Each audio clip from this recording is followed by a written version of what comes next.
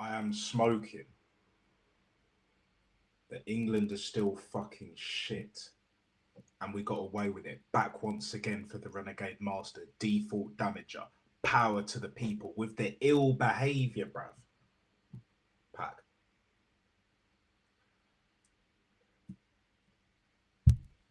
Tommy Tukes is officially on fraud watch, bruv.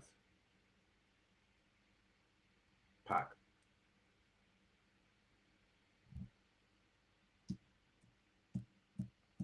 I mean, even before the tournament started, just with the squad selection alone, I mean, it's horrible. Cheers, guys. Let me just do that. I don't know what the fuck that is, but either way, what's going on, people? Nat here, live and direct and in full effect, baby. Make sure as you enter, like and subscribe. Hit the notification bell so you will never ever miss when I go live and direct and in full effect, or when I upload the next video. Best believe that. Now, before we get into it, I mentioned with the last stream, because it was a fucking nightmare, I was thinking maybe I need to, bring my Mac in and all of that. Turns out I just needed a new cooling fan system software, basically. Do you know what I'm saying? So it'll do for now. But yeah, my Mac's still going, still fighting along. Unlike this fucking England team, where it takes a moment of fucking brilliance, genius. I mean, what a player Harry Kane is. We will get into that. We will fucking get into that very shortly. Do you know what I'm saying? But yeah, a few technical difficulties, but it's okay. We're here. We are here, people. Do you know what I'm saying? So I'll watch the game.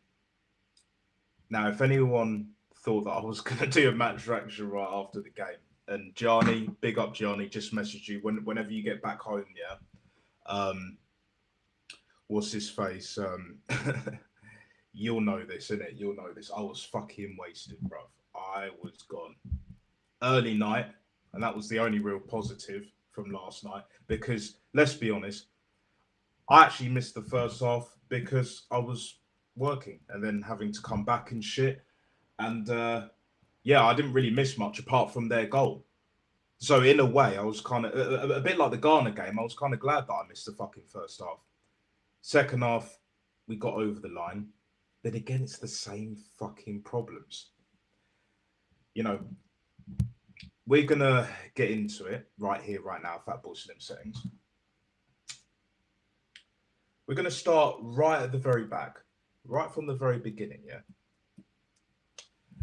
Goalkeeper, Jordan Pickford.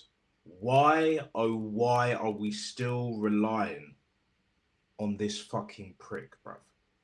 Why? That guy for England is finished, bruv. Yes, you can talk about, but he plays better for England than he does Everton. I don't care, bruv.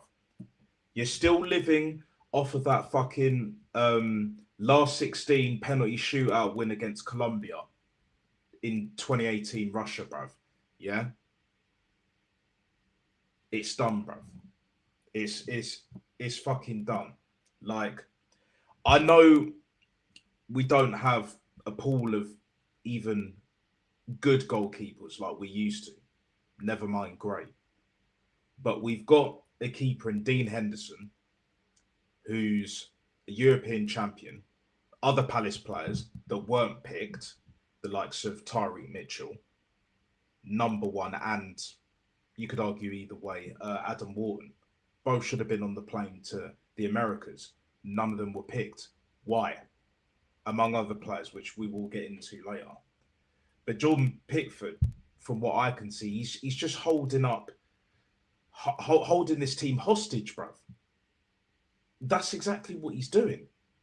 Like, I don't understand why people still vehemently defend this guy. Yes, he's good at saving pens, but at the same time, when was the last time he actually saved us in a penalty shootout for England at a major tournament? Don't worry, I'll wait. I'll wait. Lord forgive me and all that shit, yeah? The guy's done, bruv. The guy is finished, yeah? We should be moving on.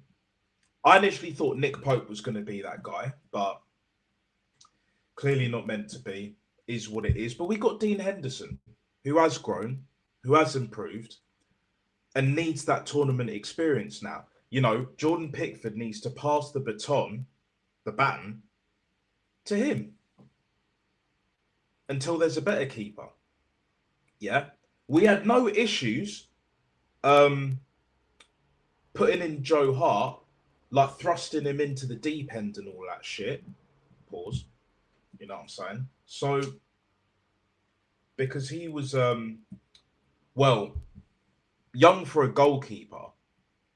I think it was, when did he make his England debut? What was it like? It wasn't too far. Hang on, I'm actually going to make sure I get this correct. Just bear with me a sec, guys, because I can't remember when Joe Hart made his England debut. I'm not going to lie.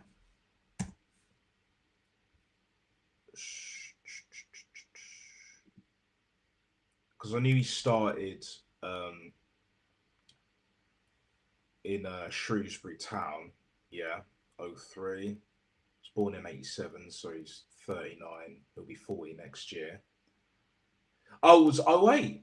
Oh, because even before that, it was under 21s, under 19. Yeah, so it was 08. So basically, it was just after, what's his face? Fucking Scott Carson. Them fucking howlers that ruined his England career, that finished his England career before it barely got started, bruv. And he's got 2 Champions League medals as well. My lad, my fucking lad. Like it's one of them ones, isn't it? But yeah, basically in and out from 08, I believe, till 2012. I think, yeah, it was the 2012 Euros in Ukraine and Poland, I believe. That was actually a good tournament, to be fair, despite the controversy at the time. But anyway, he was actually doing well. Obviously, that year, like that, just before the tournament started, he was already a Premier League champion, and then Andrea Pirlo, calma ting, showed him levels, bruv. Like, you're a top quality goalkeeper, but you're not world class and you're nowhere near elite, bruv. Do you know what I'm saying? Sat his ass down, bruv. Do you know what I'm saying? Best believe that, bruv. Best believe that. Do you know what I'm saying? It's one of them ones. It is what it is. But yeah, like, we had no issues with bringing Joe Hart in, you know, 21 and all of that. Problem is he was in and out, but then once he was cemented, became a regular for the longest. And to be fair, rightly so, because we didn't really have anyone else. Let's be honest, we didn't really have anyone else.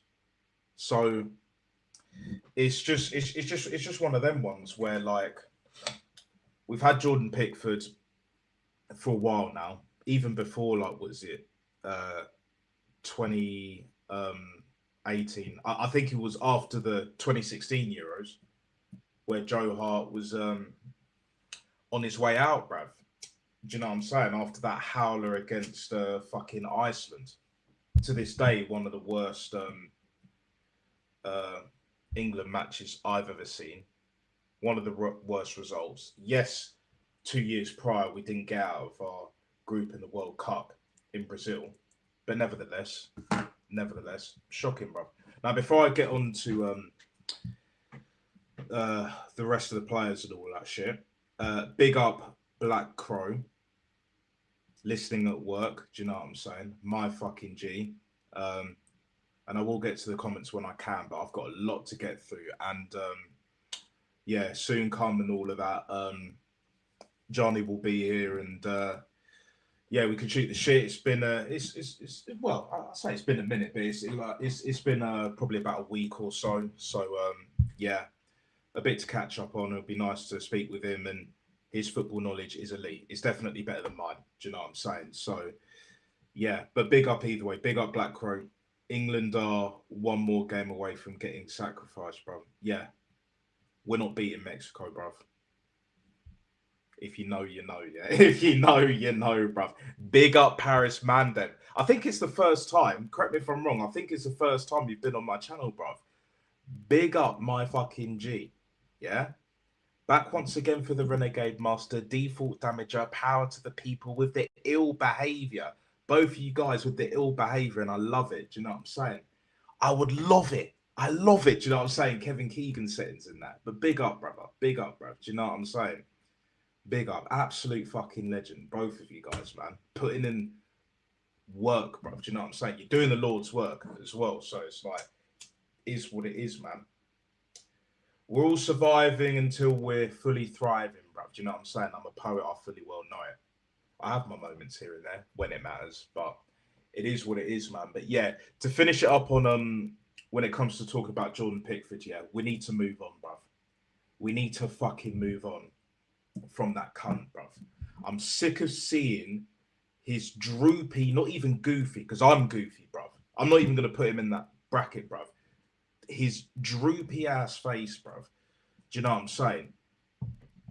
Every time you see him with that blank stare, bruv, it's almost like he's about to have a stroke. Come on, man. Come on. Like, what are we doing here? What are we actually doing here? Give it to Dean Henderson. We might have a chance against Mexico, but we know this manager ain't doing it. We know Tommy Tukes ain't doing it, and I will get to him. I will get to him. Best believe that. I will save the best for last. And I reckon me and Gianni will have a few choice words. Do you know what I'm saying? Either way, bro. Either way. But yeah, that's basically where we're at, because if you really look at just like the whole situation, like this tournament, um yeah, man, it's for England, it's been very underwhelming, and Harry Kane has bailed us out a number of times, bruv, which is more than a bit of a concern. Do you know what I'm saying? It's like, do we fucking learn? Do we ever fucking learn? Because I don't see it, bruv. I just don't fucking see it. I mean, I'm just trying to remember, like, going into the, oh, what's going on here?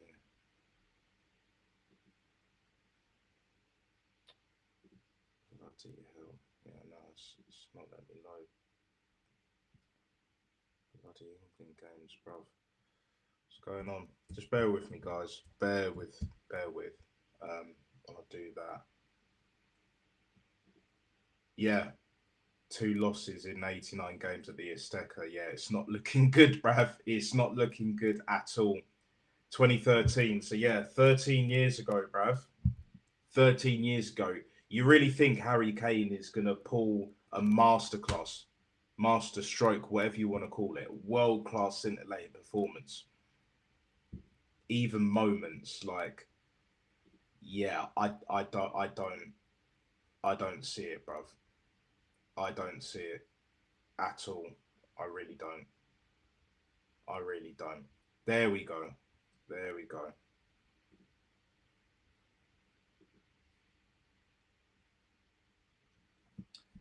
Yeah, so we basically, I'm going to go from left to right. Yeah, so you had O'Reilly.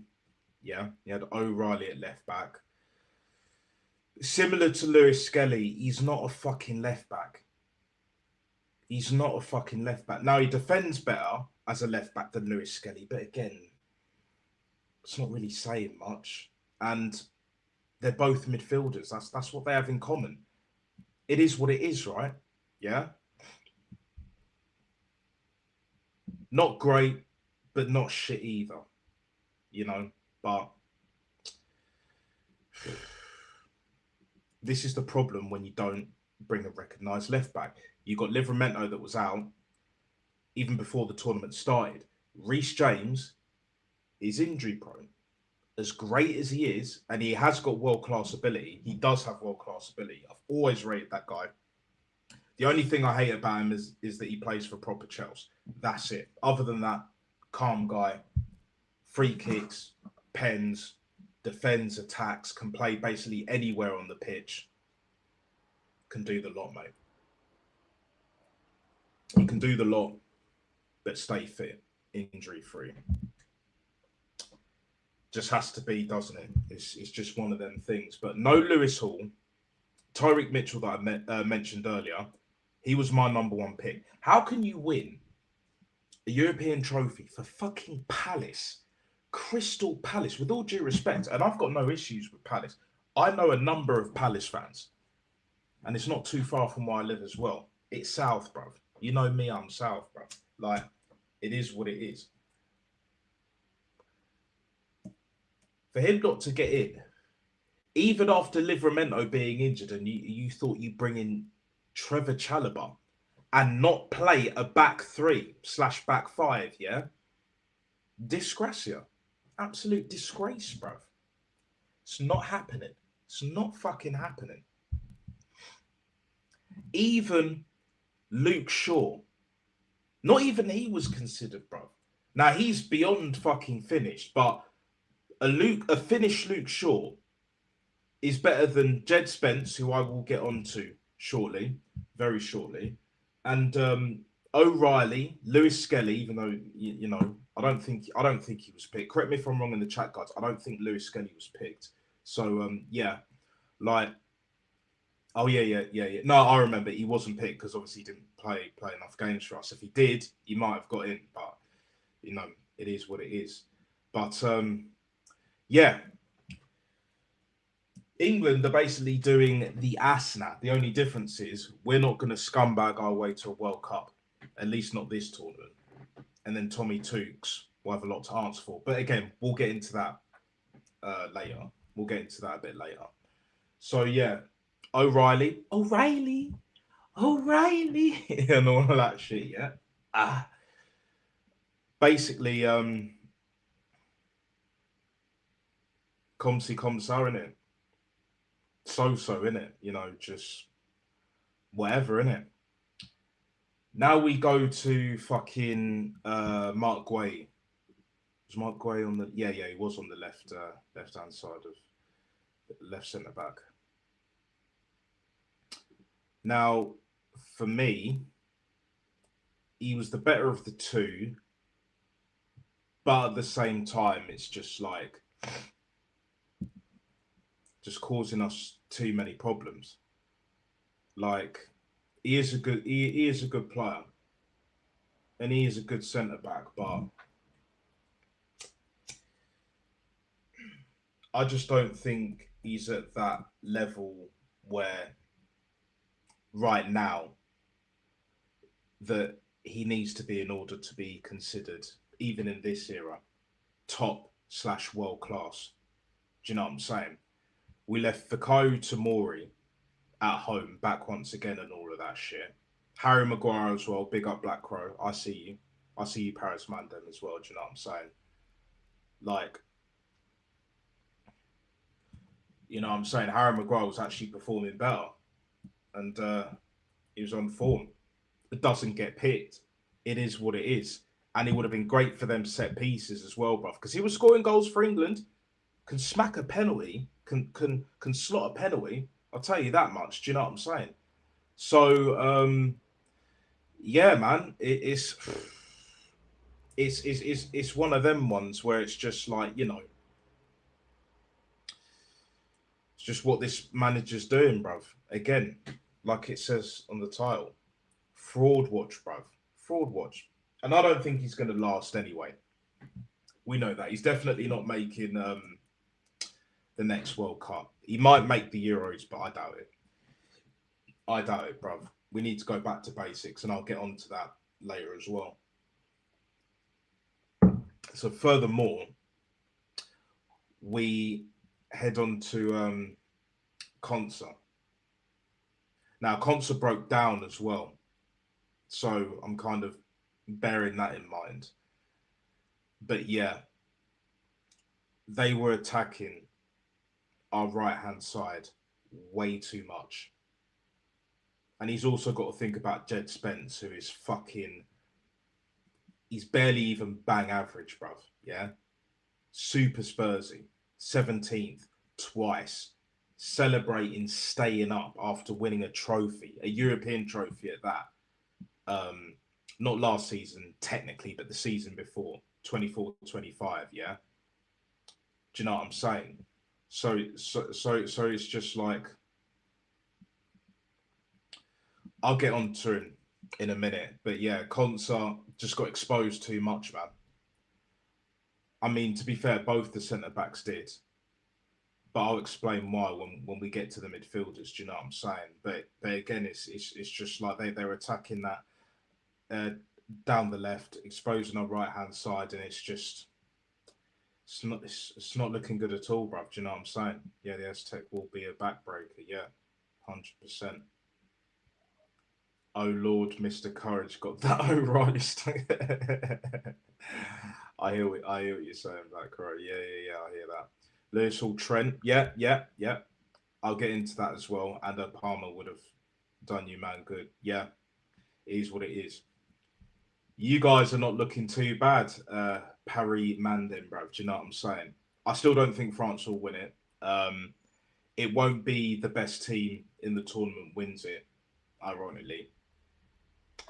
And deep down, you know why in it. So it is what it is, mate. But we're definitely not winning it. I knew that before a ball was kicked at this tournament. Justice for Maguire now. Yeah.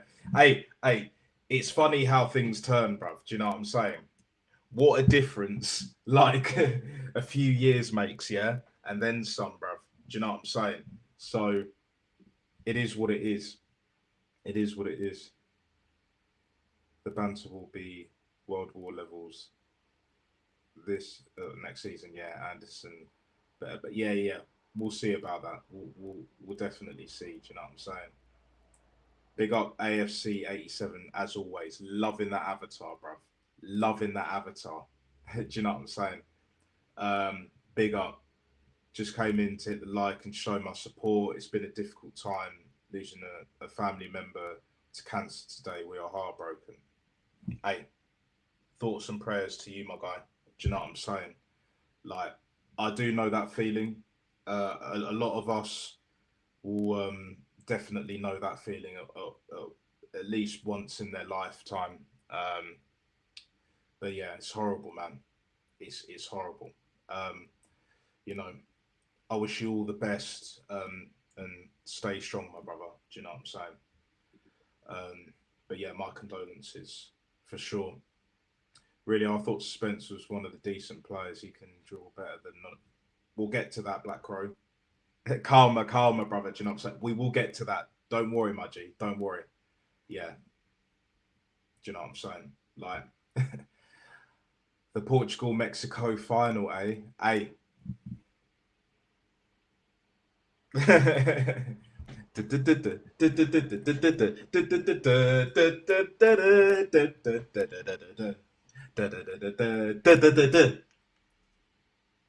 Fine margins, guys. Yeah, but what was it? Wish we had Ekatike in this squad. We must win it. I only see Morocco knocking us out. Only Morocco, you know. Oh, who else? Remind me, Paris. Who else you have in your oh, what's his face? In your path to the final, your side of the draw, yeah? Because I don't think Portugal on your side of the draw. I think you guys are on the other side. But yeah, condolences all the way. Stay strong, AFC. Do you know what I'm saying? Big up from the one and only Nats to himself and the guys in the chat, the people, the real ones. Do you know what I'm saying? We will support you, my guy. Thoughts and prayers and all of that shit. Real talk, real talk. That Simpsons final, you know. You must believe. Yeah.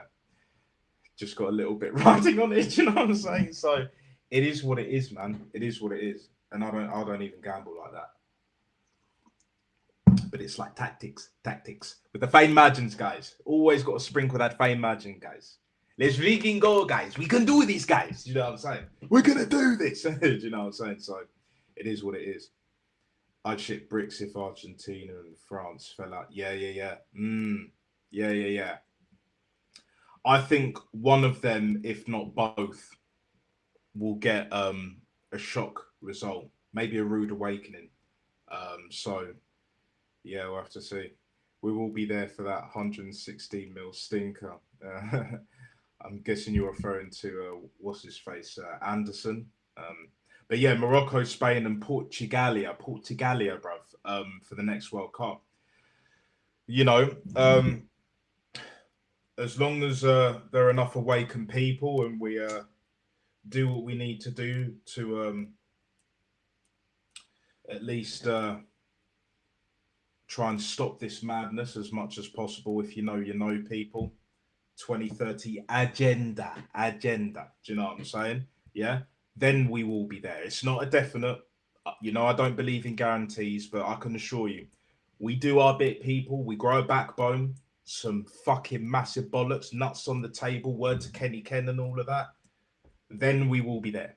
More than you believe. Do you know what I'm saying, bruv? So yeah, it is what it is. Might need a life reboot. Look, the game's the game. Do you know what I'm saying? The game is the game, bruv. Do you know what I mean? I've never had more motivation to watch shitty games in my. Hey, look, we will be there for that as well. Back once again and all that shit. We will be there. But yeah, Jed Spence for me, man. I would have rather gone with Trent. If it was that bad that we were going to have to end up relying on Jed Spence, I would have taken Trent even at right back, just like that. Just like that. Do you know what I'm saying? You know?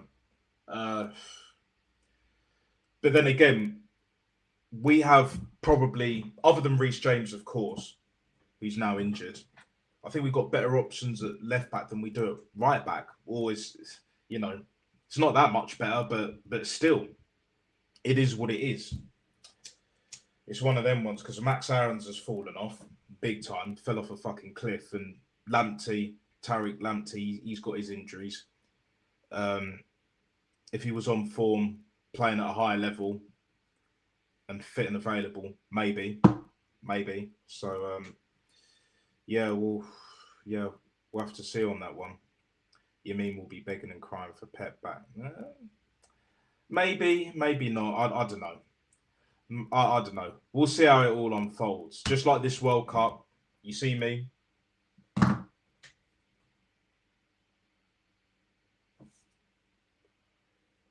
That's all I'm doing, bruv. That is all that I'm doing. Because Simpsons or not, bruv, I got a feeling that tonight, well, not tonight, but you know what I'm saying, that night is going to be a good night for me, bruv, and a lot of other people. Do you know what I'm saying? Northside doesn't think he'll that his nation will do it. Well, Portugal anyway. I know he's got Cape Verde as well. That's still in the tournament, by the way, as we speak. So big up to them. Mad love and respect for them. Do you know what I'm saying? Fair play. Haven't lost a single game in this tournament, bruv. Mad. Didn't concede to Spain. And then what is it? I think it was 0-0 against Saudi Arabia in their last game, and it was 2-2 against Uruguay, bruv. You know, you got to give it to them, man. Do you know what I'm saying? Fair fucking play, and then some, bruv. But yeah, I think Portugal will do it. It's not going to be a case of, I think because they're the best team in the tournament. What I'm saying is the best team in the tournament right here, right now, is France. And then behind them are Argentina. So, and Leo Messi, Kylian Mbappe, they're scoring the goals. Leo Messi is player of the tournament already. No debate. But neither of them are going to win it. You know. But that's the thing. When you win the World Cup so young, yeah, 2018 France, yeah, like, and France have got a great squad, but it's not easy, man. It's not easy. Do you know what I'm saying? It is what it is, bro. Do you know what I'm saying? But yeah, Jed Spence not fucking good enough. Never was. Should never have been picked. Like, I thought he would have picked Trent, but he didn't. So, is what it is. It is what it fucking is. Now, we are going to get on to Elliot Anderson. Talking of fucking Man City, bruv. Do you know what I'm saying? Who they've signed. One of many worst kept secrets and all of that shit. I think he was all right, but again, you know what you're going to get with him. Is he 100+ mil worth player? Hell fucking no. Neither is Jude Bellingham, and we're going to get to his fucking PR goofy ass. Do you know what I'm saying? I know I'm goofy, but he's doing way too much. Doing way too much. Cringe as fuck, bruv. Yeah. Cringy as fuck. So it is what it is. But Elliot Anderson, all right. You know, I think he was better than O'Reilly, but again, it's not really saying that much, is it? It is what it is. I don't have anything more to say on that. So, yeah. Declan Rice, on the other hand, very similar. Very similar. But he's been getting the odd assists here and there. Do you know what I'm saying? So, it's one of them ones. But again, ticking over, precautionary sub because of what is it? His fucking hamstring, playing up, calf, whatever. Like, but again, should he be at the World Cup? No, along with Bukayo Saka, which we'll get onto in a bit as well. So yeah, it's similar to Elliot Anderson. Didn't do too much wrong. I think the only thing they both did wrong, they left too many gaps in that midfield, especially in the second half, because I didn't see the first half, but the second half, especially when we were trying to go for that goal to level it, and then we were trying to push for the winner. Like, just too many gaps. But again, Declan Rice isn't fit, and Elliot Anderson, he's got a lot to fucking learn, sunshine. Do you know what I'm saying? It is what it is. Now let's get to the PR machine merchant, bruv. Jude fucking Bellingham, bruv. Spinning top. Do you know what I'm saying? Other than that one shot, I think he might have had two, but the one I think, yeah,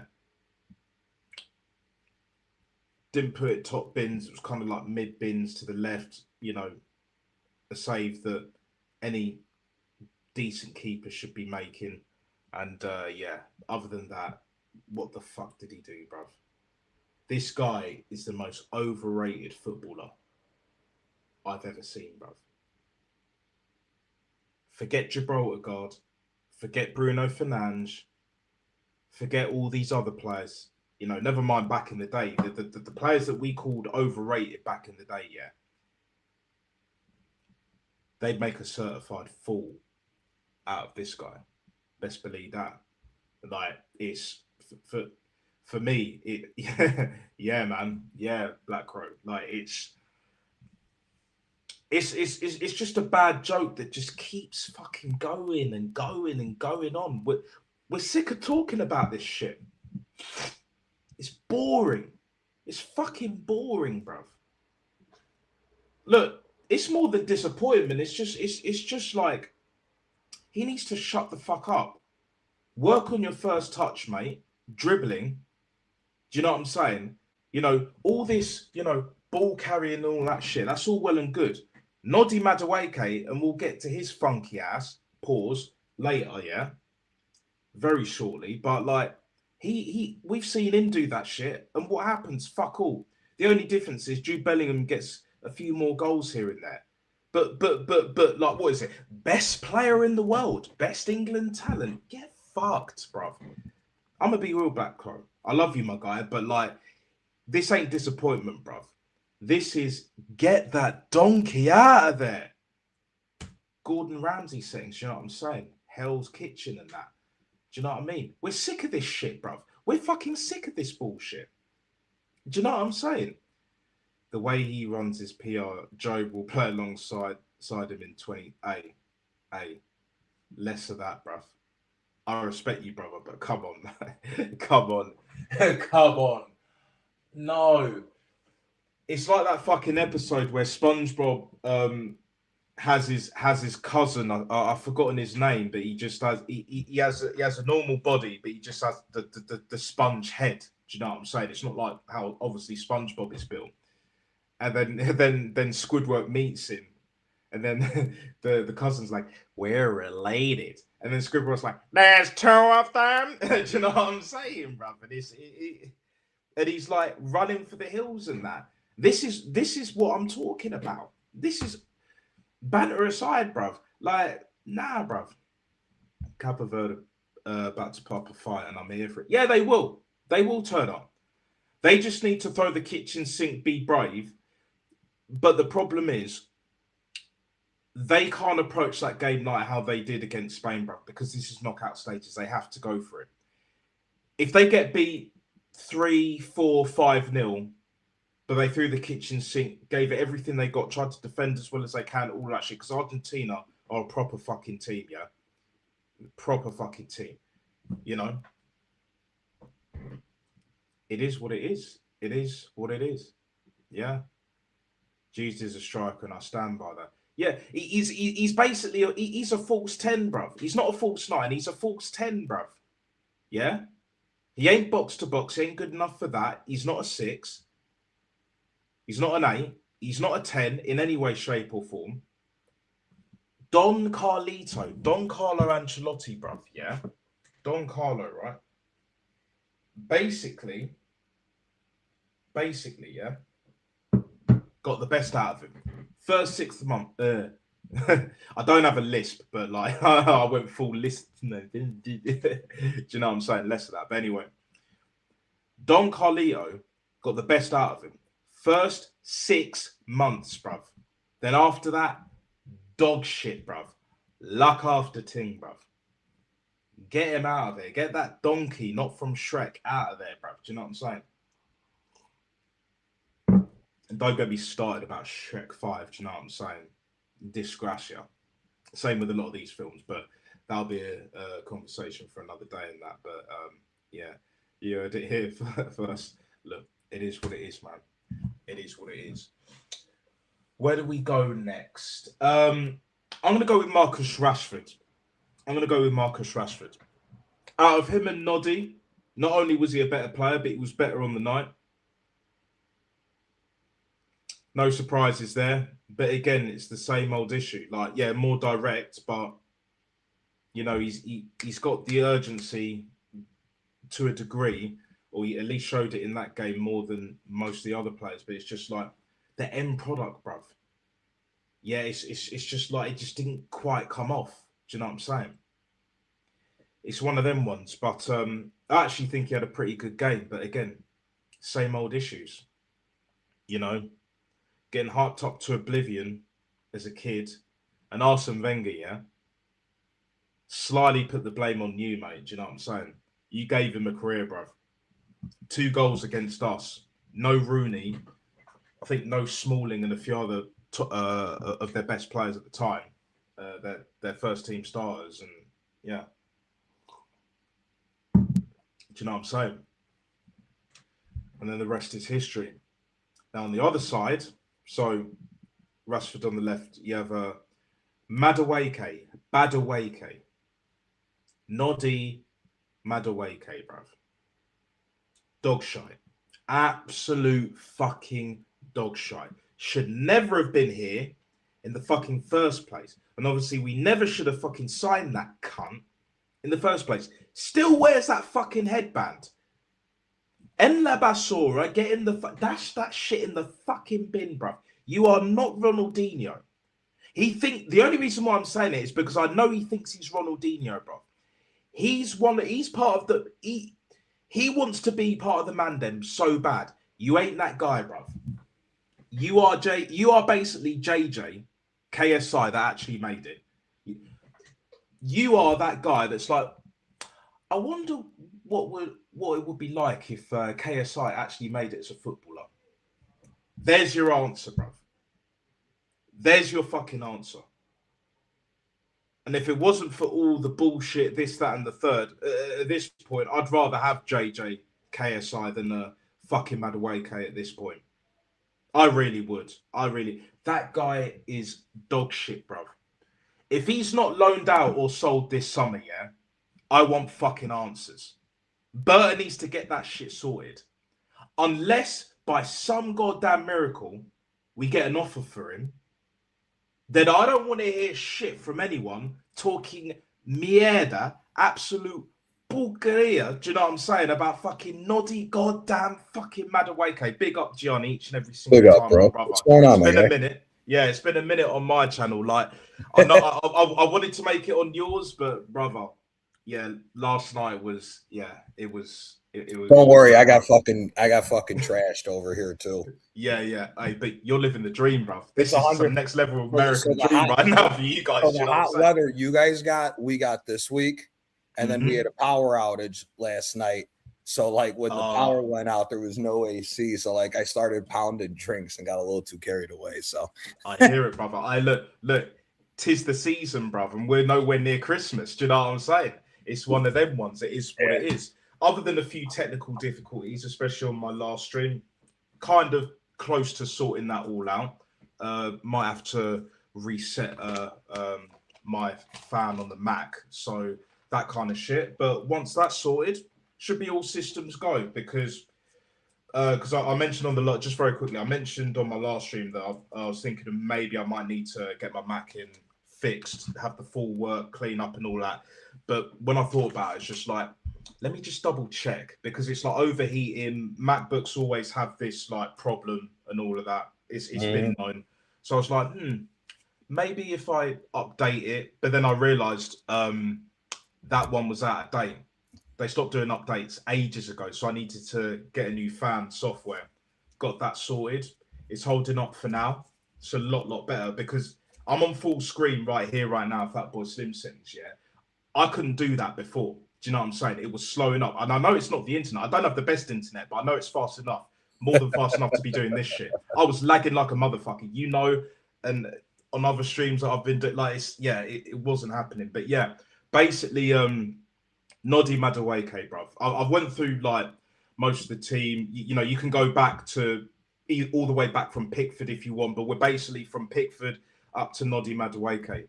What are your thoughts, brother? Do you know what I'm saying? And anything else you want to add as well? Like, this is it's a chill stream. If you guys play the exact same way, you guys are losing to Mexico. And and I'm gonna say this: the only reason why Mexico should even have a chance against you guys is because it's being played in the Azteca, and you guys aren't used to that stadium like the Americans are. Like we've gone in and actually drew with them at the Azteca. Their record recently, they were putting it online. It's like 77 games. Like the last 77 games throughout Mexico's history, they've only lost like 2 or 3 games at the Azteca. So it's not an easy place to play. They put it there on purpose because it's the altitude is going to be a problem for you guys, because it's Brad Friedel kind of said it best. This Mexico team is not that good of a team. This is nowhere near as good as a Mexico team that I've been used to seeing from seeing the qualifiers and the matches between the U.S. and Mexico. The thing is that Mexico is playing well because of the fact that other teams are having difficulties of dealing with the Azteca. There is a specific reason why they chose that stadium, because of the altitude, the smog, and everything else. Now, it's basically if you guys can hold off Mexico for the first 25 minutes and you guys aren't gassed, then you guys have a chance of winning. But if Mexico gets a goal early and you guys have to kick it up a notch while playing down there in that environment, I don't think it's happening for you guys. As far as the rest of the team, I mean, look, man, I personally think, to take from what you said and how we've talked football on all these last streams, I personally think England's got to switch to a 4-4-2 because I don't see. I don't Kane. You either got to go to a 4-4-2 or Kane's got to drop in and be the number 10, and Ivan Toney is the striker for you guys, and you start Rashford and fucking Rodgers on the wings because Gordon. I mean, if you want to try Gordon's luck in the game against Mexico, I guess on the wing, but I for me the two most proven guys that you have are Rodgers and Rashford, and I think they need to start because they're more creative than I mean, not even how he's even on the English national team is a fucking joke. It's like the guy, the English winger from Bournemouth, I think his name's Tavernier.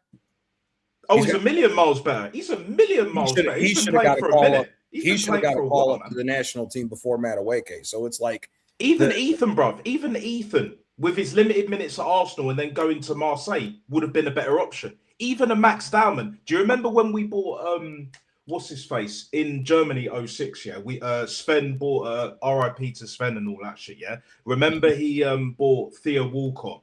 Yep. Like the summer where he signed for Arsenal and all that. It was all PR and all that. But bearing in mind, 06-07 Walcott was actually good, bro. Oh, he was actually good. Like compared to Madueke, levels, and could actually put the ball in the net. The problem is, or was rather, with Theo Walcott was that he should have stuck with being on the right wing. Do you know what I'm saying? And then when his pace went, he was still quick. It wasn't quite like Kyle Walker's pace, you know, where he was still very quick, but he wasn't lightning quick as before. But he was still quick enough to play out wide, pretty much throughout his whole career, but just needed to adapt it to sort of like inside forward. And he can do the link-up play. For me, I'll debate this, and I'm not even a debater like that. I don't even really argue like that. I just state my point and keep it moving. Do you know what I'm saying? You know how I roll, brother. Do you know what I'm saying? But for me, I think on the ball, he could easily rival Salah. Do you know what I'm saying? Might sound controversial, but when it comes to link-up play, not just the pace, you look at the finishing. Yes, Salah's got a lot more goals and all that. Yes, Salah's clinical, but in terms of how he strikes the ball and everything else, like Theo Walcott, man, I tell you what. But back to that Noddy Madueke with his clown shoes and clown car, living in La La Legoland still, back once again and all that shit. Yeah, that guy is a fucking prick. He's part of the Mandem. He desperately wants to be part of the Mandem. One of the boys, right? Yeah, and like I said earlier, yeah. It's always, I've had this question in my mind. What would KSI look like or be like if he made it in football? Now we know our answer. We know the answer, guys. We know the answer, yeah? It's Noddy fucking Madueke. The headband included as well, because we know JJ's trying to mask that massive mega mind forehead, bro. Do you know what I'm saying? It is what it is, man. It is what it fucking is, yeah? That guy is a footballer, yeah? Yeah, we can all look at our own lives and all that shit, trying to make it in football, rugby, any other professional sport, individual as well as team, and look at ourselves like, how the fuck did this cunt make it? How the fuck did this cunt make it? Worse, I almost said better. Worse yet, how the fuck did Chelsea get 50+ million for that shithead, bruv? It's a disgrace. Like I said just a minute ago or so, yeah.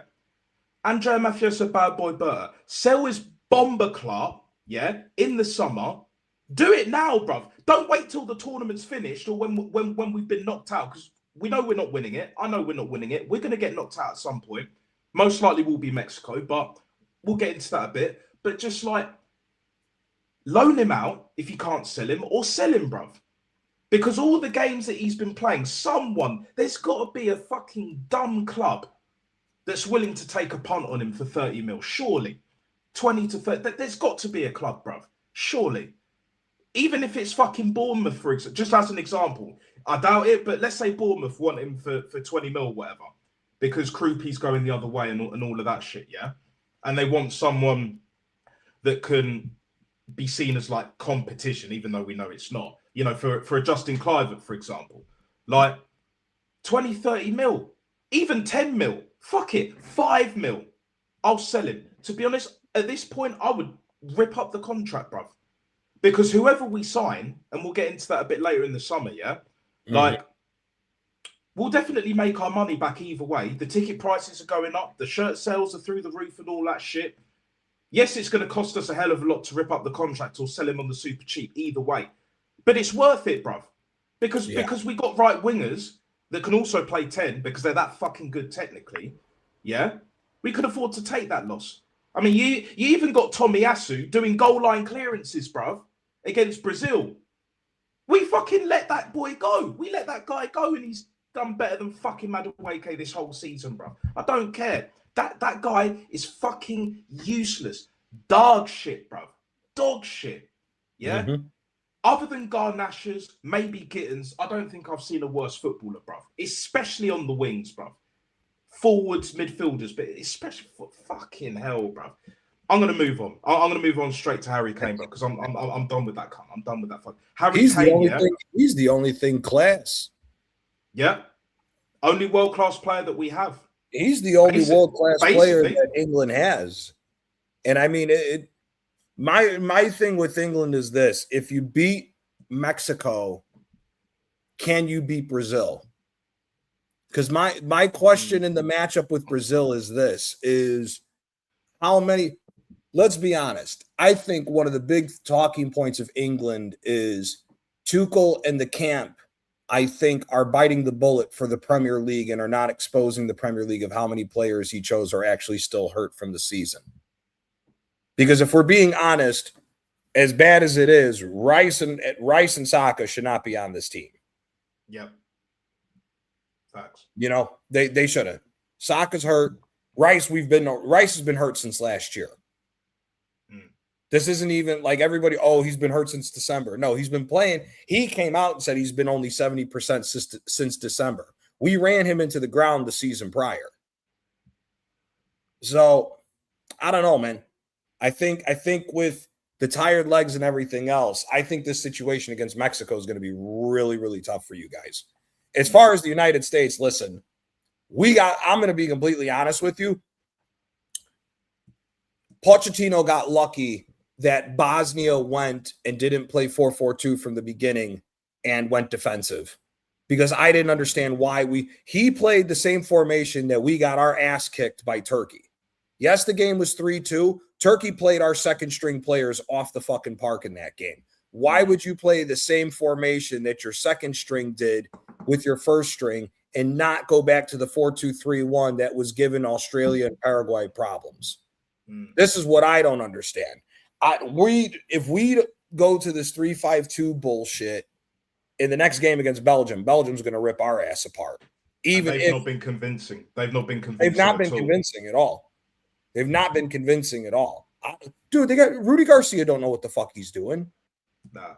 The guy's not even dressed for the weather, bruv. Do you know what I'm saying? He's doing that. Well, who was that Spanish manager in 02, bruv? Do you know what I'm saying? Where they got technically robbed by Korea, which they did, to be fair, as did you guys the previous round, yeah. But you know, he was in fucking 30-degree heat in fucking Korea and Japan because it was actually really hot, especially in Korea, yeah. Like in a shirt, I sweat like a motherfucker. I'm not gonna lie, I sweat like a fucking pig.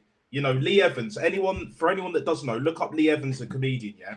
He did a film called, I think, Mouse Hunt back in the day. He's retired anyway, but still, he sweats like a motherfucker. I'd probably beat him when it comes to that shit, yeah? But when you're in 25, 30-degree heat, look, I rate when managers wear suits, yeah, for most of the season, yeah. But when it's hot, just wear a t-shirt with the in this case the country's badge or whatever, or the same colors as the country. I got no problem with a sweatsuit. I got no problem with a sweatsuit, and you're all geared out in your club or country stuff. I got no problem with sweatsuit. Like, I loved, like, as an Italian, I thought Maurizio Sarri was the funniest thing ever as far as a manager. Always in sweatsuits, smoking cigarettes on the side. I was like, that's the truth right there, bro. Yeah. I've always rated Sarri. I'm not gonna lie. Like, as soon as I heard about him when he was at Napoli, I was like, I tell you what, he doesn't play the usual Italian style. Do you know what I'm saying? But like, Napoli is not a traditional Italian club, as I've got to, you know. realised real quick. Do you know what I'm saying? But like, I knew Diego played and all of that, and then obviously like the Dries Mertens and Cavani before that, Hamsik as well. What a fucking player! What a fucking player! But again, it's just like if you don't dress for the weather, yeah, like that man could never win anything major doing that fucking bullshit. Never mind what he's doing with the tactics and anything else on the pitch and in training camp and all that shit. But yeah, Belgium haven't been convincing. You obviously got Paraguay beating Germany in pens for the first time since '76. Long time against Czechoslovakia, basically Czech, when a certain Panenka. That's Germany's screwed. Germany's fucked, bruv. But again, people are shocked. I'm not shocked, bruv. It's Nagelsmann, bruv. Nagelsmann was the hipster manager, bruv. Even before fucking Arteta, bruv. Even before Mikel Arteta, yeah? You got Nagelsmann, bruv. When he I don't forget when he was what's his face, Leipzig, doing this whole generational tactics and looking like he's just come out of like a Prada shop or whatever the fuck or whatever the German equivalent is. I don't know. Like either way, strutting his stuff like he's Billy Big Bollocks and all that shit. Fuck that. Yeah, you're not Pep. And at least with Company as an example, at least with Vincent Company, yeah, he wears it. Do you know what I'm saying? But he's more respectful with it, and at least he plays the right way, and he's working towards something, innit? Super smart, massive head, super smart. It is what it is, right? It is what it is, yeah. Big heads matter and all of that. Massive heads matter. That dude's head is fucking big. He looks like. What you ever see the movie when Mars Attacks? When the aliens they're trying to take over. I've heard of it. He looks like one of them fucking aliens with their massive ass head. yeah. It is what it is, man. But Nagelsmann, here's the thing that I think a lot of people forget about with Nagelsmann. He didn't do anything special at Leipzig. He didn't win a trophy with them. The trophies came after he left. Or actually, Tedesco won the trophy before. And I mean, here's the thing also. Everything that's done at RB Leipzig has to be given thanks to Ralf Rangnick. It ain't got shit to do with Nagelsmann. The thing I don't understand with Germany is you know what the funny thing is? You could say this about a lot of countries right now. How Argentina's playing with the 4-4-2 and Messi is more the secondary striker than being a number 10 with the way that they're playing, how they're working for him. And he's the number 10 that's finding the spaces to shoot or picking the passes to get the ball going further. What's amazing to me is I don't understand why more teams are doing this, especially when you look at like these low blocks that some of these teams are playing. Like Germany in that game against Paraguay had no idea what the fuck they were doing. And what's funny about it with Nagelsmann is, remember, when they let Robert Lewandowski go to Barca, they brought in Sadio Mane from Liverpool and said, we're going to do this, what's that stupid shit he was talking about? The fucking, what the fuck was he? He said it a certain way and it pissed me off. This flexible lineup and bullshit that he tried. Versatility. Yeah, the flexible versatility shit, right? Yeah. Why in God's name would you not try that with Germany with Undav and Voltemade as your two strikers? First of all, how Havertz is starting for Germany, I have no fucking clue how that happened. No clue. On top of that, how you chose to start Havertz over fucking Musiala is damn near just a sackable offense off of that, regardless of the result. Yep. Too arrogant, bruv. What is it? Robert Huth said it. I saw him very briefly, like on Talk Sport, talking about when Germany got knocked out by Paraguay on pens as well. Yeah. Too arrogant. And it's not the first time I've heard any ex-German player or whatever say that shit. Do you know what I'm saying? Because they've been poor for the longest, bruv. Since they won the World Cup, it's just like arrogant, like lack of quality, very little to no direction. wrong personnel, like, the list goes on. I mean, it's not that much different to England, Italy, with slightly different issues in terms of Italy's like more it's more self-inflicted. political. Here's the thing, because Self-inflicted people as are well. trying, because like Simon Jordan said this shit Yeah. with what's it called, with Big up Belgium too. Here's the problem with comparing Belgium and Germany to Italy. Italy is all self-inflicted. Italy is all self-inflicted. Nobody can convince me otherwise, because again, if you put out the best starting 11 that Italy has, we're better than all these other teams. If that's Germany's best 23 men for their international team, Italy's 23 is better. If that's the Dutch's best 23-man team, Italy's better. I'm sorry. People can say whatever they want. Again, we could run down the fucking list of the guys that we have. It's the fact that we left players at home for stupidity because of this same old stupid shit. I forgot, somebody sent it to me over on Instagram. It might even big up Johnny. But like they were trying to compare, Germany versus Italy. What's the big difference? I go, the big difference is that if Italy's best 23 was actually selected, we're a dark horse to win this fucking World Cup. I don't care what nobody says. I agree with that. You can't convince me otherwise.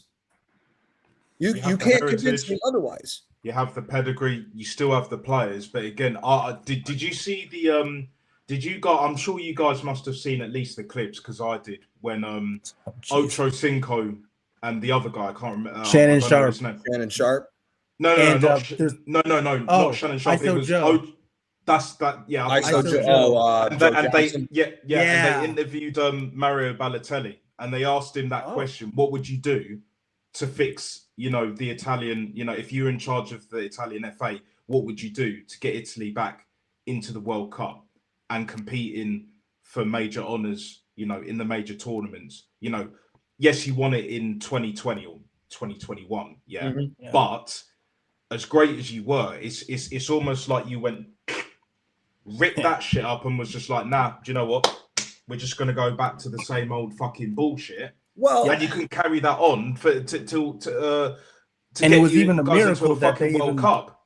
Yeah, and it was even a miracle that they even got to the Euro 2024 and even made it out of the group. Let's not forget, they needed a draw against Croatia, and they were minutes away. Like, talk about seconds away from losing and going out. Yeah, but again, here's the problem. What? We didn't send the right team. There's guys on that team that didn't deserve to be there, and were there because they played. The kid Fagioli is on Fiorentina right now. The kid sucks. He got on the team because he played at Juventus at the time, because he was a youth prodigy at fucking Juventus. The kid sucks. Again, everything with Italy is self-inflicted. See, this is the biggest problem at the end of the day with Italy. Balotelli, and everybody can say whatever the fuck they want. For Balotelli to not be the person to come out and say it the way I've been saying it is an absolute shocker, because how are you going to be somebody who praises the south of Italy because he lives down there? Balotelli has a home in Napoli. His wife, he actually has a home. His baby mom, I didn't know that. His baby mother is from Napoli. Mm-hmm. His baby mother's from Napoli. His child speaks Neapolitan. Mario Balotelli speaks Neapolitan. Why do you think Mario Balotelli called up Victor Osimhen after they won the Scudetto and they had that big viral moment? Because Balotelli lives in Napoli like that. So the problem that I have with Balotelli is, tell the fucking truth. There is selective bullshit that goes on all the time when you look at what's going on with the Italian national team. This kid Palestra that just went to fucking Chelsea for 50 million, right? Why was that kid not starting over Politano as the right wing back if he's that fucking good? It's the politics. Again, if you here, this would be the starting 11 for Italy. It would be Donnarumma in goal. You would have Giovanni Di Lorenzo if healthy. If not, you go Palestra, or you take Michael Coyote from Brentford, who's third option, not first option like some of these fucking morons online try to say. But then your defensive pairing is going to be Gatti and Bastoni or Mancini and Bastoni, and then your left back is Federico DiMarco. So off top, back five, we're better than all these other teams that everyone's trying to fucking hype up, number one. Now you go into the midfield, whichever you want to play. You want to play 4-3-3 or you want to play 4-2-3-1. If you go 4-3-3, you go Barella, Tonali, and Locatelli. That's your midfield three. You still have Fratesi on the bench. You still have Lorenzo Pellegrini on the bench, who was left off the fucking team. And if you want to go 4-2-3-1, you go Tonali and Barella, and you start Pellegrini at the number 10. And then you go either Orsolini or Berardi on the right, or you go Zaccagni or Raspadori on the left. But again, and then you put Michael Keane, or you could put Moise Keane at the left wing. And you start either Esposito, Retegui. I mean, I'm not a fan of Retegui like that. Retegui only gets in there because he's been a goal machine the last 2-3 years. But again, if you put that down, that's the starting 11 for Italy. If you want to put Moise Keane as the striker and you go Zaccagni and Berardi and Pellegrini, I'm sorry. We're better than Germany. We're better than the fucking Dutch. We're better than fucking. Definitely better than the Dutch. Yeah, everyone's better than the Dutch. But the Dutch is the Dutch was self-inflicted by Koeman being a fucking idiot. He should have never set that team up defensively. Him being afraid of Morocco's counterattack is what cost them.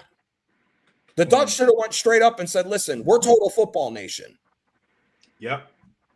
You can't, like, it's the same thing. Like, Italy and the Dutch are the complete opposite. Italy needs to go away from what our DNA is as a country right now, because we don't have the players to do that. Mm-hmm.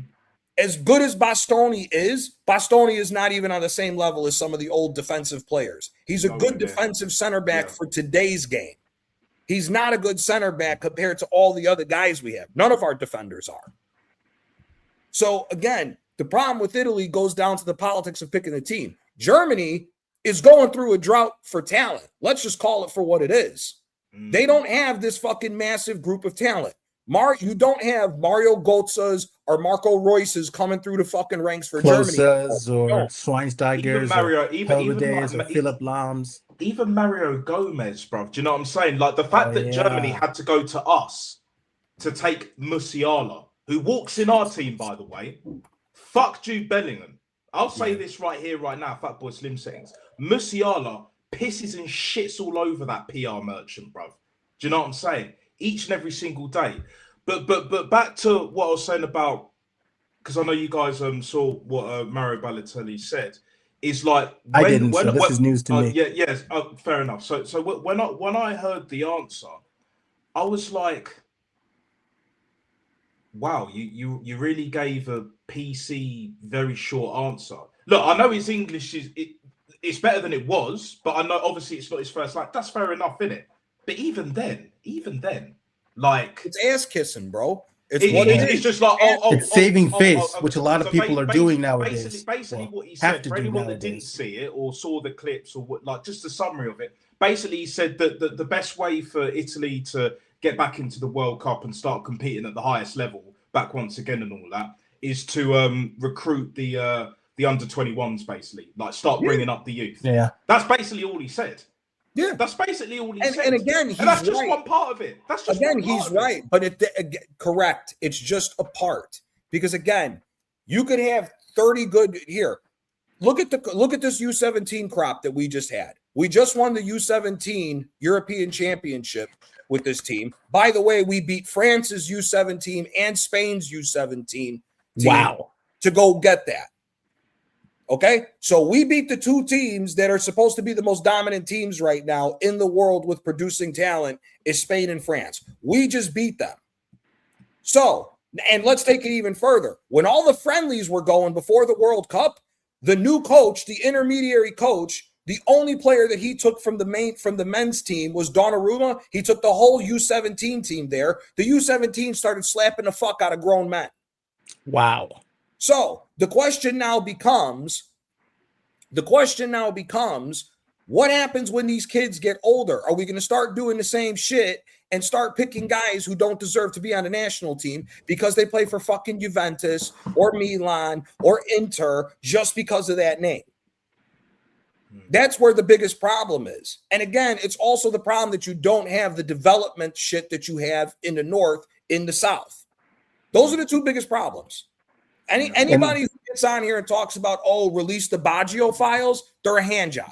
They're not telling the fucking truth. Trying to make it like the Gabriel Epstein, Marcotti, like how he still works in for football, ESPN bro. is Come beyond on, me. Dude, the He was just Baggio saying files, the Baggio files, here's the problem that everybody doesn't realize. You are not going to be able in this day and age to continue to play defensive pragmatic football like it was back in the 90s with Catenaccio and everything in Italy. You can't do that nowadays. You can't. You can't. You just can't. Across the board, period. So like, no in a team. way, Gianni, not to interrupt, in a way, Gianni, and you actually alluded to this with a few other teams. I know they're not football related, but Italy's identity is what's holding them back from what you're saying. With Correct. a lot of these, and it's not even with Italy, it's a bunch of other teams, and I know they're not football related, but sometimes the identity of certain teams are what's holding them back. And because of that, it's very difficult to then transition from one style of play to another, because you have to get rid of all the people that were involved in the old style and then get the new style in. But that could take months because you have all these greaseballs that are just trying to say, oh, well, you know, it's but that's incorrect because again, it's not that. It's you need somebody who has a set of balls who's going to say, we're going to do what's best for the team. Okay. It's not hard because again, Italy went against their heritage for the first time in a tournament, and outside of the game against Spain, Italy was the best team at that Euros. I don't give a fuck what nobody said. No, I completely agree. Before the injury, Spinazzola was the best player of the fucking tournament. I was about to say he's another person that should be playing for Italy. No, he's too old now. He's 34. He's 32. I'll tell you what, guys. 32? Yes. I will give you a rugby example because I played the sport. I know, Gianni, remember I told you Italy were going to beat England in the Six Nations? Like basically the Euros, basically the rugby Euros, yeah? I said it was going to happen and it was in Rome as well. I knew it. Everyone else was giving them plaudits, and rightly so was I, but I was the only one that said anywhere, I don't think anyone else, English, Italian, or anyone that knows a lick about rugby was saying Italy were going to do it. They did, because they've got a plan. Year after year after year, they've been building. Italy's rugby team is moving bigger and better than their football team at this moment in time. But that's not the example. That's not the example. The example I'm going to give you is French rugby, because unlike in England, where obviously football's the biggest, of course, for the nature of it, we invented the game, but we also invented rugby in its modern form as well. So but France. Rugby is bigger in France than it is in England. For those that don't know, I didn't know that. Never knew that. So football's still king in France. Sure. Don't get it twisted. Same with England, but rugby is known in England like it's massively supported, but nowhere near to the level of football. Whereas with France, a lot more people turn out for the rugby, like bigger crowds, better players. They got more money, all of that shit. Yeah, France went through a lot of turmoil like 10 or so years ago because they went away from their identity, bro. Their way of playing was flair, free-flowing, total rugby. Do you know what I'm saying? Basically, I would say the equivalent of the Dutch national team in football, in rugby terms. Keeping the ball moving, not just trying to get tackled and then just put the ball back, reset play, all that scrimmage shit, do you know what I'm saying? No, it was keeping the ball moving. Do you know what I'm saying? End-to-end kind of stuff. Basically, the shit I want to see in football that we don't see as much across the board. Yep. I mean, fuck me. You look at Brazil and all that shit. We'll get to them shortly. But basically, France were going away from their identity. They were playing more pragmatic, very forward dominated, bish bash bosh, I call it, yeah, slowing the game down, and it hindered them. We were beating them home and away. They were not performing in major tournaments, especially at the World Cups. In the World Cup, they got to the final 2011, lost by a point. But from that point until I'd say around like 2019. So basically the whole of the 2010s, yeah, or a good chunk of it, yeah, they were horrible. Not just to watch, but their identity, and it's not like they had bad players, but horrible coaches, the federation, it just all got in the way.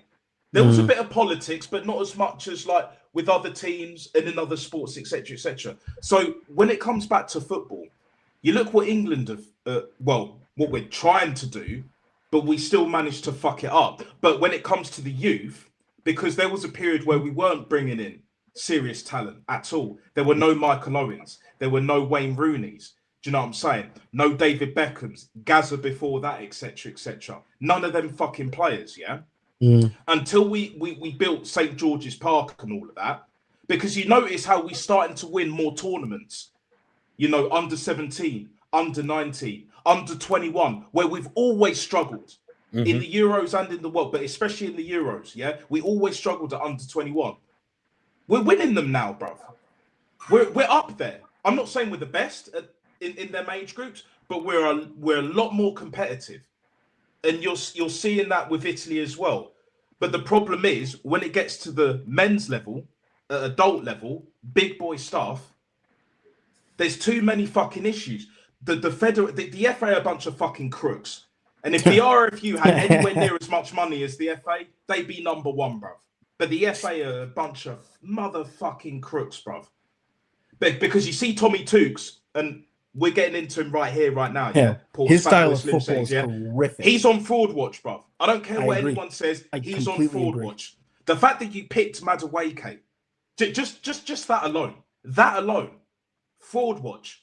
Anthony Gordon, I know he got his assist and all of that, but let's be honest. Come on, man. He's not the one. He's not the one. His level is Newcastle, bruv. Where did they finish? What, 14th?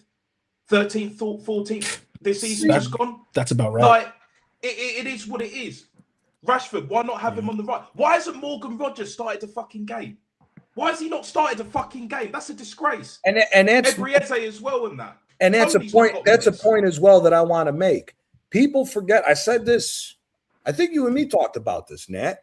Why can't Rashford start on the fucking right? People forget. Rashford was on the right. Rodgers was on the left when Aston Villa gave PSG all they could ask for in that Champions League match. I remember that. They were a goal line save away from being fucking knocked out when Motson hit that rocket. People forget Aston Villa nearly knocked off, was a goal line save away. The goal line save kept PSG to win their fucking Champions League, the first one. So what?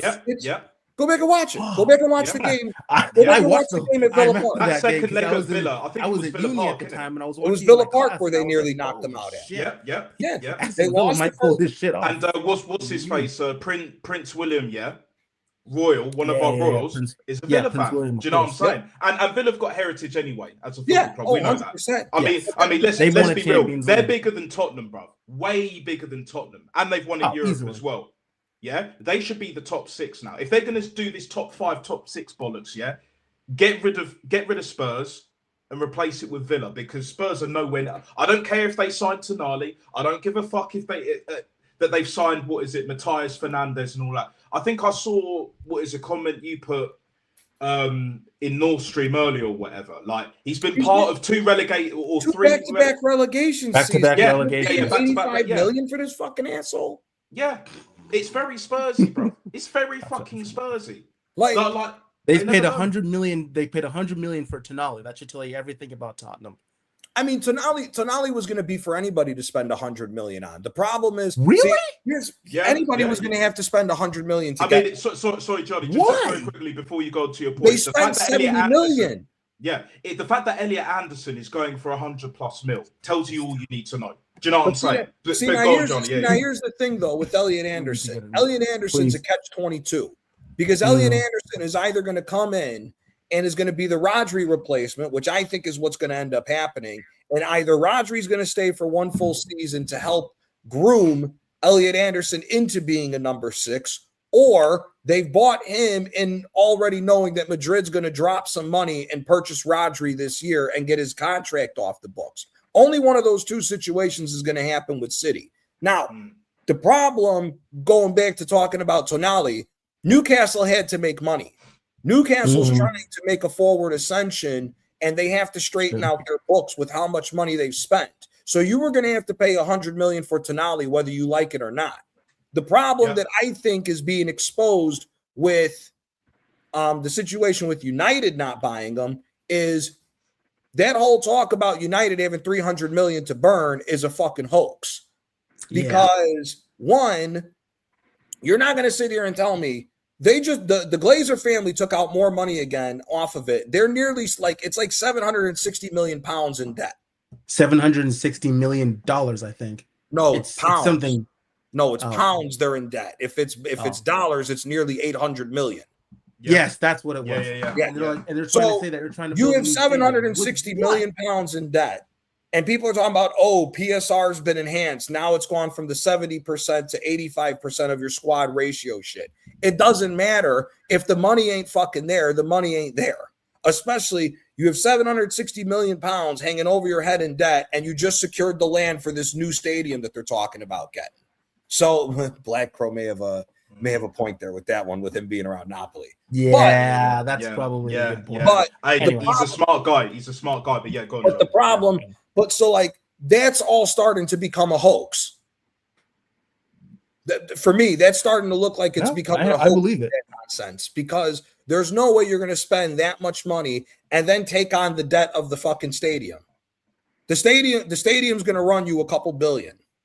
Yeah, 4 or 5 billion, something like that. You saw what Tottenham did when they had the stadium shit. Pochettino could only have a team of 14 fucking guys after they got rid of all the fucking bust outs that they bought with the Gareth Bale money. Yeah. So with United, they weren't going to spend that money because of that. City have other shit to worry about. Defense. If you're telling me 300 million is what their spending limit is for Enzo Maresca, you can't just go and spend 220 million on two midfielders and you haven't fixed your defense at all. Because Marguehi's on fraud watch right now in this World Cup as well. When everybody was trying to say, that they got, and so was Elliot Anderson.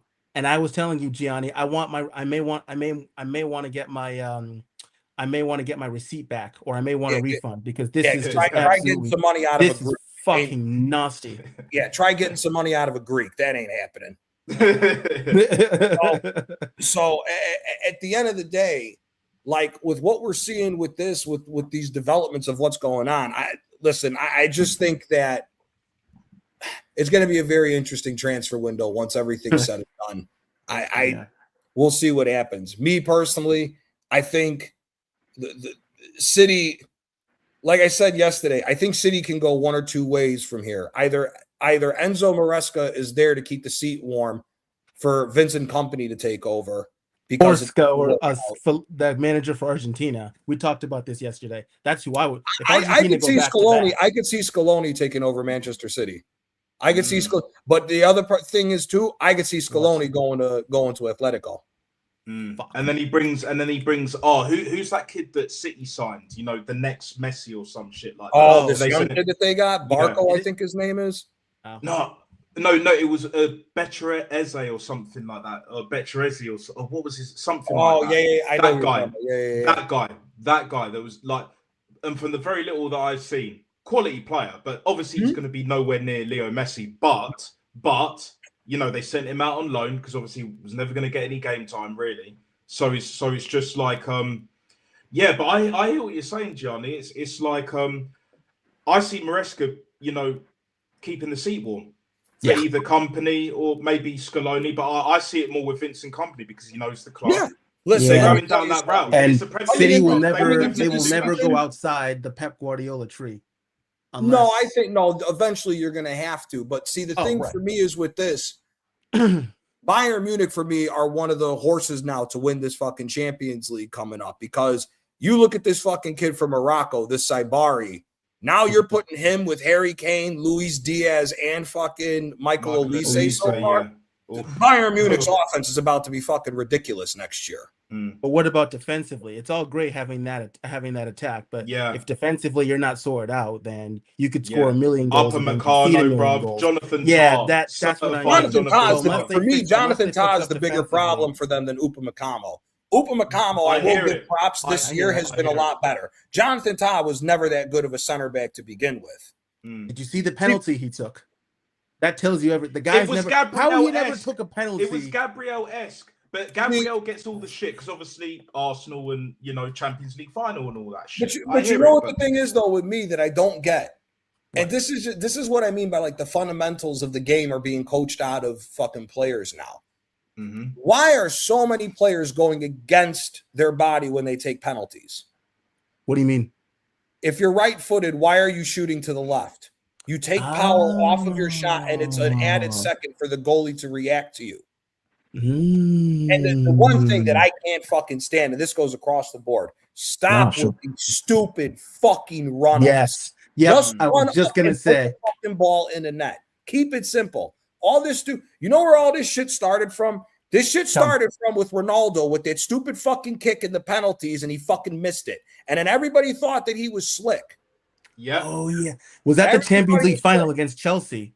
Yes. When Peter Cech saved it. I remember this. Because the funny thing that everybody forgets to bring up is Balotelli would run up and slow down when he was ready to shoot. He would just take long strides, but the motherfucker never missed a goddamn penalty. At least not that I can remember.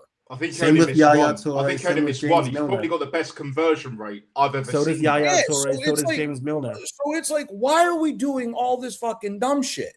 Like the Paraguay guy that just ran up and just put it in the right corner. The goalie can't read where you're going if you just run up and smack it. Yes, you're right. I was thinking of someone else that had a great fucking penalty record. Oh yeah. I've got one. Ivan Toney, bruv. Toney. His run ups ain't long, but it's just a couple of strides, no fancy run up, just places it. Sometimes top bins here and there, always scores. I don't think I've seen him miss a penalty. And again, it might be a case of it might be just one, maybe two. And then the only other one that I can think of that, you know, changed his run up slightly, but he didn't stutter, was Paul Pogba. You know, when he did that really, really long run up, but he wasn't doing this whole you running up and then you do that and then you fucking hit it. Do you know? I fucking hate that shit. Ebery Eze in the Champions League final, and he's done it before with Palace. He done it before with Palace. Does the same. Look at Rashford when Rashford hit the Jadon Sancho in the Euros in 2021. I was just gonna say Rashford and Sancho, them stupid fucking run-ups in the Euros. Rashford did all that dance and hits the fucking post. Jadon Sancho does all that dancing and you still kick it in the middle. Even Saka did the same thing. I don't have a problem with Saka's run-up. No. I don't have an issue with Saka's run-up. Saka's run-up is short and Saka blasts the motherfucker. The one penalty that I will give him shit for is the one against Real Madrid away. I know he scored a brilliant goal in the second half, but in that first half, he had the chance to put the tie to bed. And it would have saved him extra running and all that shit. He made it a lot harder for himself.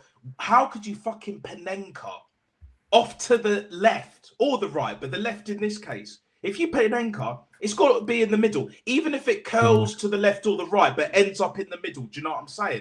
Yeah? It's in the name, bruv. That guy showed us all how it was done, bruv. And now look at Pirlo's over Joe Hart. Where did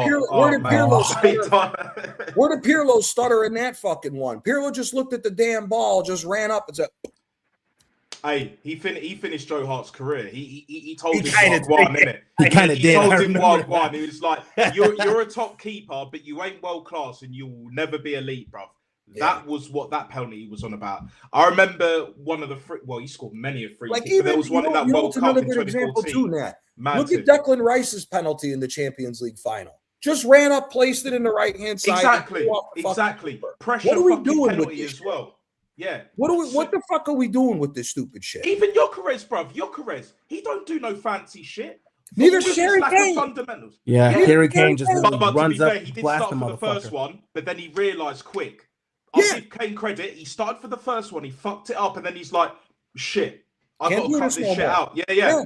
Then he runs it up. I think he puts it in the same spot. I think so. Either way, he slots it. That's how you take a penalty. Leo Messi, bruv. I know he missed his, against what I think it was Algeria or whatever. So he could have scored Yeah. 4. Could Yeah. have been sent off. But the thing is, it's Leo Messi. He's probably the only one in football history, or one of them at the very least, that can miss a penalty and just be like, oh, all right, yeah, it's not too bad, because either way, you either score or you'll set up a chance for someone else to go on and win the game and all that shit. Cristiano, as great as he's done, amazing footballer, He all of started that all shit. that bullshit. Exactly. Yes. In And this is 2008, why I can't and this is stand. nearly 20 years. And This talking has of literally been Cristiano, a pipeline bro, for 20 years. talking of Cristiano, yeah. Oh, God. Big up Zlatan, and even more so, big up TT, especially. Big up TT. Because them two on Fox Sports, like, in my personal opinion, yeah, what he said after, what was it, the Congo game, right? It's about the team scoring. Don't be selfish, yeah? It's about the team scoring. It's not all about you. Do you know what I'm saying? It is what it is. Look. Here's the thing. I don't have a problem with Thierry Henry saying it, but for Zlatan Ibrahimovic to be the person to say that, you need to shut the fuck up. You just do, because you were the most selfish jagoff there was. Because all the teams that you played for, whether it was Inter Milan, every team post Juventus, Inter Milan, AC Milan, PSG, LA Galaxy, and back at AC Milan, just no. You were exposed at Barcelona that you couldn't play the fucking ball that they wanted to play at the time. You could have if you wanted to, but because you weren't the center of the fucking show, you cried, bitched, and moaned. You could say whatever the fuck you want that happened with you and Pep Guardiola, but the sad reality is this. Post-Juventus, you went to Inter. Inter got rid of you because they realized you being selfish and that the team had to flow through you for you to score the goals, wasn't going to win the fucking Champions League. You then got sent to fucking Barcelona. They replace you with Diego Milito and Samuel Eto'o to make it a well-rounded team. They end up doing the treble. You go to PSG. He how many won times back to back. Right. Days. And how many times did he fuck up with PSG when he was the focal point of that fucking team? Ezekiel Lavezzi, Edison Cavani, Jeremy Menez, all them ballers they had on that PSG team when he went over there. You even got Thiago Silva to help out with that shit defense that PSG had. Yeah, they had Lucas at one point as well. Yeah, and you still had to be the center point and be the main person scoring. And guess what? When crunch time came, you were selfish and you never showed the fuck up. Look, Johnny, I hear it. Do you know what I'm saying? I hear it. But I get it with TT, and TT's right to say it because, again, look at what Henry did. Henry went from a striker to go permanent left wing because it was the betterment for the team of Barcelona. Zlatan Ibrahimovic, if you're going to say anything was the betterment for a team, was Zlatan getting injured and just being the spiritual leader for fucking AC Milan on their last Scudetto. Every other fucking team that he was with, if it didn't go through him, he was crying like a little bitch. The only other time he didn't cry was because he knew that Ronaldinho was a better player than him at the 2011, 2012, or the 2010, 2011 AC Milan Scudetto year. That's it. So I have a problem with Zlatan doing that. As great of a player as he was, you got some fucking nerve to say that shit about Ronaldo, number one. Number two, as we already said this, I'm not blaming Ronaldo. I'm blaming fucking the manager. Martinez is the biggest problem at Portugal. Because if you're going to set the precedent that Ronaldo's going to be there, then you have to deal with the results of what's going to happen from that situation. Now, does anybody here think that Portugal is not fighting one another behind the scenes? Because to me, it looks like that's half a team that's pro-Ronaldo and half a team that's not pro-Ronaldo. Half the team looks like they don't want him there, and the other half don't look like he's their Lord and Savior. Because the first game of the World Cup, he was making good runs. Nobody was feeding him. Then the game against Congo, he was making shit runs, and they were overfeeding him where he was being selfish and fucked them. So that's on Martinez. Ronaldo, the problem with Ronaldo is this, man. We can say whatever we want about the guy. The guy's going to go down as one of the best footballers of all time. It is what it is with that. It's just how people are going to look at it. And all that shit goes to a player's head, whether we like it or not. It's how they control it. Ronaldo is a control freak as well. So it also comes back to him on that scenario too. But again, That's why you have to have a manager that has fucking balls that would have told them to not do this stupid shit. Like for me, and he went to Madrid, and all praise for him for getting the Madrid job back. But Portugal should have hired Jose Mourinho because Jose ain't going to stand for that shit. 100%. Jose, if you think you got a big ego, Jose Mourinho is going to slap you to The reality. Portugal FA bottled it. They bottled it because Martinez, and I just want to end the sort of Zlatan thing. Basically, it's right message, wrong messenger. I hear that. Correct. I accept that. Exactly. I accept that. But the reason why I was like, do you know what?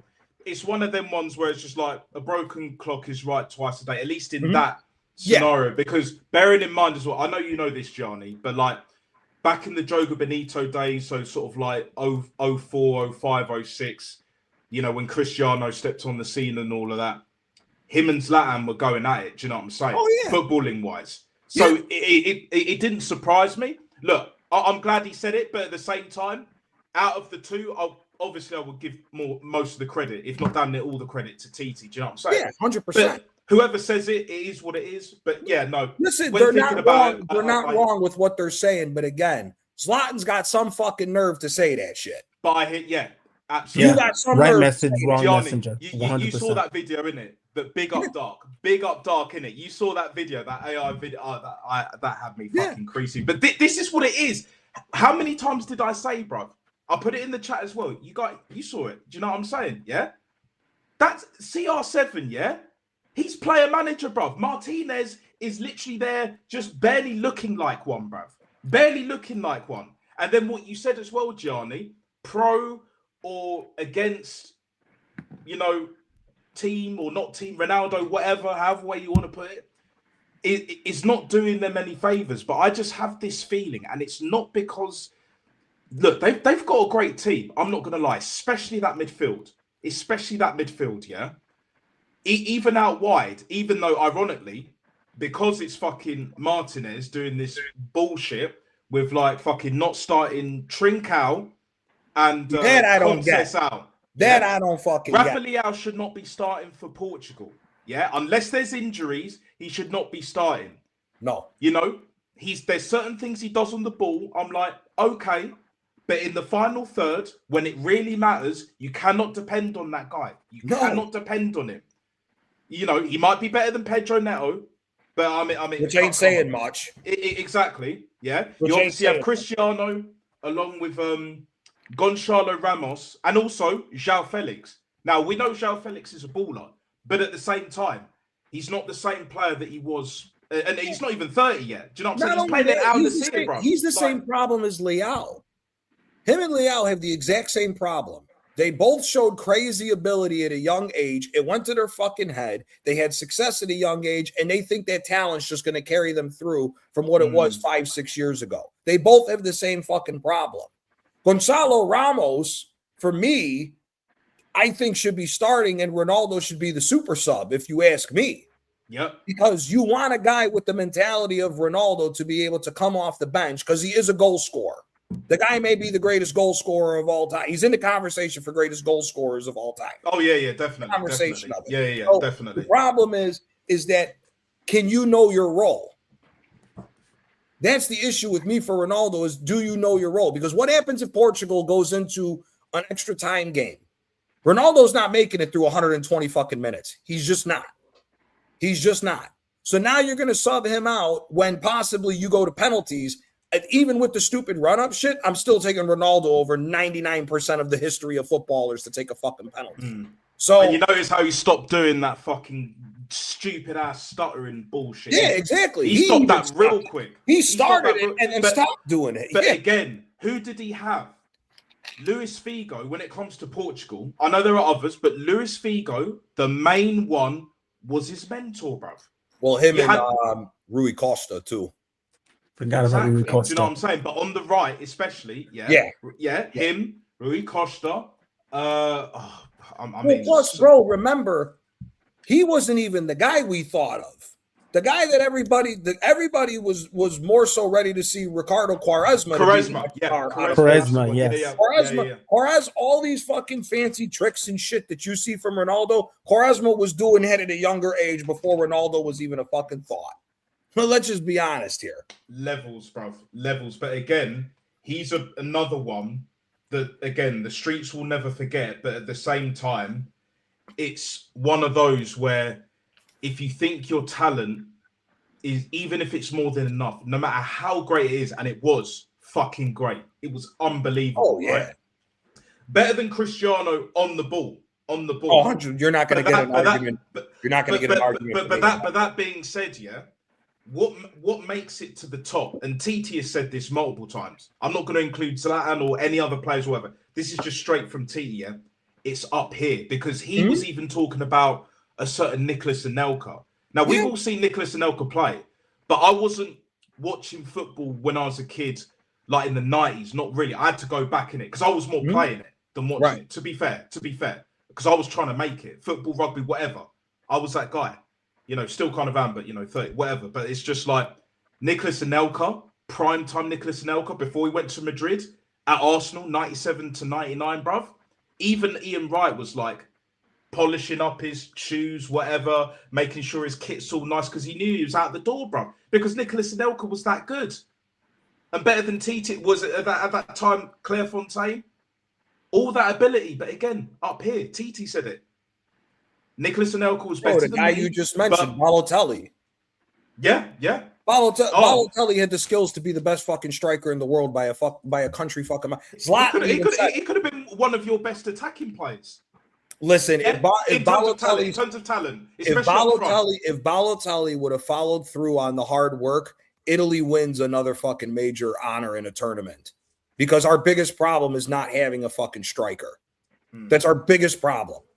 When you have to have the sad reality that Luca Toni is your best striker of the last 20 years because you haven't had shit, that's bad. That's bad. And bearing in mind, you've had a certain, one of my favorite fucking players, bruv.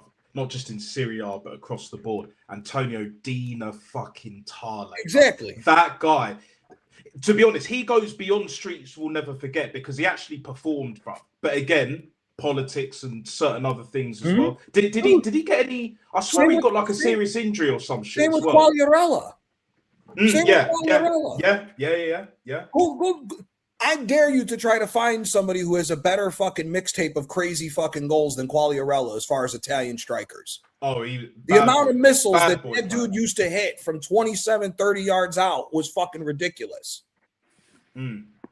Bad boy. You remember, and Eric, 37 years old, you remember the flick he did against Napoli when he was playing for Fiorentina, the back heel flick where he jumped in midair? And yeah.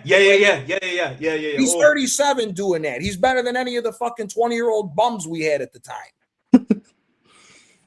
Not getting picked, bro. Like, what we do it, but yeah, like what you mentioned, bringing back like Mario Balotelli. I'm just talking pure ability. Obviously, you got Del Piero, you got Totti. You've had strikers in the past like Paolo Rossi and others going way, etc., etc. Obviously Baggio as well. I rate Baggio. I know, obviously. I rate Baggio too. But like in terms of being the very, but like he's not better than Del Piero or Totti though. Not for me. He's not. I hear it, and I've seen more of. Well, definitely more of Totti and Del Piero than Baggio. But like for me, Mario Balotelli was meant to be that next guy. Yeah, just off of ability, and especially playing up front as well, like you've just mentioned. Quagliarella. I know I butchered the name, but like, Fabio. I'll call him Fabio. Who was the other nutcase that we had at that time? The hothead. Oh, Cassano. On the ball. Cassano. On the ball. Listen, he's on another one as well. Dribbling ability and his peak. Cassano gives Totti, Del Piero, and Baggio all run for their fucking money on the ball. Yeah. 100%. The problem is, once again, he's a fucking nutcase. Yeah. Typical hot-headed fucking greaseballs. Lunatic, bruv. Do you know what I'm saying? Look, he was Balotelli before Balotelli. He was the hot-headed nutcase before Balotelli. Do you know what with Mario Balotelli? Like I knew, yeah. As soon as he was at pre-season with City, yeah, and he did that fancy flick trying to score, yeah, and then you see Roberto Mancini on the touchline, he just took him off straight away. I knew it. I hate to say it upon reflection, yeah, but I was just like, unless you have it here, like Well, you ain't doing nothing with even with all that ability, and that was my biggest concern. But at the time, I love what even like the shoulder when he scored against Norwich, even that first time shot against United when they battered them 6-1. By the way, like what he was doing at Inter. dude, what he was Like, you know, dude, he was had 16. Cristiano Ronaldo rattled, bro. He had He Cristiano was rattled 16. at one point. He was 16 years old when he broke on the main stage for Inter and had grown men looking like idiots out there. Yeah. Wow. He's arguably the only, in my personal opinion, the only player that's a bigger waste of talent in the history of the sport, in my opinion, than Balotelli is Adriano. That's it. That's it. On the ball, this kid was 16, dribbling the best defenders that were still in Italy at the time. The guy was making, dude, Giorgio Chiellini couldn't get the fucking ball off him. Yeah. And they were both young at that time. Giorgio Chiellini could, dude, he retired Barzagli. Barzagli had to run his ass back to fucking Germany after Balotelli got done with him when he was 16. Mm-hmm. And then he came back when the coast was clear and all of that shit. Do you know? Yeah, he came back when the smoke was gone. The smoke was dying down. Yeah. Because here, you could make the argument if Balotelli didn't lose his fucking head and played and worked the way he should have, Liverpool would have won a fucking trophy with him, Raheem Sterling, and Daniel Sturridge as the strikers, as the front three for Liverpool at that time. They'd have won. They'd have won. 100%. Like they would have won in Europe. I think they would have won in Europe because they were in the Europa League at the time. Yeah, they would have definitely won it. Even with a brilliant Sevilla team along with Unai Emery as well.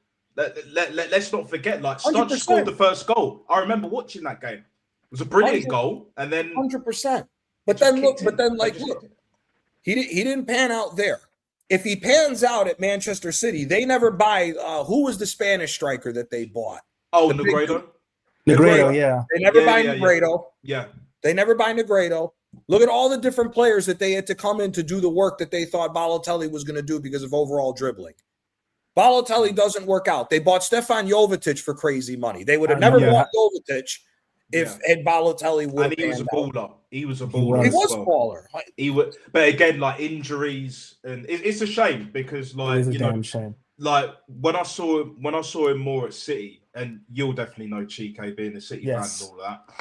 That guy has the fundamentals on lock. But the saddest thing, one of the saddest things in football is someone with all that talent, but they get injured, and there's been countless examples where they just either injury prone or they get that one big injury and it fucks their career. Look at Michael Owen, bro. Never the same. Never the same. Van Basten got three Ballon d'Ors by the time he was 27. And had to pack it in. Like, that's the saddest one. If Van Basten doesn't have that ankle injury, Van Basten's in the conversation with Messi, Maradona, and Pelé as the greatest player of all time. Those are the four. What about Ronaldo? You said Ronaldo phenomenal. Ronaldo phenomenal, I think, is in the conversation, but to a less degree, just because it was so hit or miss with him. Because of the injuries here. That listen, Ronaldo Phenomenal's best period, even though he didn't win anything with them, is when he was at Inter. Him and Cristiano Vieira is one of the best strike partnerships I've ever seen. I think his Barca stint was great though. Like when they won the Cup Winners' Cup and the Super Cup. But Barca was a one-off. But Barca was only like a one-off season with them. Same thing. You could make the same argument with when he was with PSV. When he was with PSV at 18, he slapped the Dutch league stupid. Oh yeah. But Romario, big up to Romario, bro, because Romario, real one, bro. He's another one. That guy, fucking. You see what he's doing at 50 years old in the streets of fucking Brazil, bro. Like he gets. There are so many Brazilians. Not even to like go off of this topic, but see, no. Guys like him are the reason why Neymar does not sit at the table with the great Brazilians, like all these fucking people are trying to put him at. He just doesn't. I hear it. To be honest, he doesn't fuck with Romario. People forget how good Leonardo and Zico were back in the day. My dad thought my old man. I just got to say this very quickly. My old man, and I never knew this until like recently when he told me. He was in Brazil one time. He's been like a few times. Yeah, he was there a bit after. I think what is it, Copacabana Beach? Like when me and my mum like recently married. This was years ago, bro. Years ago, yeah. But he saw Zico in I think it was before that when he was at Flamengo. Oh, the front kick, the front bicycle kick. Copacabana kick. He saw some mad shit, bro. Do you know what I'm saying? He was just watching it out on the pitch. I don't know if you've ever seen that goal. You need to watch that goal. It's one of the 5 greatest goals in the history of the sport. I think he did a forward bicycle kick, not kicking it, not shooting with his back to the goal. He went forward and flipped and blasted that bitch in the fucking net. Ridiculous, man. Ridiculous. This is why, like, it's funny watching this World Cup and getting back to what we were talking about with Germany, Italy, Belgium, Brazil. How Holland. I do not like what's his name? The manager at Uruguay. I think people fucking lick his Marcelo Bielsa. Yeah. Marcelo been exposed. Bielsa. He's fully on the fraud list now. Marcelo Bielsa, you might have been good in the fucking 90s, bro. I'm sorry. It's 30 years fucking later. Retire. You can't do it no more. Yes, you got Leeds back up. I don't give a fuck about that. Cool. Congratulations that you got Leeds up. Don't care. Daniel Farker's just kept them up now. Do you know what exactly. I'm saying? It is what it is. When he was known for not keeping Norwich up. Yep. It wasn't even so much that he was a bad manager. It was just the fact that Norwich just never had the players. And then when he wasn't for that, had better who's players. that fucking idiot? Timu Pukki. Oh, Pukki, the Finnish, yeah. Oh, he's not Finnish. He's only 28. Do you know what I'm saying? Well, like, yeah, that guy. The thing that's amazing about the game right now, with watching this World Cup and everything else, and seeing a lot of teams having the same problems. The only thing Bielsa's gotten right in his career is what he said recently when he said that football was for the poor. As soon as the rich got involved and turned it into a business, is the reason why the sport has gone to shit. The reason why the sport has gone to shit across the board is because of all these fucking stats-driven bullshit, because that's what corporations look at, is going off of stats. They don't do eye tests. And the countries that are being hit the most are the countries that always use the eye test to determine good fucking players. That's the biggest problem with this. They don't give players the freedom to do what they want, because the freedom then takes away and is negative on the stats. That's the reason why we're having the problem that we're having with this sport. I'm sorry, dude. I grew up watching Brazil play people off the fucking park, and it was the most entertaining thing I'd seen in this damn sport. What I'm seeing right now is fucking horse shit. I mean, let's I'm gonna tell you real quick, Nat. Yeah. No. Go Ancelotti wins this World Cup with Brazil. There is no conversation that he is not the greatest manager of all time. Sir Alex Ferguson couldn't touch Ancelotti if he pulls off this World Cup. It won't even be close. And same thing will be said for Pep. He wins this World Cup. There's no conversation. Ancelotti's the greatest manager of all time. To be honest, I think Don Carlo's the greatest, just for even taking the job and having to deal with them fucking scrubs. I mean, fucking Martinelli, bro. Like I said, Thiago, fucking from Brentford, bro. The only Thiago that I rate in the last 10 years is Thiago Alcantara, who could have played for Brazil, as we all know. Should have played for Brazil. And he should have played for Brazil. But again, Brazil is the perfect example now. You could add Holland into the mix as well. Obviously, Germany and Italy as well, because you have the heritage. Not so much Holland, but other than the Euros in '88 with obviously Van Basten and that's the thing, though, bro. Holland, when you think of the history of the game, France has recently just come into this now. Historically, France was just like the Dutch. Superstar in every fucking position, but they all can't get along because they're a bunch of fucking prima donnas. That was always the history with France. Spain have come into the mix. Like Spain have come into the mix. 10, 15 years. Yeah. But historically, total football, beautiful, jogo bonito, is the Dutch and the Brazilians. Yeah. Those are the two. Yeah. Those are the two. And they've been hit the worst by this stats-driven shit, because you don't see nobody of the old elk of those fucking countries. Yeah. You know, you got guys talking about Frankie de Jong. Frankie de Jong is dog shit. I'm sorry. Frankie de Jong is not that good of a fucking player. He's not. He's not. And he's definitely not 100 million plus. You get injured too much, brother. I'm sorry. He ain't better than Mark Van Bommel. Van Bommel will fucking walk circles around that motherfucker. What was it? What was his name? Cocu, innit? Philippe Cocu. Yeah. You remember? Yeah. No. All of them. Bro, Never you mind got the Edgar guys- Davids and all of that. Yeah, never You had mind Edgar him. Davids, brother, even go recently. Which one of these guys is comparable to Rafael van der Vaart? Even though he played for Spurs, Van der Vaart was a fucking baller. Wesley Sneijder, bruv. Man like Schneider. Even before Inter. Even before when he was Inter. at Real Madrid and at fucking Yeah. Ajax. And even Ajax. Yeah. Unbelievable fucking Unbelievable footballer. RVP, bruv. Now I know he's a forward, obviously, but RVP was that good he could play 10. He could play midfield if he wanted to. Do you know what I'm saying? He could do a job there and still look fucking damn near world We class. should have won the league. The year that we should have won the league, 07, 08. Yeah. We had the Croatian Brazilian kid. Van Persie was playing out on the wing and was still balling. Yeah, Eduardo, yeah. And Eduardo. then RVP had to make, yeah. We had And then Carlos Eduardo Vela, broke his we had leg, and then the Carlos rest is Vela, history. the Mexican Carlos Vela coming through, yeah. I don't care what anyone says. Baller. But again, certain injuries, certain poor career choices and all of that, which is why he ended up in the MLS so soon. And I know Zlatan, going back to Zlatan, whatever, he was talking about Carlos Zlatan Vela. was right. Zlatan was right about Carlos Vela. He was right. He was right. I hear it. But at the same time, it's just like, look, it is what it is. Yeah, for that, yeah, it is what it is. But back to what you're saying about Brazil, yeah, right? You look at Vinny Jr. Oh, Vinny Jr. and all that shit. Now they're trying to rely on Neymar. The things with Vinny Jr., yeah, Vinny Jr. barely gets into the 2014 Brazil squad. He definitely doesn't start. A lot of these kids think he would start in that era. Never mind the 2010 with that fuckwit Dunga. Fuck him, by the way. And even though he fucked for up, not picking Ronaldinho and Pato as well.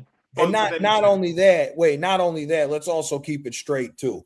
Dunga's one of the best defensive midfielders in the history of the fucking game. Let's just be honest here. Dunga was a fucking baller in his day and age. Yeah. So listen, 2010, Brazil and Argentina were smoking crack. Yeah. Both those countries were smoking crack. Because how the fuck do you leave? And Spain, you can put Spain in there. No, 2010 Spain won. I know. But the problem is, look, Diego Maradona, my opinion, still the greatest player of all time. Terrible fucking coach. Sure. How the fuck do you leave Javier Zanetti? Same with Ronald Koeman and same with Dunga as well. Exactly. How the fuck does Inter just win the treble? You're trying to go win a World Cup and you leave Javier Zanetti and Cambiaso off the fucking team. Yeah, one of them's bad enough, especially Zanetti, bro. You can't, nah. You can't do that. Disgrace. But again, it's just like Vinny Jr., yeah?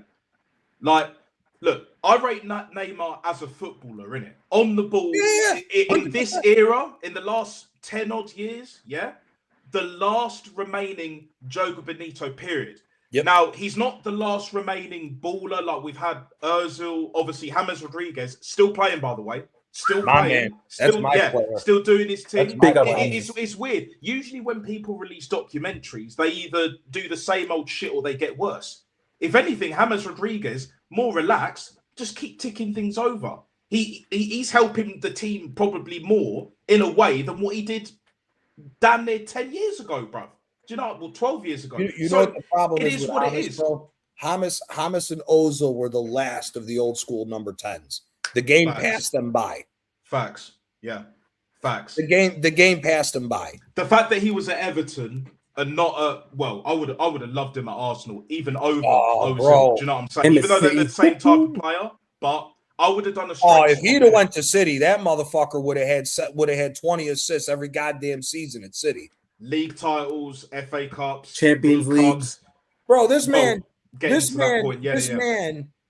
had, what was it, 6 goals and 11 assists, and he missed half the season with injuries. Jesus Christ. And that's at Everton. Yeah. Wow. His first season at Madrid, he's 17 goals, 17 assists. Wow. The game passed him by.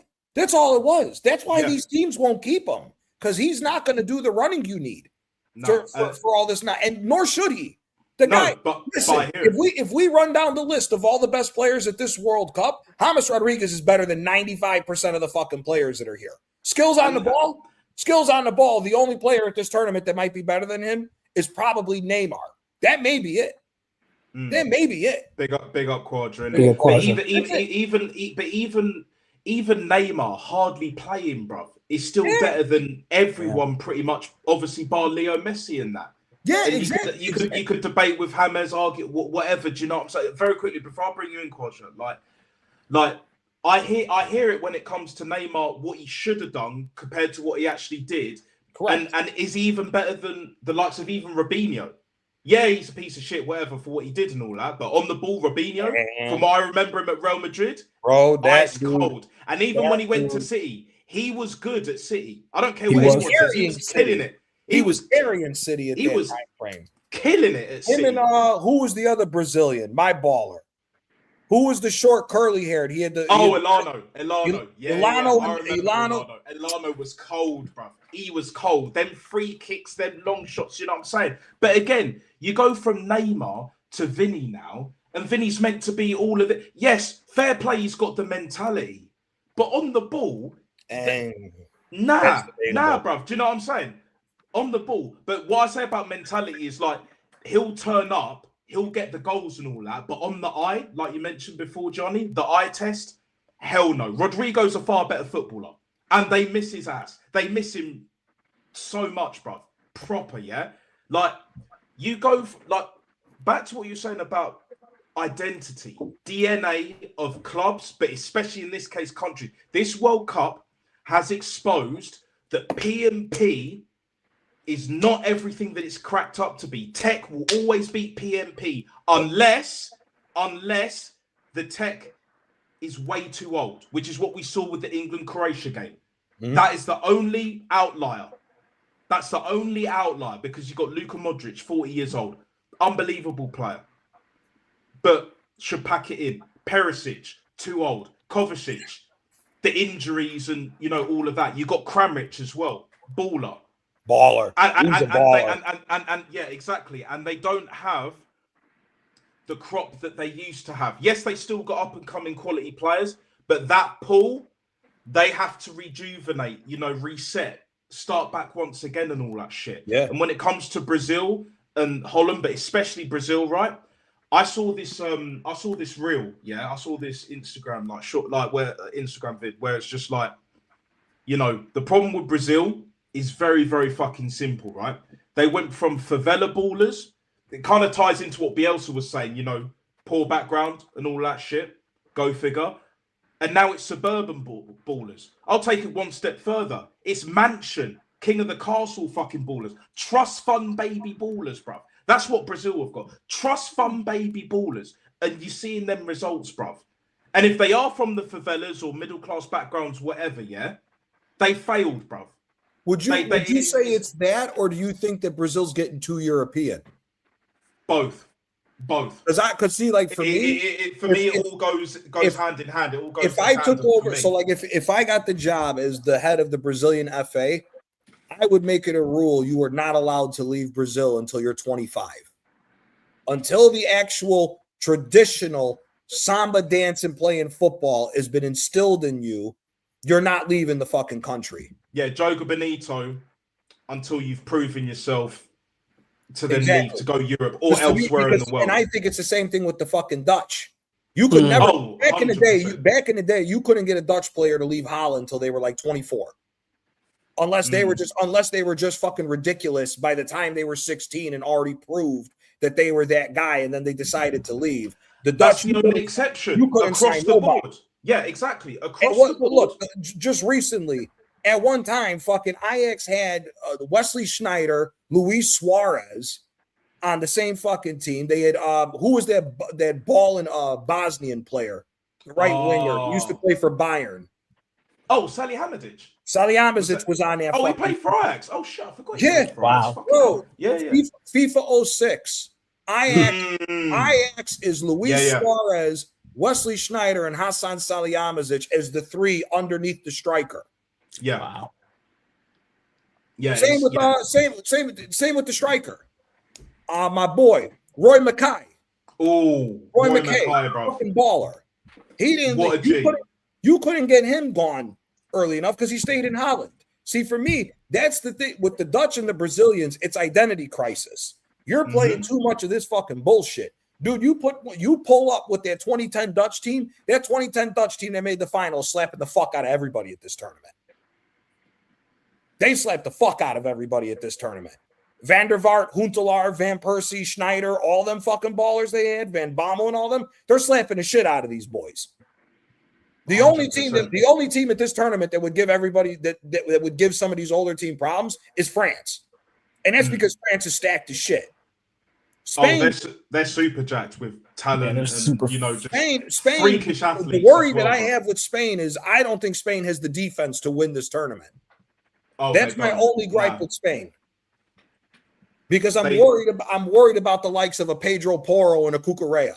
Because I don't think they're of the levels that you need to win the fucking World Cup. If they do it, congratulations. But even that Kabasi, like, because you got Aymeric Laporte. Aymeric Laporte, like, is he's a good defender, but again, if this was he's Laporte not Puyol, years ago, like, it's his age. Because for me, I think Aymeric Laporte was the best defender that City had post Vincent Kompany. I think he's better than Ruben Diaz. I think Ruben Diaz is overrated as shit. He's way better because Aymeric Laporte was making his fucking bones at Bilbao and was a killer at fucking Bilbao. Yeah. So I think Laporte's the best defender that City's had, barring since the departure of Vincent Kompany. I don't think Ruben Diaz is all that. You're seeing right now, Ruben Diaz is having problems in this fucking game against these old Croatians. Bro, he was terrible today. He was awful in that first half, bro. Ruben the guy is Diaz, bang average. Brother, he's bang average, bro. He's just a meaty footballer, nothing special. This is how you know all them City defenders are overrated. Ever since Kyle Walker left with that pace to protect them, they've all been dog shit. They've all been dog shit. John Stones is better as a fucking midfielder than he is as a defender. You see Kushinov, bruv. You see Kushinov after Uzbekistan, innit? Crying because he conceded 2 against Cristiano. 40 plus CR7, bruv. I mean, what are we doing here? What are we actually doing? Kushinov's got great recovery speed. Really? He's super strong. He's super quick as well. Again, Mickey van der Ven is another one, bro. He's another one. P&P fucking merchants. You know, like what? Remember what Cat Williams said? I'll be right back, guys. No worries. That's fine. Take your time. Remember what Cat Williams said, right?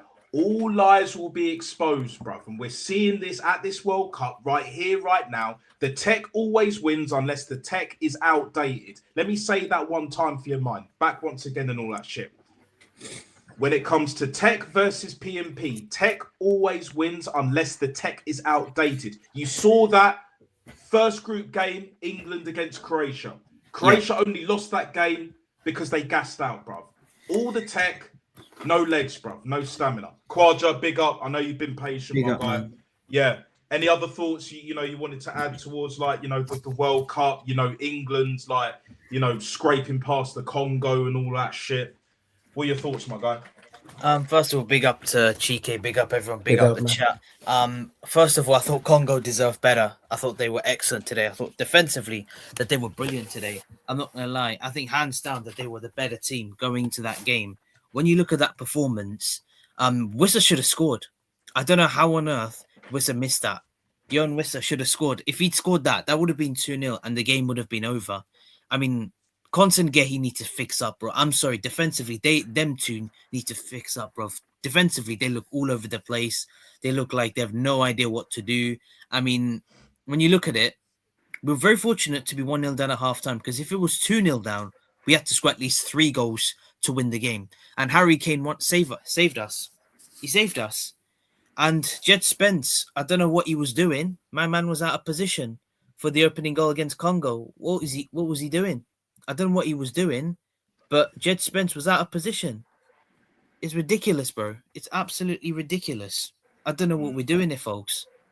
Like, when you watch this England team, yes, we're through, but Thomas Tuchel seriously needs to look at the players that he's picked. The players that he's picked are absolutely pants. Decided to bring on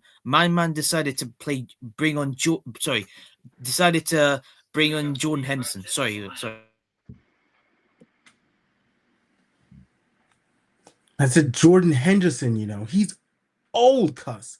Bro, is he's washed, old. bro. My man brings in a washed Henderson. What's the point in bringing a washed Henderson? What the hell is he gonna do? He's gonna do nothing, bro. He sucks. He's washed, bro. What does he actually Let's offer? be honest, he was never really all that anyway. I mean, I'm gonna reel off the names that he should have picked that didn't. Yeah, that he didn't. Right? Fucking what's his face? Trent. Especially with Reece James being injured. Now, I don't rate Trent as a right back, but I'll put him at right back right now over Yeah. fucking that fucking idiot, that useless dosser, Jed Spence, yeah? 17th back to back for Spursy, yeah? Tells you everything you need to know, right? Luke, that's number one. Number two, yeah? Lewis Hall, Tyreek Mitchell. I would put Tyreek Mitchell over Lewis Hall, but I would bring both of them. Out and out left backs, pretty much. Do you know what I'm saying? Yeah. 100%. Then you look at the midfield, bruv. Adam Wharton should have been one of the first names picked. Wasn't considered. Tyreek Mitchell and Adam Wharton won in Europe, bruv. Won in Europe with Palace. And I love Palace. I'm cool with Palace. Do you know what I'm saying? It's not too far from where I'm at. All respect to Palace, yeah? But at the same time, how can they not be picked, bruv? Morgan Gibbs White had the season of his life. Doesn't get picked, bruv. What is that now? Was it 5? That's 5. That's pretty much half the team. You go to Phil Foden, that's 6. That's over half the team. I know he didn't have a great season, but again, Tech over P&P, bruv. Do you know what I'm saying? Tech over P&P. Cole Palmer, another one, not had a great season, but P&P, and he's turned up for England. He scored in a Euro final. You know, yeah, we didn't win it, but you know, he did better than Bukayo Saka on that night. I'll tell you that. Do you know what I'm fucking saying? It is what it is, man. It is what it fucking is. Like, and there might be one or two more that I'm thinking of, or unless you guys can think of any others, but that's basically 6 or 7, whatever. Do you know what I'm saying? Wow. That's most of the starting 11, bro, that you've left out. To have fucking Jordan whack-ass Henderson, bruv.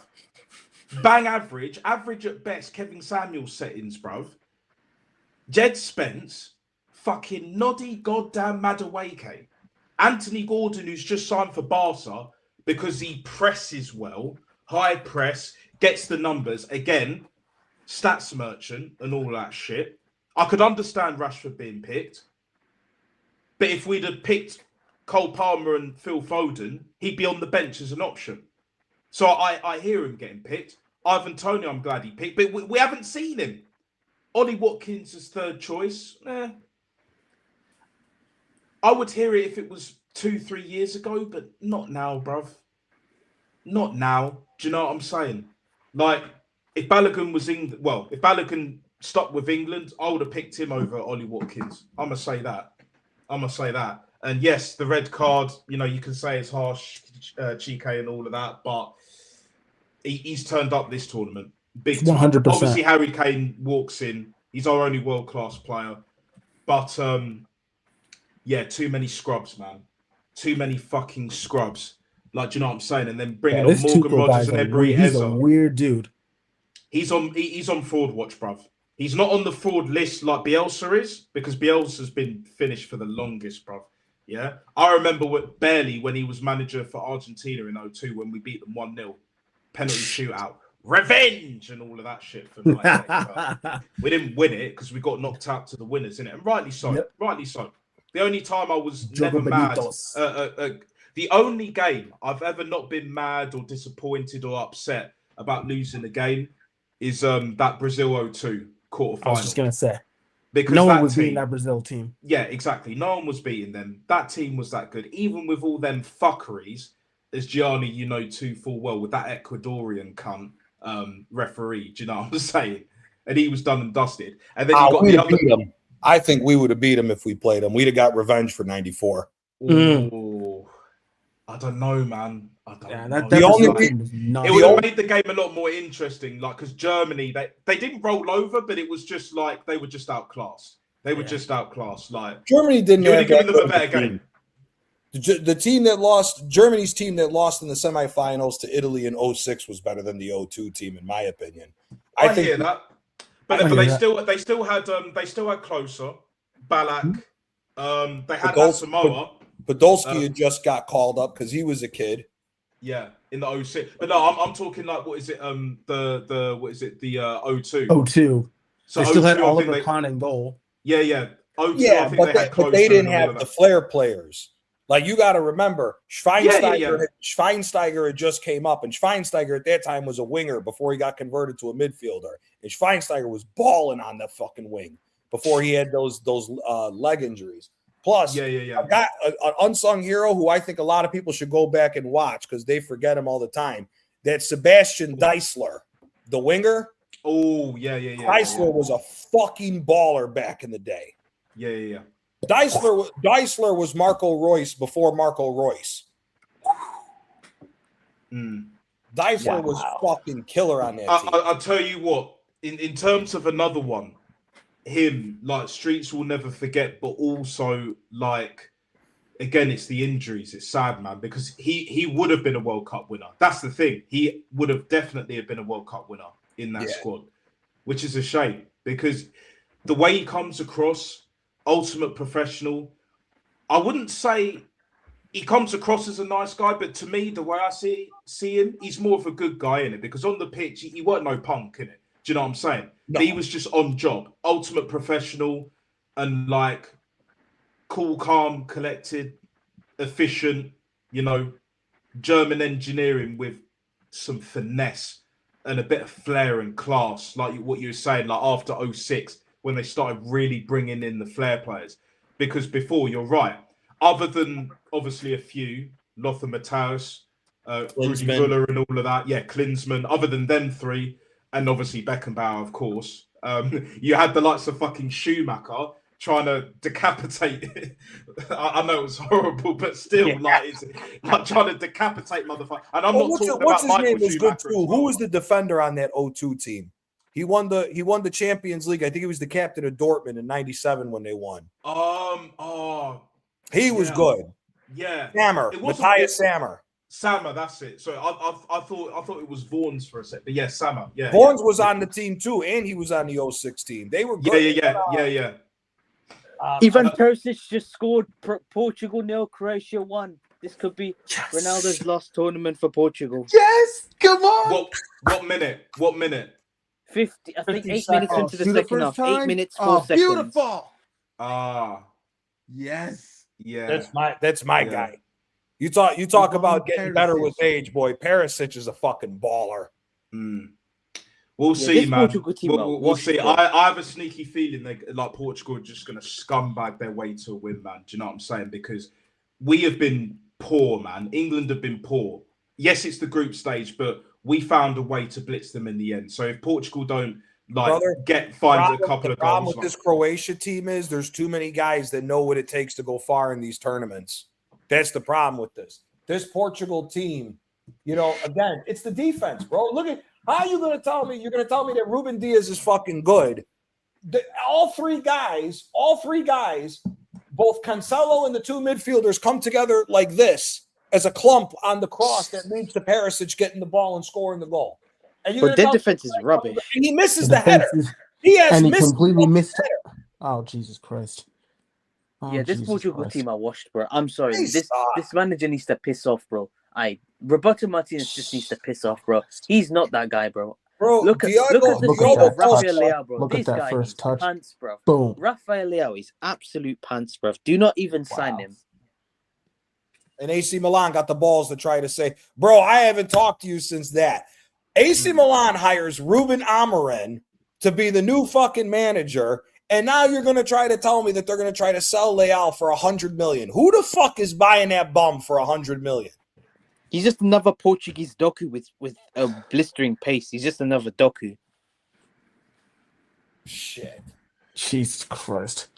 Yeah, this Portugal team, I can't lie. This is Ronaldo's last game, bro. I'm sorry. Ronaldo's finished, bro.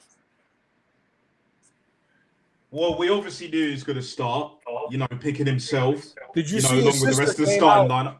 Did you see his sister came out like an hour before the game that he's retiring after the tournament for international play? Oh, I saw that, how yeah. shit. convenient. How convenient. How convenient, bro. Do you know what I'm saying? How See, and fucking same thing like what we were saying with the 4-4-2. Why can't you put him and Gonzalo Ramos up on the fucking strike partnership together? The Or manager even, won't allow it. if you want Bruno, if you still want Bruno Fernandes, put Bruno Fernandes as the number 10 in a 4-4-2 as the secondary striker, so you still can give Ronaldo breathing room for him to do what he wants to do, if that's what you're going to fucking try to do with him. Like, this is what I know. These coaches are fucking... These coaches with all these fucking wild ideas are still fucking doing too much with all this shit. And this ain't that good for me because my bunch of my neighbors where I live in Chicago, this is a big Croatian neighborhood too. Oh shit. Oh, what a ball. Oh my God. They're in again. It's 2-0. Yes. Oh, you gotta be kidding me. What a I think he's ball. offside. I think They just Vlasic was called him offside. Hey, Bro, look. Portugal are just like I can't lie. Roberto Martinez is holding Portugal back. Let's be real. This manager's a bum, bro. He's not the manager, bro. Cristiano is. I've been saying it. His sister, like you said, Johnny, his sister was talking even earlier, bro, after the fucking Congo game. Oh, leave my brother alone. Leave my brother alone. Bitch, shut your mouth respectfully. Shut your mouth respectfully. Do you know what I'm saying? Like, it's just like, leave it. Like, you're not helping him. Let's be real. You're not helping him, bruv. You're not helping him. Bro, right? How the fuck do you have Rafael Leao starting over Chique Conceição if you want somebody to create opportunities for you to score goals? How the fuck you got Rafael Leao starting over Conceição? I don't understand this shit. Oh, Leao's hit the crossbar. Martinez, again. Oh, he came so close. Oh, who hit the crossbar? Rafael Leao. Bullshit. No, he's so close. Oh, he was close. I see his man there. I'm just seeing it now. What's a ball again? Bro, this guy's Leao hit the post bar. Oh, wow. It's Bruno Fernandes has done nothing in this game, bro. Another overrated player. And somehow he won the Premier League Player of the Year this season. But he got 21 assists. Okay, but what did he actually do in this tournament? Did he actually do? Nada. Nothing. But don't worry, guys. He broke the 21 assists. You don't know anything about football. Bro, this guy is not... Bro, James Rodriguez is 35 and still outclassed him, bro. Find some shame. Bro, like I said, James Rodriguez, unfortunately for James Rodriguez and Mesut Ozil, the game passed them by with this whole change of how we play football. You can't tell me James Rodriguez shouldn't have continued playing for big teams. Because people forget how cold he was. Still cold when he went to Bayern with Ancelotti. He was still a baller when he went to Bayern with Ancelotti. Tuchel and again, and it's a save by Diogo Costa, and will be this fucking kid Sucic. You know this kid's a bench player for Inter. Wow. This kid Sucic is only like 19 years old. This kid Yikes. It's fucking Croatia is the size of Chicago as far as population. They always put out a good fucking team.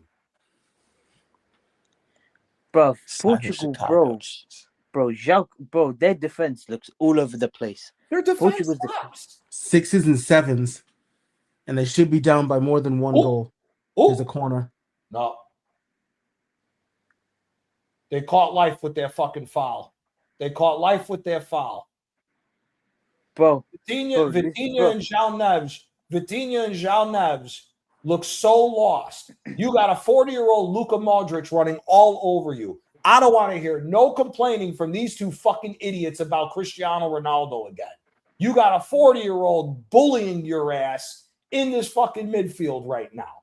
And then you got a 19-year-old in Sucic bullying your ass. I think 4 Portugal players are coming on. I think Bernardo Silva's coming on, Gonçalo Ramos, Nelson Semedo, and I think Francisco Conceição's coming on as well. Conceição should have started the game. I don't know why he started Neto. Where the fuck did they find this idiot Viega? The other center back. Where the fuck they find this bum? He was on Juventus. He couldn't stay on Juventus because he was shit. Oh, offside. Ronaldo scored, but he's offside. Oh, unlucky. Was he onside? What a fucking touch. Oh, what a Did he? touch. Here's CR7. Oh, my CR7 God. scores, but I think he's off. Offside. I think he might. Looks onside to me from my angle. I don't know if he's onside, but he looks onside. Bro, if that's a goal, that motherfucker right there just showed why they should be playing. He's onside. No, he's onside, bro. I think he's onside. Look at the defender at the top. Yeah, it looks onside to me. Oh, Sure yeah. he's He looks on. onside. He's onside. The defender's foot. Look at the defender's It foot. looks onside to me. They're checking it. VAR checking it. This Yeah, looks he's definitely onside. I think He's definitely onside. See? One ball over the top is all you need to go after these guys when you got fucking Ronaldo.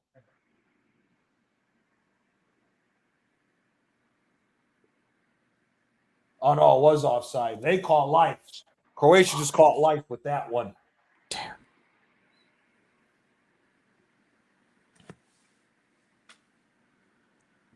I think he's just off. I need to see the semi-automated offside to see if he's on or off. It looks like that might be one of those toe. The big toe is offside. Davinson Sanchez against Portugal. His toenail's offside. You know. Yeah, Vitinha's coming off. And see, like that game, Ronaldo couldn't do shit. Nobody was trying to feed him, and Colombia's team was slapping the fuck out of Portugal. Yeah. You got Bernardo Silva coming on. Conceição, brother. Oh my word! This Roberto Martinez, bro. This guy is so He pleased, bro. sucks. He I think sucks. they're showing the offside. Let me see. I think his shoulder was offside, Ronaldo. They're just showing it. His shoulder was offside. Conceição is going to create at least 2 chances this game. Yeah, his shoulder was offside. Oh my god. Oh my god. He's offside, right? Yeah.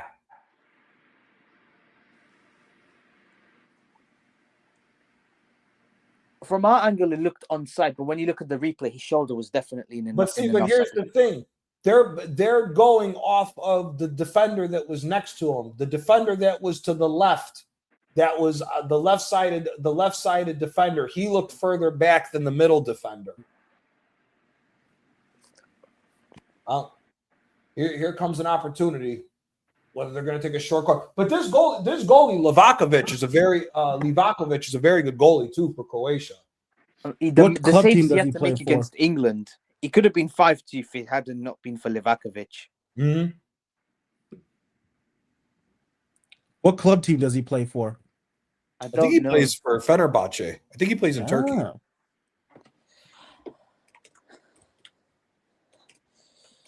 Gonzalo Ramos is on. Bernardo's on. Did they take Fernandez out? I think Bruno Fernandes off. Stinker and hooked, I think, for Bruno Fernandes. Because they've kept Leao on. They got Gonzalo Ramos on. So now it's pretty much basically going to be a 4-4-2. You'll play Ramos and Ronaldo up top together. Leao will be on the left. Chique Conceição on the right. And then fucking... Ooh! Oh, no. Is there a penalty?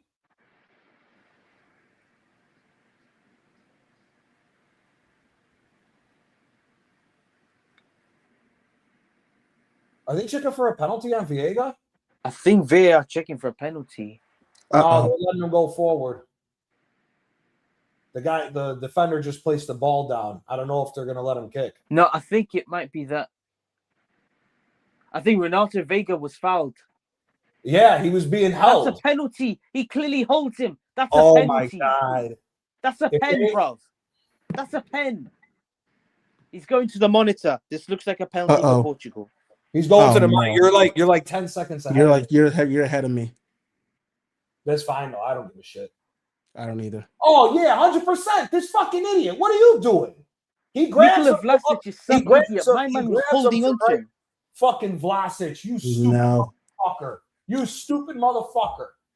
This guy was using his arms saying, "Oh, I didn't do anything." Chica, he's got him from right here. He holds him from his chest and goes down. It's all he fucking damn near. Now that's a linebacker move. That's a penalty all day long. Bro, he's holding his arm like this. I didn't do anything, brother. You can clearly see. Bro, Vega, you see the jersey pull from. Yep. You see the jersey pull just from the fucking collar of the shirt. Yes, that's a linebacker move. No, that's a clear penalty. No, that's a. They're gonna give this. Yeah, that's a penalty. Linebacker move, grabs the neck of the. No, that's a clear penalty.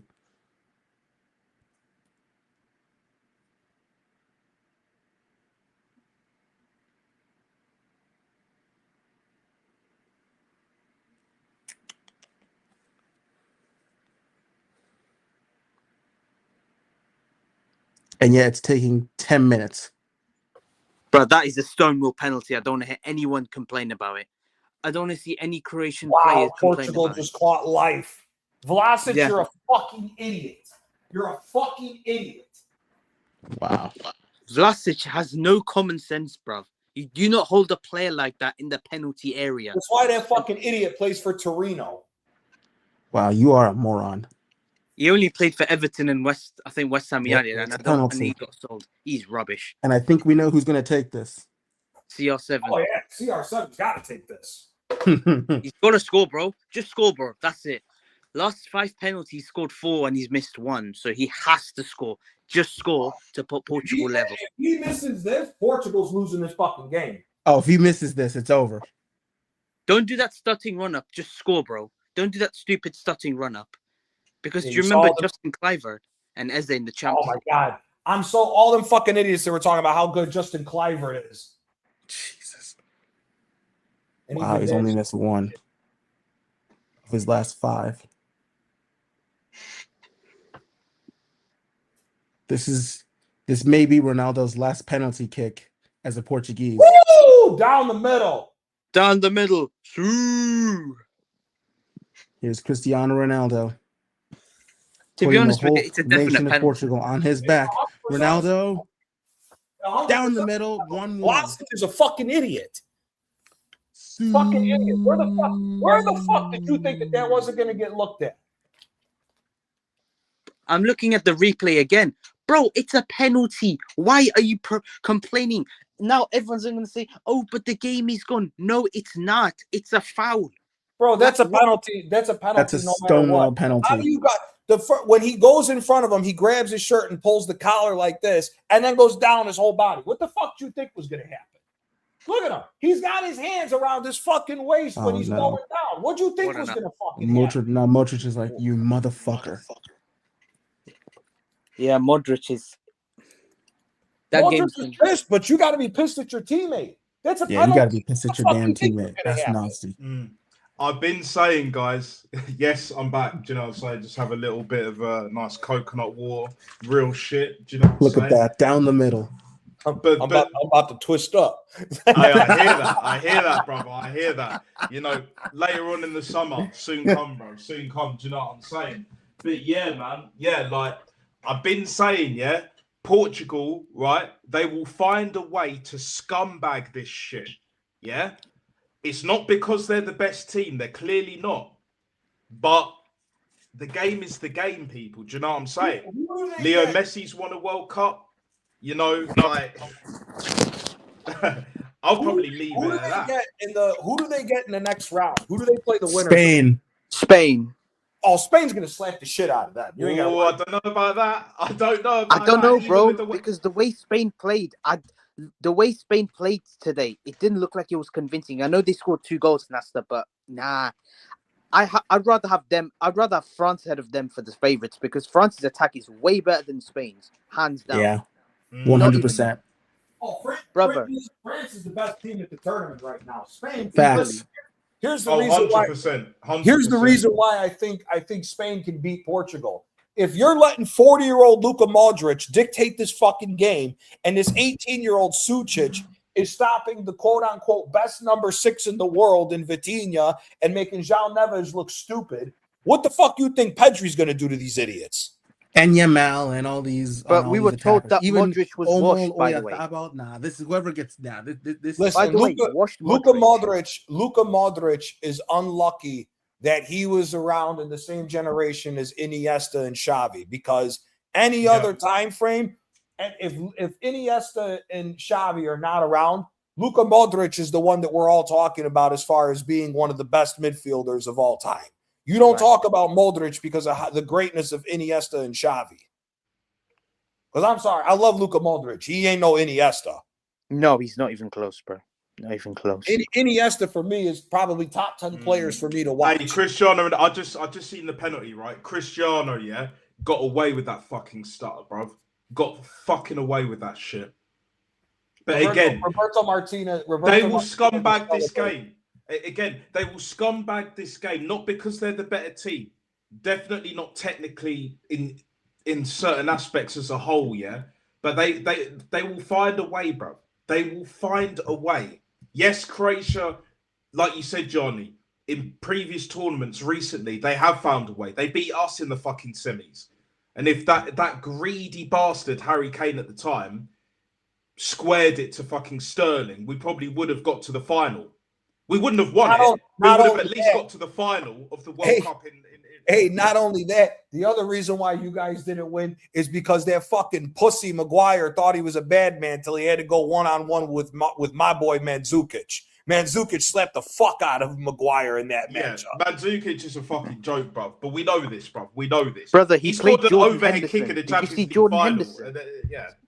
Did you see Bro, Jordan Henderson against Croatia? He was terrible. Yeah. He shouldn't even be here, bro. He shouldn't even be there. Like what are we doing here? You know, like the thing is, if I was Roberto Martinez, bro, I would just resign because you don't have any control over that team anyway. However way you want to look at it, banter or not, bro. And just bring in Jose Mourinho, just for the rest of this tournament. Just bring him in. Pep is available. Bring Pep in. Pep's available. Just get Pep right now, and he can sort it out. I don't think Pep would ever take over Portugal. I think if he goes national, he's going to take over Spain. Oh yeah. And same with Klopp will take over Germany at some point. To be honest, I think that's a bad move for Klopp to take over Germany. Why, in your opinion? You can't play Klopp's brand of football with only training 6 days out of every 6 weeks. You can't do that with his football. It's not going to work. I agree. It won't work. Look at how long it took him to get Liverpool to get where they were at. True. A lot of people forget how long, even though Klopp was there, they were for half a season. Well, not only that, but before Salah got there, Coutinho was dragging Liverpool. Yeah, people often fucking disrespect how good Coutinho was. He was Coutinho and Neymar are the last of the Joga Bonito players that came out of Brazil. They're the last two. Until he flopped at Barca. Until Coutinho flopped at Barca, that was when he went down the path. Yeah, but he had, to be fair, he had his injuries as well. Obviously, his best period was for me was when he was at Liverpool. When he was in that Liverpool side, what is it? 2015 to like 2019. 14, 15. Oh, yeah. Before that. That Coutinho, was a fucking 16, joke, 17, bro. And the start of 17, 18. You had the 16, 17. The way his dribbling, bro, mad underrated. Compared to the likes of, dare I say it, even Neymar and even previous, like, Brazilians and all of that. And there's been a lot of great Brazilians. Bro, his dribbling, his tech is mad underrated. Underrated. If Coutinho never fell apart, Coutinho walks into this fucking Brazil team right now. Walks into this team. Oh, easily. How does Lucas Paqueta start for Brazil? That dude is dog shit. That dude How is did West Ham buy shit. this guy? This guy's rubbish. West Ham. How did Flamengo spend $40 million for him? No. Look, if Flamengo are playing 40 mil, we can definitely get 10 mil for Jesus, bro. Even now, which is why probably Berta and them man are still holding out, innit? You know, even for the likes of Havertz, Madueke, Odegaard. Do you know what I'm saying? Oh, dear God. Perisic at 39 years old just fucking made Semedo look like a fucking idiot. Yeah. Jeez. What happened to Cancelo? Oh, it is the post! Oh, my God. Shot. What a save! What a save! Oh, what a stop! Oh, he's He driving. got a save onto it. Driving, hits the post. What Oh, a my save word. from Costa, bruv. Diogo Header. Costa just tipped onto the post. What a Takes the save! first time. What a save Oh by my Diogo God! Costa. What a save! Denying double save, keeps it at 1-1. Will be a Croatia corner. Bro, Vitinha got stinking hooked, bro, because Luka Modric put him in his back pocket. Luka Modric and Mateo Kovacic and this Sucic are beating the shit out of these guys. I'm telling you, they ain't ready for fucking Spain. Whoever wins this game is losing to Spain in the next round. What a fucking save. Come on, Croatia. Wow. Good ball. Brother, Bruno Fernandes has been ineffective throughout the whole game, bro. I haven't even heard his name. I think he's been subbed off. Yes, stinker and hooked. He was terrible today. Nope. Fucking Chique Conceição just got fucking smashed off the fucking ball. Yeah, Portugal are very lucky that they got this penalty because other than that, they've been absolutely punts in the second half, bro. Bro. Back in. Oh my God, he just sat down Nuno Mendes. Oh my God. This is the kid. man. Matanovic just sat down Nuno Mendes, bro. Oh my God. Nuno Oh my Mendes days, first touch. He just sat down. Oh, what a save by Diogo Costa. Portugal again. just don't know how to defend, bro. Whoever considers Portugal to be favorites, please go and get your eyes tested, bro. They were never favorites for the World Cup. The sad thing is Diogo Costa's their best goalkeeper that I've seen. Yeah. Patricio only had about a 3-year run where he was good. This Costa kid's way better than Patricio, in my opinion. I think he is. It's sad that you got this good of a goalie now because Portugal never had that great of a goalie, in my opinion. I just don't understand this shit. Bro, if Portugal gets knocked out to Croatia, this is going to... yeah, sure. I just realised I was muted. Other than Ricardo at Sporting, remember like the Euros and World Cup when he knocked us out, bro? Both times? Bro, that guy was a fucking nutcase. But he was real this good. Rafael guy is absolute pants, bro. They're struggling to beat Croatia. Ball between his legs? Huh? Did Luka Modric just put the ball between his legs to make that pass? I think he did. No. Luka Modric is bossing the Portugal midfield. At 40 years old. At 40 years old. At 40 years old, and it's 90 degrees in fucking Toronto. Washed, by the way. Washed Modric. Feels like 100 degrees. Ooh, good clearance. Yeah. Bro, I'm telling you. Portugal looks shook. They look shook now. I'm concerned, man, because the shit England very, very concerned for Portugal. I know it was the first game and all, yeah, but we put 4 past these lot. Yes, they put 2 past us. They should have got maybe a couple more. But a poor England team where we picked a shit England team, bruv. You know, Madueke and fucking Gordon, etc., bruv. Jed Spence came on and all that. Well, no, actually, no. I think he started left back, actually. Pickford. Yeah, let me just say very quickly about started left back. Yeah. Let me just quickly, like I mentioned earlier about Pickford. Yeah, Pickford needs to pass the baton, or as you guys say, the baton. To exactly. To fucking Dean Henderson, bruv. Pickford, you're done, bruv. You're done. Do you know what I'm saying? The problem is with England, every single fucking time, we always let our keepers overstay their welcome, bruv. They're nowhere near. Like, we haven't had a keeper this good since David fucking Seaman. But we think Pickford's even on Donnarumma level. Get fucked. Get the fuck out of here. But he's not even better than David Raya, bro. He's not even better than David Raya, bro. He's nowhere near. I'm actually surprised that David Raya is not playing in goal. It's Unai Simon.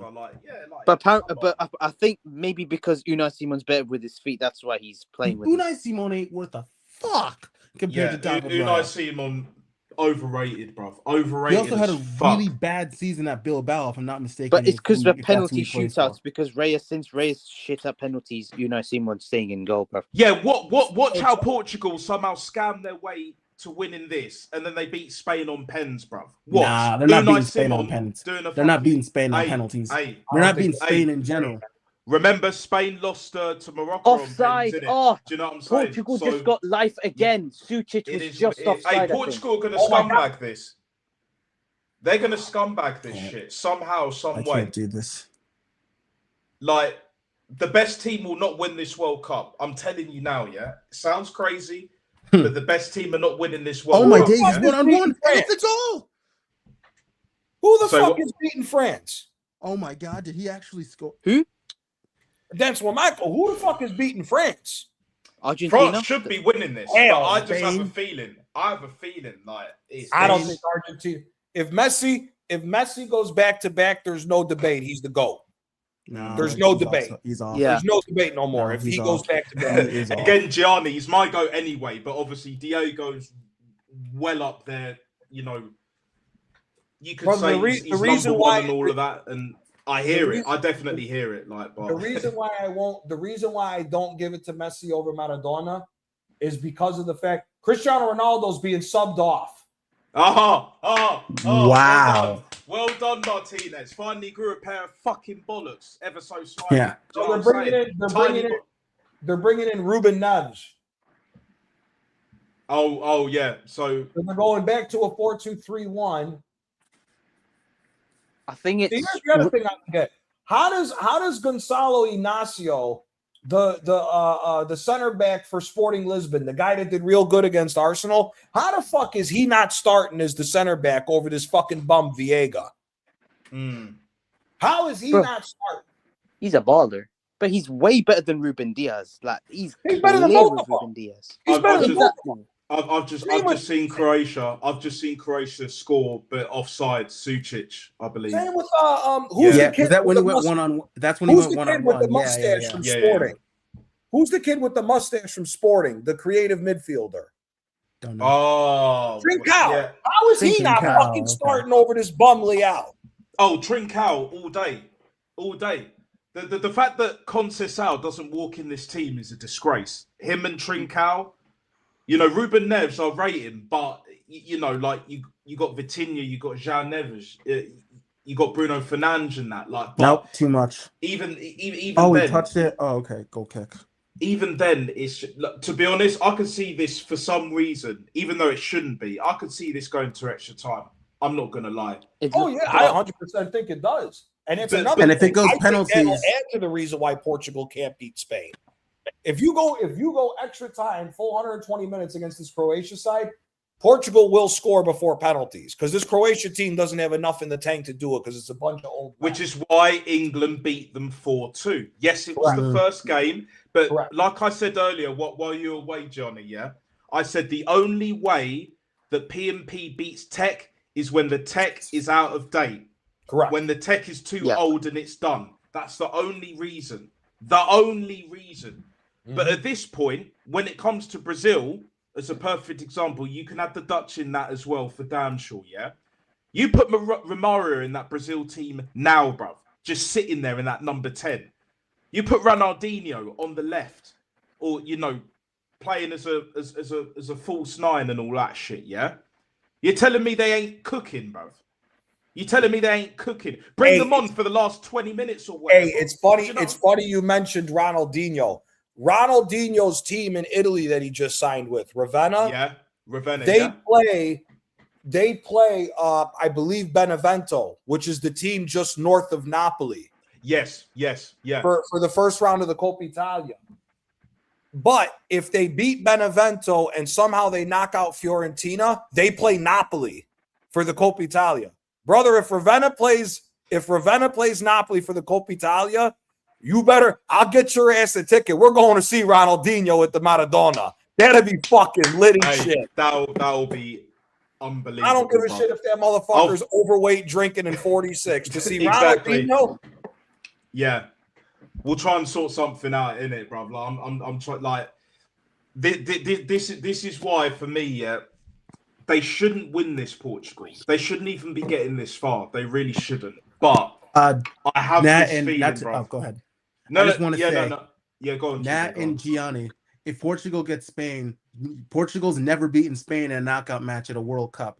2010, when the round of 16, Spain won all of their games. Spain in the knockout round have been 1-0 They beat Portugal. They beat who did they beat? There was another Asia. I think it was an African team. They won 1-0. They beat Germany 1-0, and they beat the Dutch 1-0 in the final. Yeah, Portugal have never beaten Spain in a knockout match.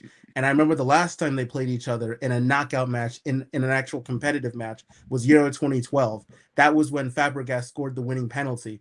And I remember that game because I was getting tutored by one of my really good one of my really good teachers and favorite teachers, and I was pissed because everyone in my family was watching that game and I was missing out on it. I was like, this motherfucking teacher had to come at this damn time when all of my family, including my brother who was in college at the time, was watching this. I was like, yeah, no, this is nonsense. But no, I think if Portugal go through, they can just about forget about it because they ain't beating Spain. I mean, the way that Croatia is moving this ball is incredible. What's I don't know how Pedro Neto shouldn't be starting over Conceição. Leao shouldn't be starting over Trincao. Bro, Leao is pants, bro. Leao is pants. At this point, I would put João Felix over Bruno Fernandes in the 10, bro. If you're going to be... Why isn't he starting? Fuck, if you really want to go techie, if you really want to go fucking techie, save Fernandes for a second half. Go Trincao. Yeah, bring him on. Yeah. Later. Go Trincao, Conceição, and who was the other guy you just said? Oh, what, Felix? João Felix. Felix. Make that your fucking 3 behind Ronaldo. Let them fucking do all the dribbling and let Ronaldo just cherry pick. Yeah, put the balls in the box, bro. Supply the service. But here's the thing. Spain have not impressed me in this World Cup at all. They've been underwhelming. That being said, all Lamine Yamal, Lamine the Dream, bruv, all he has to do is this. And I tell you what, yeah. With what we're seeing with these old men, in Croatia due to fucking Portugal, Lamine Yamal might have a field day against these motherfuckers. Hey, that might be just what he needs, bruv. Like, hey. You know, we were talking about too. Me and Taryn were talking about this. We were texting. Yeah. You know, one of the greatest performances I've ever seen by a player in the World Cup. Do you remember 2006 when Zidane slapped the fuck out of Brazil with France? Yes. I remember watching that game. One of the greatest performances in the history of the World Cup was him. Yeah. That motherfucker, that Brazil team was stacked, and he slapped the fuck out of that team. Best I've seen in my lifetime. That's for damn sure. And he was 33, 34 years old at the time. And he taught that Brazil team. He taught that Brazil team, yeah, not just the art of finesse, but how to really do the Jogo Bonito. Just remind them a bit of what they were missing in that tournament. Because they were playing some great football, don't get me wrong. But what Zizou done was just like, I can play that shit. And I'll do it my own way. I had a little bit of space to that word to Chris Eubank Senior, bruv, and all of that. Do you know what I'm saying? It is what it is. It is what it is, bruv. Do you know what I'm saying? You remember Senior, bruv. You remember Senior. Oh, yeah. Oh my God, they just missed. Who was that? Just sent the header wide. Yeah. Croatia. Yeah, this Portugal team are lucky, but they're not. Oh my fucking God. Oh no. Bro, If I was Cristiano, so bro, lucky. if I was any of them players, instead of fighting amongst each other, just band together to get that fucking clown, to get that useless cunt out of fucking Portugal, bruv. Because he ain't the manager, bruv. You never had control of the team from the start anyway, with or without Cristiano.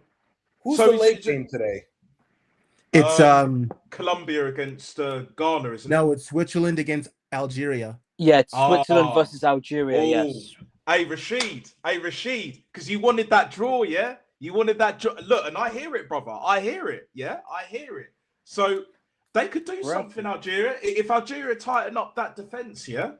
And they keep playing their football and all that shit, they could get a result, bruv. Dude, they could get a result. That kid that they got as their striker, that Amin Gouiri, I would take that Gouiri back up at Arsenal. That dude's in a heartbeat.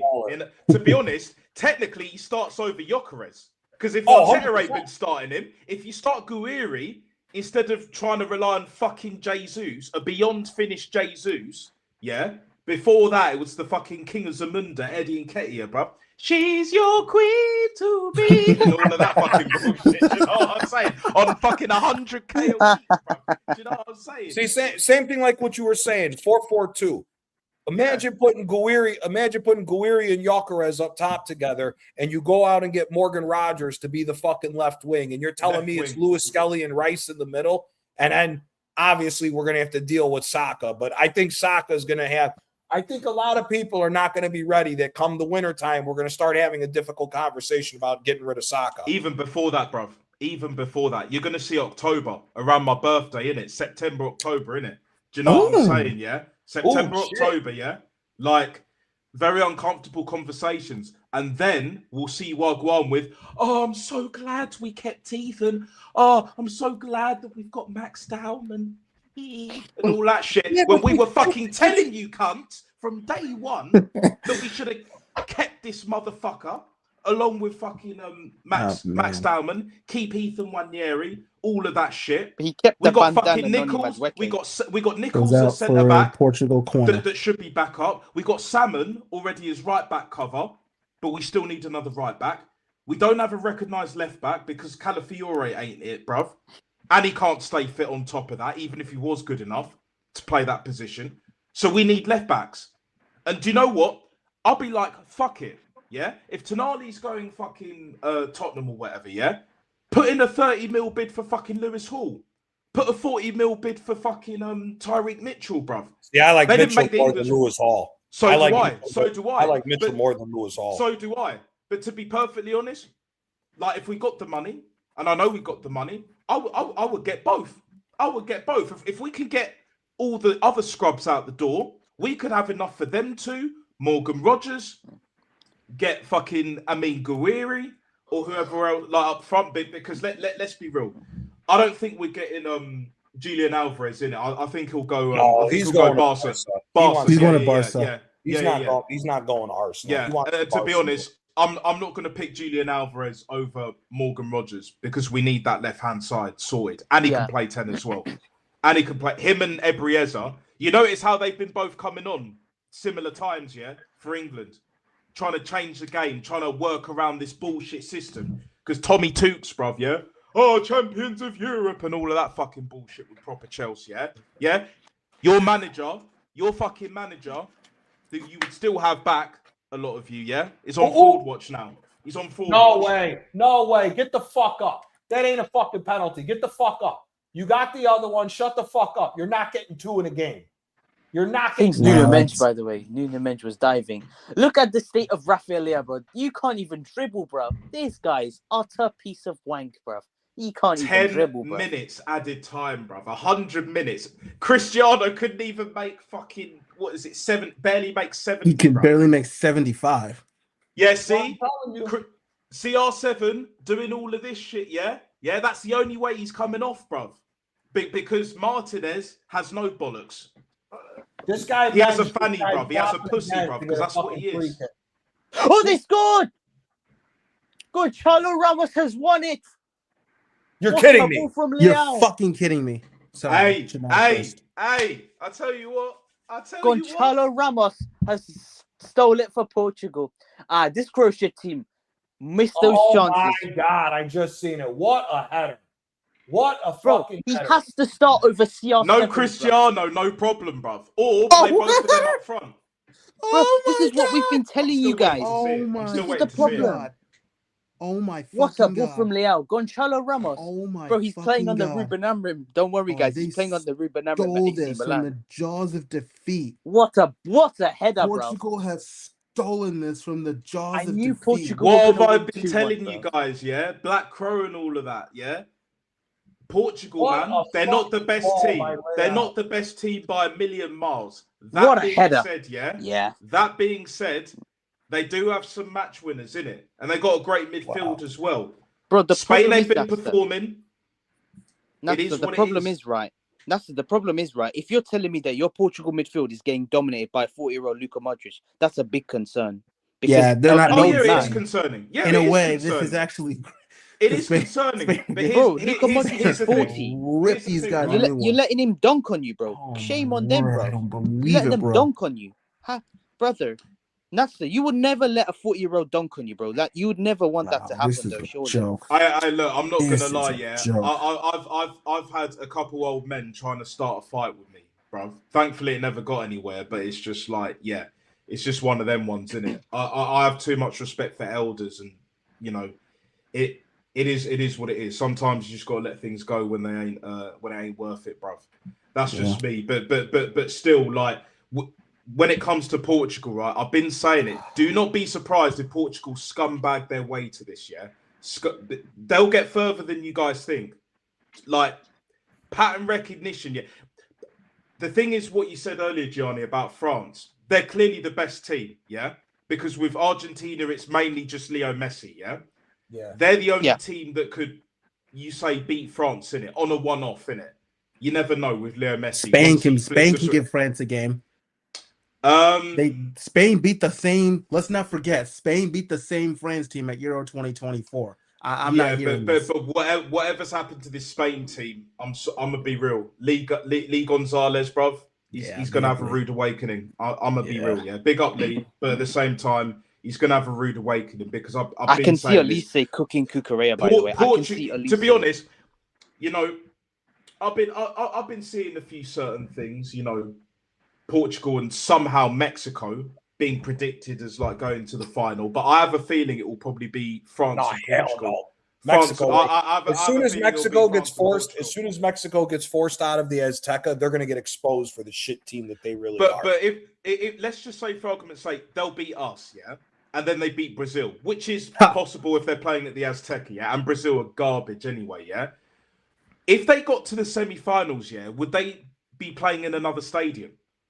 Yeah, no, it would be in the US. This is the last time that that Mexico are playing in the Azteca. So if they advance, that all the games are going to be in the US. Like I think the quarterfinals are in Dallas. I think the semifinals are in Boston. Well, if they're playing in Dallas, that'll be like a home game because of the amount of Mexicans in Texas. Yes, because they're all that's right, because they're all Cowboys fans. That's right. Yeah. Well, the only other team that again that I've mentioned it, that they've been underwhelming, they've been poor, but there's a certain little Neymar that we haven't really seen much of. Let's be real, it's more realistic for Brazil to reach the final than Mexico all day long. Absolutely. But even this Brazil team, like in this, but at the same time, yeah, like back to what I was saying about Portugal, bro. Portugal will find a way to scumbag this shit. I just have that feeling, yeah. I'm not betting the house on it, but I'll tell you what, yeah. I'll tell you what, like I have this feeling, and I'm sticking with it, bro. Portugal will probably end up being like the worst team currently to win the World Cup. Definitely to get to a final, if they somehow keep finding a way to do this shit. Obviously, the refs have helped them out big time, so you see where I'm coming from, innit? France definitely the favourites in terms of they're the best team for damn sure. But if they come up against Argentina, you never know, bruv. You never know. Because that World Cup final, yes, they lost on penalties, but it hurt them, bruv. That shit don't go away, bruv. Like, not only as that, stacked as they are. That embarrassing performance, the last 2 Euros, they've been embarrassing. Oh, yeah. Remember when they lost to Switzerland in the Euros? Yeah, and they were penalty, bro. Yeah. Man, like, they were 3-1 up Switzerland. Sorry, France were 3-1 up and they threw it away. Penalties. Yeah. France were 3-1 up and lost on penalties. They threw it away. It was 3-3. I remember that game. Yeah. France never know, 1-0 up against Spain in the semi-final. Yeah, you never and know. And then Lamine Yamal scored the sickest goal that I've ever seen him score. Oh, yeah. That 2024. Yeah. Oh, that was ice cold, bruv. That was ice fucking cold. Ice cold in his veins, you know. Proper player. But again, Lamine Yamal is the only reason in terms of this up and coming, Alpha Zuma generation of footballers, yeah. And Ryan Cherky, probably more so Ryan Cherky, because for me, I'm gonna say this right now, yeah. Lamine's kind of like the best youngest player, and he's got the ability, tech, all of that. He just needs to work on his end product. But Ryan Cherky, just as a pure footballer, for me, technically, I would say right now is the best young player on the planet. Ryan Cherky, and I can't believe you guys got him, bro. For 30 million euros, let's not forget. 30 mil. We paid, in context, we paid 30 mil for fucking Gibraltar guard, bruv. Wonder kid, yeah? You got Ryan Cherky, who's what, like 22 now, going on 23? 23, yeah. 2 feet, and he's fucking ridiculous. Doing Bro, we Rabonas, could have bro. got Cherky. We could have got Cherky and fucking Baena for the cost of what we paid for Madueke. 50. Well, he's a There we 90 go. million pound player, Johnny. You said that he's a 90 million pound player. He's a 90 million pound player if he stays at Arsenal for the entirety of his contract. There you go. Which ain't happening. Which ain't he's nowhere near good enough to outstay his welcome, bruv. Nowhere near. Gonçalo Ramos has to start the next game, bro. Gonçalo Ramos has to start. Conceição on the right. Oh my Felix days. Number 10. Is he giving And on the left wing, bro, just bench Leao, bro. He's rubbish. Just bench Leao, bro. Did he give a goal kick or a corner? Is he going for the goal kick? The referee pointed it was a goal kick. Yeah, it's a goal kick. Just I thought it play looked a like the referee 4-4 giving a fucking penalty. 2, yeah? Play a 4-4 fucking 2, right? If you're not going to play Gonçalo Ramos, because we know Cristiano's starting, we know CR7's starting, right? If it's not Gonçalo Ramos, play João Felix up front with him. Do you know what I'm saying? Yeah? And to be honest, as scrubby as he is, I think Rafael Leao would be better up front next to Cristiano than at fucking left wing, bruv. But again, that's a last resort as far as I'm concerned. But he might as well just play back three. He was terrible at Milan as a striker. I don't think he can play that position. Wow. What? Not at all. Even with his physical attributes. Even with his physical attributes. No, because here's the thing. That would have sealed it. 4-4-2, Gonçalo Ramos works with Ronaldo because he can do all the hold-up plays so that Ronaldo can be the poacher to just go, kind of like how it was with Shevchenko and Inzaghi in Milan. Yeah. Where Shevchenko does all the dirty work and Inzaghi, all he has to do is be that poacher to just sit around the box and just take his opportunity when it falls to him. That's what a save. Good save. To be honest, Portugal scammed it. Portugal actually kind of scammed it because they weren't at their best, bro. Hey, Nat called it. Nat called it. You were spot you did, on, bro. Nat. Well done. See, I predicted Portugal are going to go a lot further than people think. I've been saying this. The best team will not win this World Cup. They will not win this World Cup. France are the best team right now. You could say they're probably playing the best football to a degree as well. They got some of the best players on the planet. Easily. As much as I don't rate Mbappe like that in terms of greatest in the world at the moment and all that, when he comes to France, he turns up. For whatever reason, he turns up. But I actually know the reason. It's like Gareth Bale for Wales. They just equalised. I think Gavardia just equalised. Oh my days, they equalised. Oh my God! So it's going extra time. They're going extra. It's going extra time. Yeah. It looks like he's going extra time, bro. I think Gavardia's just scored. Kidding me? Are you freaking kidding me? You fucking emojis! Are you freaking kidding me? Are you freaking kidding me? I think he's offside.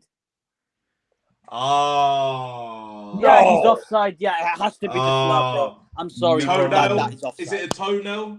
Is it a fingernail? I think he's well offside. Looks like he's a offside. knee? Like. Oh no! I hope I'm wrong, but it looks offside to me.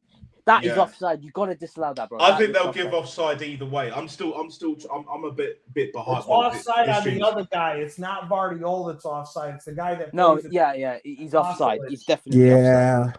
Interfering with play, bro. Or like active. Fucking God. Portugal. But yeah, like Kylian Mbappe, the reason why he turns up for France is because France know how to utilize him. Like, them players know exactly what they're dealing with. When Kylian Mbappe was at PSG, and you see even more so at Real Madrid, like that, him and Vinny, either one of them have to go in it. Yeah, for me personally, I don't want Vinny at Arsenal over Morgan Rogers. I really don't. Why is the referee going to? I really don't. Hang on, wait. The VAR going. I really don't. Hang on a minute. Did the Croatia player actually flick it, or did it Ruben Diaz hit it? That's the thing. No, they're looking to see if the what's it called? Yeah, the Croatia player. What? He's given a pen. A penalty? He's given a pen. The header that comes in looks like it hits the Portuguese guy on the arm when it goes to Pasalic. Ah. Oh.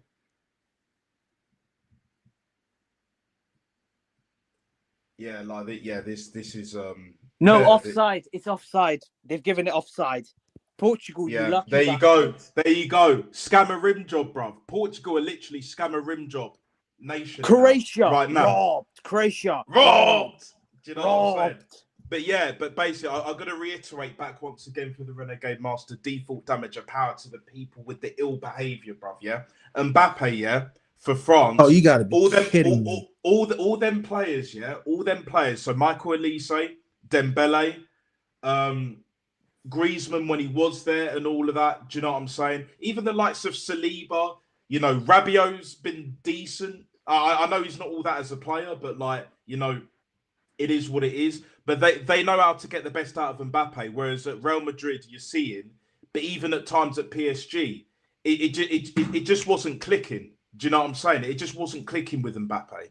Like with Real Madrid, the biggest issue is you can't have Vinny and Mbappe occupy that left-hand side together. How can this be offsides? How can this be offsides if the Portuguese player is the last player to touch the ball before it gets to Pasalic?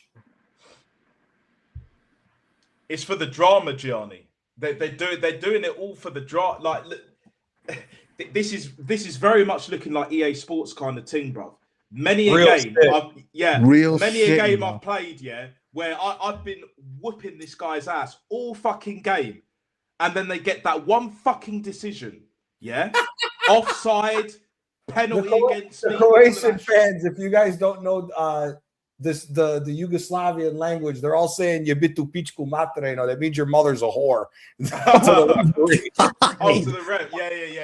Yeah. Hey, no surprises there. No surprises there. What the fuck? Is Gianni? That's what is it? Baltic, right? Was it the language? Yeah. Baltic. Yeah. Do you guys think it was a penalty, or did you think that is all of them? Yeah. Did you guys think it was a penalty? Yeah, if the ball hits the guy in the arm from where it looked like his arm is raised, it should be a penalty. But again, like I said, if you watch the replay, the guy Pasalic goes offside from where the cross comes in, from where the header that comes on. When you look at it, it's a Portuguese player that looks like deflects the ball to get to Pasalic. So even if Pasalic is offside, if the defender is the guy that last touched the ball, shouldn't that nullify the offsides?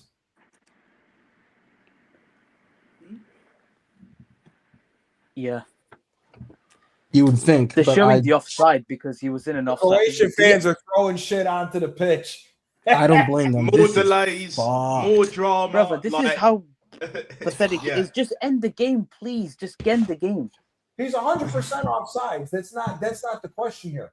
Show the full replay. Pasalic is clearly offsides. But if it goes off a Portuguese player, if the ball gets deflected on, here, they're showing a replay right now. Header. It's taking way too long, man. This reminds us of Premier League guys, doesn't it? Diego. Let me see. Hey, Quadra, doesn't this remind you of Premier League, yeah? Where they take a fucking age it hits the to make Portuguese these guy. kind of decisions. It's taking a fucking age, bro. Do you know what I'm saying? They're taking an age to do this. It's drama, guys. It's drama. The World Cup has turned into Premier League for this game, bro. Hella drama. That. Last minute drama. That. Full time, Portugal are through. Oh, there you go. What the fuck Portugal is this? fucking scammed, boy. They got fucking lucky on that one. I think that the Croatian play, there's this big wave that they have that if the player touches off the head, then the spike comes up. So, Scam a rim job, bro. I think that there's this big wave. I think there's this wave that if the wave goes up, I think that must be the ball touches the Croatia's head. I think that's where the wave. I can't explain it properly, but I remember the game when Sweden versus Tunisia. Isak, I think the Sweden player that came off the bench didn't touch the ball when he was in an offside position. But when you look at it, Isak touched the ball with his boot first, and then he scored. I think there's this wave. I forgot what's it called. wave moment or something like that. That shows you that he touched the ball with his boot. But yeah, listen, I think Croatia were robbed. By the way, I think they were robbed. Oh yeah, hell yeah, they were robbed. Oh hell yeah, they were robbed.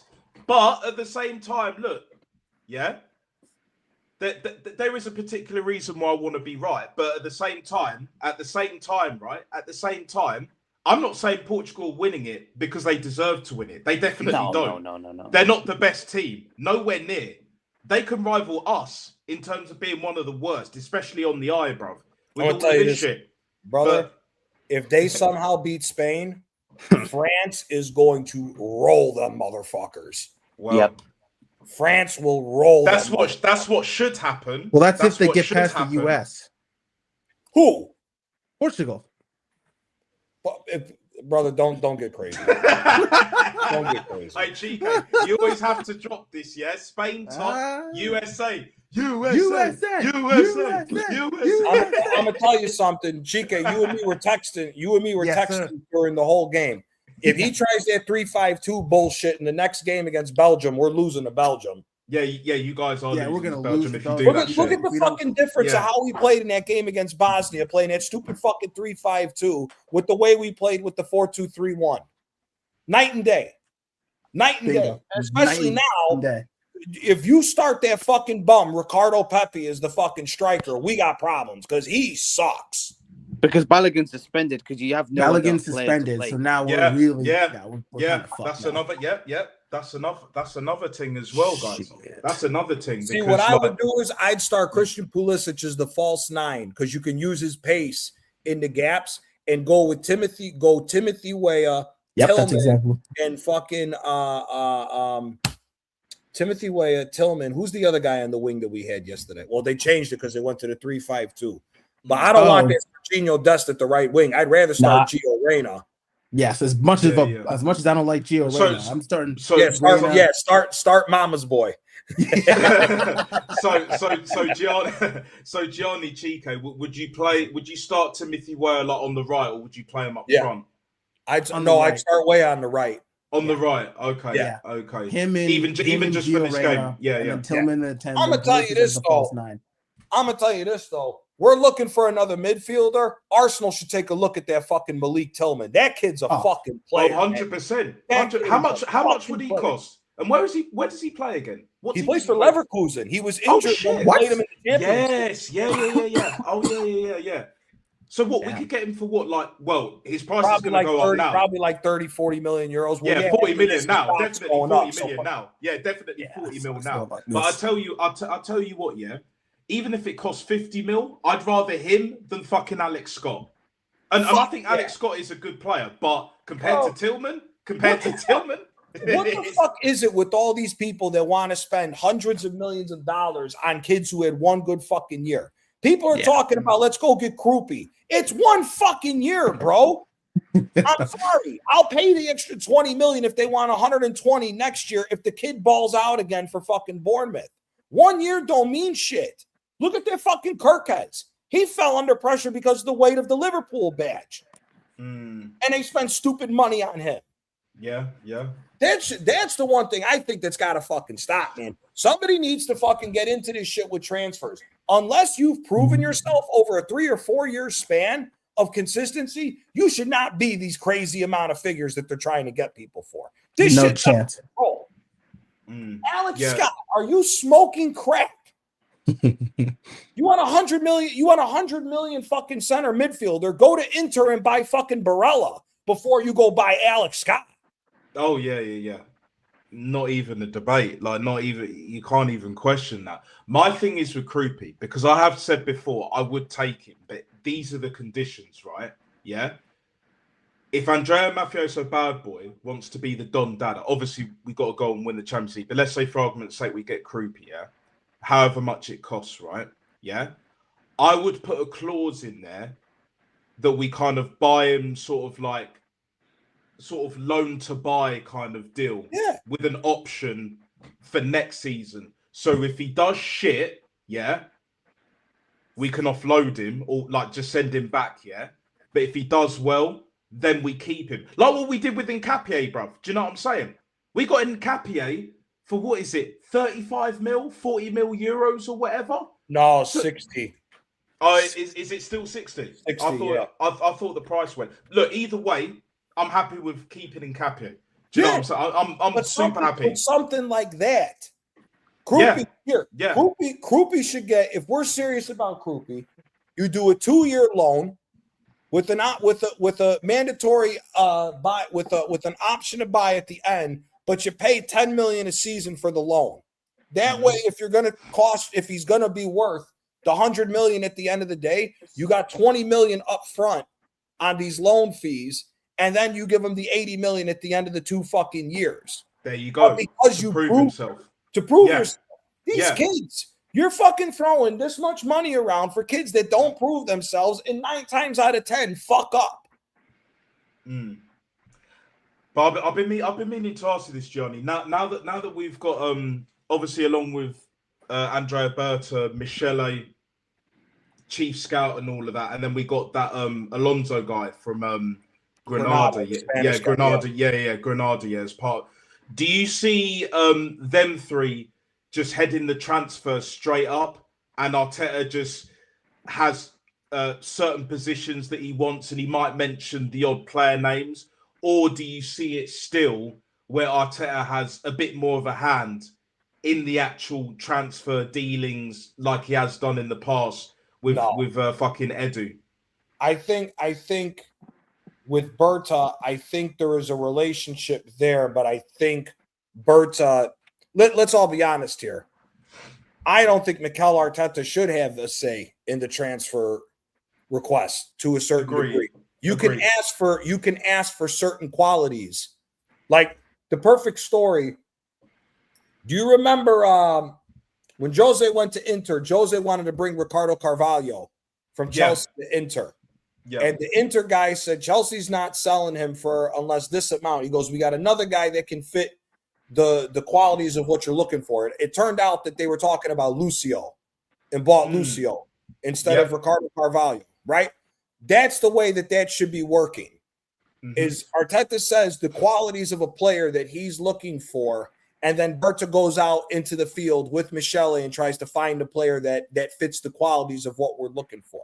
That's the way I think it should work. Not demand, like there's news that if you look on transfer feed, they're saying that fucking Arteta went to Berta and asked him if we could go look at Konsa from Villa. For what? 60 million for him. For what? Villa wants 60 million pounds for Konsa. What the fuck has he done in this fucking World Cup first of all, for him to be worth 60 million? His 60 million was Aston Villa. He's about worth 40 million now, just because of the fucking World Cup. He ain't been that good.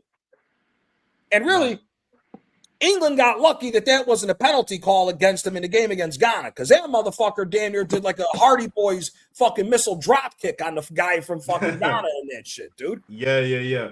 Exactly. Yeah, I hear it. But I'll be interested to see, like, with Alonso here as well, like what kind of role he has in terms of in the background, you know, on the recruitment side of it, you know, because bringing him in as well, with already having Michele and Andrea Berta, I would love for it to be the case, like you mentioned, with when Jose was at Inter and he wanted Ricardo Carvalho and then got Lucio. I want it to be that. And if there's anyone in this day and age that could do that, I have two people in the footballing world at the time: Bet Morata and Andrea Berta. And we got one of them in it. Do you know what I'm saying? Those are the only two that can actually change the game on the transfer front to stop this fucking nonsense. Like, and I agree with you when it comes to buying players just based off the World Cup because they had one great World Cup. James Rodriguez was an outlier. Do you know what I'm saying? Yeah, plus he was balling with Porto and Monaco too. Exactly. James Rodriguez is the perfect person to talk about that. If someone says, "Oh, he had a great World Cup," that's why he went for that. No way. Incorrect. Well, it was part of it. No, it wasn't. Fair. No, it wasn't. The reason why he did that was because he balled out at fucking Monaco when he was there. And then people forget him and Falcao were the fucking tag team at Porto when they were playing together. As well, and, yeah. And who was the other Colombian guy that was with them too? The black dude. Cuadrado? No, Jackson Martinez. Jackson Martinez. Jackson Martinez. Yeah. He was a proper player. I always rated him. He couldn't fucking stop doing this shit. He couldn't break the Colombian fucking curse. Cocaine, bro. Cocaine, bro. Do you know what I'm saying? Like, hey. Because remember, he was supposed to be, Atletico signed him first. Yeah. It didn't work out. And then they got Mandzukic. If I remember. We were in for him before he went to Atleti. We were in for Jackson Martinez before Atleti got him. I remember was a that. fucking stud, dude. Yeah. He's a proper player, You bro. could have moved, first of all, back to goal, you could have moved that motherfucker. That motherfucker was a brick shithouse. You couldn't move his ass. I had him in my FIFA 14 Ultimate Team. I'm not going to lie. Do you know how many goals he got me, bruv? Just back to goal, bruv. Back to the defender. Turning, bruv. And he got the skills, bruv. Literally. Slappage, bruv. Them power shots, bruv, with Jackson Martinez. Joke, bruv. And he was team of the season as well. Who was the Algerian player too? Porto had a stupid fucking team. Oh, I know Brahim. Was it Brahim? Yeah, Yassine Brahimi. Brahimi, yeah. Another one. Baller, bruv. Absolute fucking baller. Absolute fucking baller. Do you know what I'm saying? Like, it's... And didn't they also have or no, I think he might have been at Porto. Who was that other Algerian winger at the time? He played with he went to Galatasaray and Valencia, but I think he was at Porto too. Bald guy. He was a bad motherfucker too. Fast as shit. Oh, Galatasaray of Valencia, yeah? Algerian. Faguli, yeah, that's it. Faguli, yeah. He was a quality player as well, man. Like, that Galatasaray team at that time, that was a fucking cheat code team. You had him. Podolski was on that team. Schneider was still there before he went to Nice. I think Drogba was still there, and then you also had who were the two midfield? You had you remember Selçuk Inan, the old captain of Turkey? He was there, and I think they still had Felipe Melo too.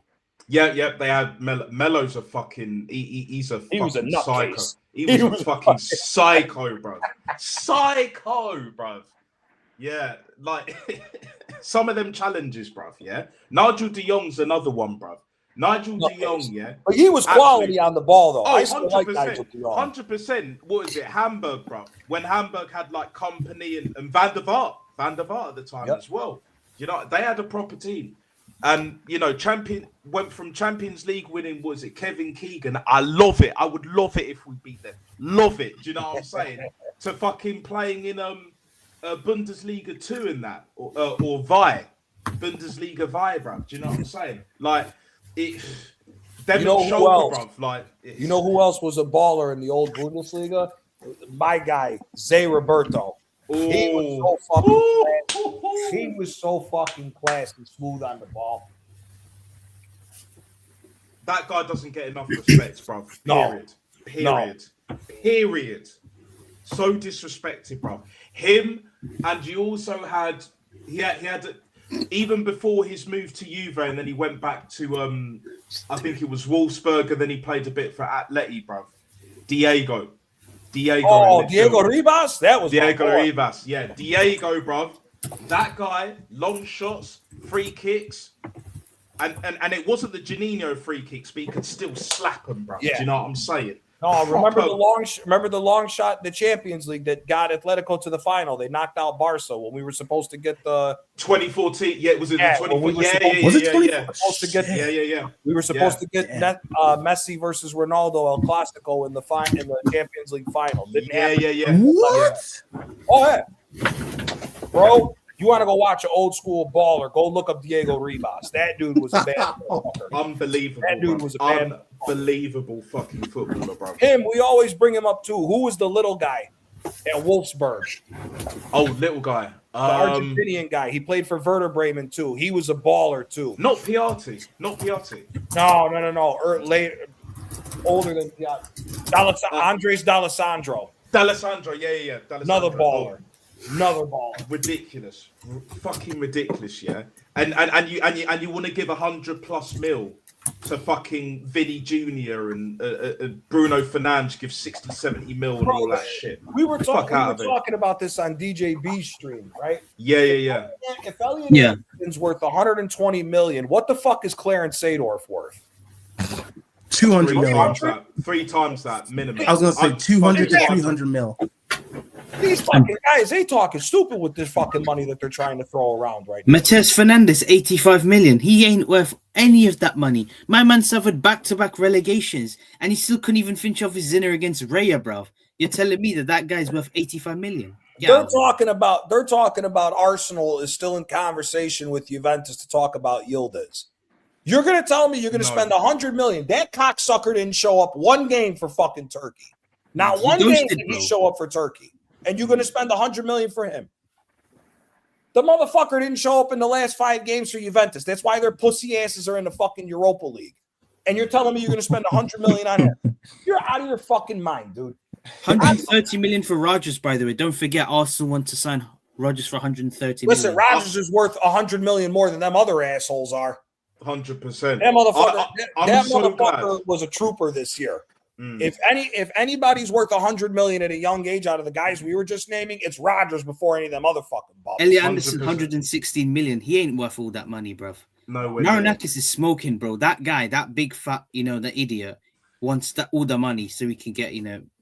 He wants all the money so he can open up more Greek fast food joints, knowing them fucking Greeks. Yeah, he's getting overweight. He wants, more. Hey, listen, guys, listen, yeah. I'm so fucking glad we didn't sign fucking Vlahovic, bro. Remember, they were waxing lyrical about Vlahovic, bro. Yeah, exactly. Wankers, bro. Jagoffs. Yeah, Jagoffs. Wankers, Jagoffs. Do you know what I'm saying? Like useless motherfuckers. Big useless fucking dosser. That's what we say over here, especially up north, innit? Big useless fucking dosser. He's out of contract as well. He's on a free agent. But I don't want him on a free. Bro, do you know what he was getting paid? No. If Dusan Vlahovic came to Arsenal, he would be the highest paid player on Arsenal. He was getting more money than fucking Kai Havertz at Juventus. Was he on 400k a week? Nearly double. He was on 425,000 euros a week. Wow. That's nearly double, by the way. And that asshole never won a fucking league title. Kai Havertz. He ain't good enough, but at least he's won a league title and contributed. Very little, but he still contributed. Do you know? Did you say £425,000 or to 425 million? No, 425,000 euros a week. So if you transfer that over, it's around 385,000 pounds a week. Yes, basically just sign 400k. That's literally a man. Yeah, there's so much. Bro, you're if he got Juventus's contract at Arsenal, he's top 10 highest paid players in the Premier League. The motherfucker has won one Coppa Italia, never won a fucking league with Juventus. All that fucking hype. Oh, we got it. Dusan Vlahovic is good for 2 months. Once them 2 months is up, he's dog shit. He's dog shit. Purple patch period. Do you know what I'm saying? And well, to be honest, he's having that 7-8 month period. Do you know what I'm saying? that time of the year, bro. Do you know what I'm saying? Forget that time of the month. It's that time of the year. Do you know what I'm saying? That's damn near a full pregnancy, bro. Do you know what I'm saying? It is what it is. 8-9 months, whatever. Like it's mad. Nuts. But yeah, like Dusan Vlahovic, bro. Jonathan David, like he's on fucking stupid money as well. He's the highest paid player at Juventus. What now? Now that Vlahovic is gone, Jonathan David's the highest paid player at fucking Juventus. They put him on over 400k. No.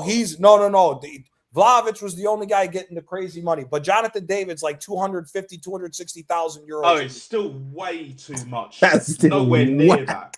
That is him and he's not even better than Jesus on any level. Fucking bum, the one that came from Leipzig. He's on stupid money too. Openda. Yeah. That's Scrubs. fucking useless cunt, bro. Yeah.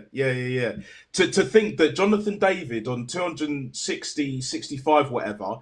Now look at Jesus. We want him out. He's gonna go, yeah? He's nowhere near the level of Jesus even now. Even beyond finished Jesus. Jonathan David is nowhere near that. Those are the margins. No fine margins, guys. Fine margins, guys. Do you know what I'm saying? Fine margins, guys. Yeah, of course. It's always fine margins, guys. Like, bro, did you guys not hear, guys, that Cristiano Ronaldo got player of the match against Croatia? Oh, of course he did. You Of gotta course be he fucking fucking kidding did. me. Of course he You gotta fucking be did. fucking kidding Because he me. got his goal today. What an idiot. FIFA have got to please him somehow. Do you know what I'm saying? GK, be ready for Trump to come out and talk about fucking Ronaldo and getting players. Oh my God, kill me now. It was the Please greatest. It was the greatest performance I've ever seen. Now, kill me now. Kill me now. I love Cristiano. I love Cristiano. I love Cristiano. He's a wonderful player. He's the greatest. He's the best footballer player. I've The ever great. Yeah, that's seen. it. He's the greatest player. He's Greatest player in the world. greatest player we've ever seen. Maybe not better than me, but greatest player. I love him. I love that guy. I love him. That motherfucker. I love that guy. That motherfucker's a fucking idiot, but he is. He's a moron. Look, He is an absolute. but he can entertain, bro. moron. Look, he's more entertaining than most of these footballers. I'll tell you that, bro. These robotic That's fucking for damn sure. dickheads. That motherfucker Dickheads, says bro. some of the stupidest shit I've ever heard in my life. Dickheads, bro. You know what? One thing I rate, there's only very few players that I rate in terms of how they carry themselves, like on and off the pitch. Michael Elise, bro. Them short answers making them fucking wanker, jack off fucking interviewers, like, you know what I'm saying? Like giving them these stupid, dumbass questions, especially when he was playing at Palace, yeah? Michael Elise is just like... You should see the questions that they not ask in buying it. America. Bad It's man, bro. so Bad bad. man. It's Bro, if you wanna him- talk about him- embarrassing. Him, Lamine Yamal, Yeah. Lamine Yamal, Cherki, and Vara are the four best players to watch in the world, in my opinion. If you're talking about 100%. wingers. 100%. This new generation, Yeah. currently, And then I 100%. would throw Pedri, Vitinha, and Valverde in there too. Those are my favorite players. Valverde as well. Hakimi and Oh, Nuno I Mendes, think even though I think Valverde is fantastic. Oh, he's a great player. Don't get me wrong. In this day and age, yeah. If you gave me the option to play three midfielders and build a dream 11 out of the players now, give me fucking Vitinha, Valverde, and Pedri as my midfield three. They're smoking shit. Yeah. They're That fucking midfield cooks. That midfield fucking cooks. Yeah. Like, And if to be honest, if Valverde wasn't Uruguayan, like, and to be honest with you, I'd play the old school Carlo Ancelotti 4-4-2 diamond midfield. Give me Cherki as the false nine with Lamine Yamal and fucking Varas on either side of him as like the two winger/strikers with that team. You're chefing people. You're chefing. yeah. For me, Cook. I can't. I'm still pissed that City got Cherki. Cherki to me is 100%. He's my 100%. favorite player to watch in the. He's trying to bring back Joga Benito, bro. Yeah, man. That's why you have to rate it. Lamine Yamal's doing the kind of like nowhere near as good, obviously, but like Leo Messi kind of coming through Barca trajectory. We know he's a wizard on the ball. Work on his end product and all of that. He might be good at free kicks. He might not. Penalties, I think, good, but he'll get a lot better over time. But Ryan Cherki, that is the closest thing we have to Joga Benito right now, bruv. Right now. Don't stop doing them Rabonas. As long as it's not against Arsenal, don't stop doing them keepy uppies and Rabonas and all them flicks and tricks and megs and all of that shit. He don't give a fuck, bruv. And with no Pep there, you think Maresca's going to tell Ryan Cherki to not do a Rabona? Like, I think Maresca starts him. I think Maresca. If Maresca's not a dumbass starts him, then I actually may watch City. But if he turns into a dumbass, I'm telling you, this is going to go one or two ways with Maresca at City. Either Maresca's going to try to beat Pep, and it's going to go down in flames as fast as it starts because the number twos not always turn out to be the number ones, right? Maresca might either do real well, or Maresca might either try to beat Pep, or he lets off the handbrake with the control shit like what Pep did, and City flourish. Because if I'm Maresca, you start Ryan Cherki, you start Foden, and you start Semenyo. Unfortunately, because I'm not a fan of Semenyo. I think Semenyo's overrated. In my personal opinion, I agree. You coming in, if you had a set of balls, tell Everton to go fuck off. Start Cherki, Jack Grealish, and fucking Foden behind Haaland. Haaland will score 30 fucking goals in no time with them guys serving balls on the plate. When you look at what Jack Grealish was doing on that left wing for Everton this year, he could be fucking getting at least 15 assists. Just giving it to those guys. And then, like I said, for me, you have to make a decision of where you want Foden to play. If you want Foden to be the number 10, stick to the number 10. But if he is going to be your number 10, then you move fucking Grealish out to the right hand, out onto the left-hand side, and let Cherky do whatever the fuck he wants on the right-hand side. Agreed, 100%. For me, I think Cherky's the best player in the Premier League, especially the watch. Hands down. He's the best player in the Premier League. Hands down. Vittori Bruno Fernandes has got 21 assists.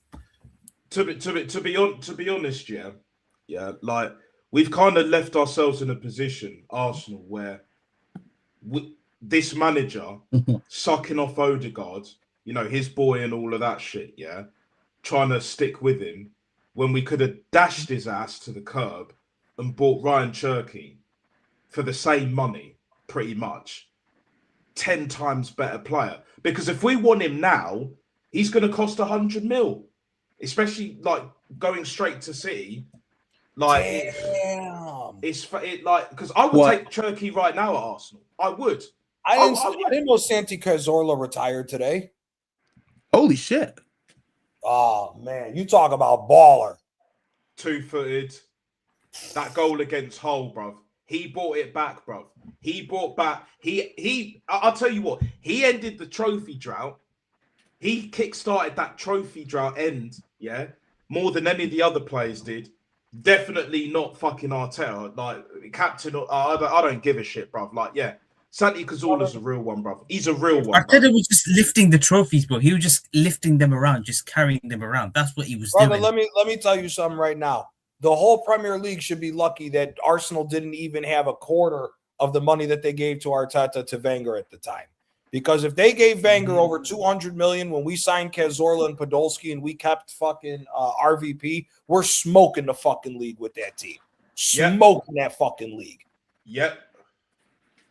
Our style of play was unmatched. It's just over time I realized that we didn't have as much money as I even thought we had, even while paying off the stadium when it was on a 25-year mortgage, and then the Cronkies paid it off very shortly after they this became. Guy is fucking shameless. I'm sorry, I don't mean to interrupt you. No. Shit, Roberto Martinez is fucking shameless. What is he saying? This motherfucker just said that Portugal was by far the better team on the field today. What the fuck? It's Croatia, bro. He's got to please Cristiano Ronaldo, bro. Talking about? Bro, Spain, I need you to spin the block. I need you to drop 4 on these fucking idiots. I need you to drop 4 on these fucking idiots. Bro, he thinks he's funny. He just felt like because we won the game, but he doesn't want to give Croatia credit. He just feels like, no, Croatia they just wasted their chances. And bro, that's what he does. He thinks he's funny when he's a bald-headed clown. You know what's hilarious about this fuck? This motherfucker was pissed off because that shit Italy team in 2016 slapped the fuck out of that quote-unquote golden generation in Belgium and was talking about, oh, Italy's anti-football. How can you play football like this? Brother, you suck dick. Sorry, you fucking suck as a manager. You're living off what the fuck you did over a decade ago. Shut your bald head ass the fuck up. I'm telling you, Spain, I need you to drop 4 on these sorry motherfuckers. I need Lamine Yamal to have a hat trick and do the Sue in front of fucking all his ass a bit. Suey.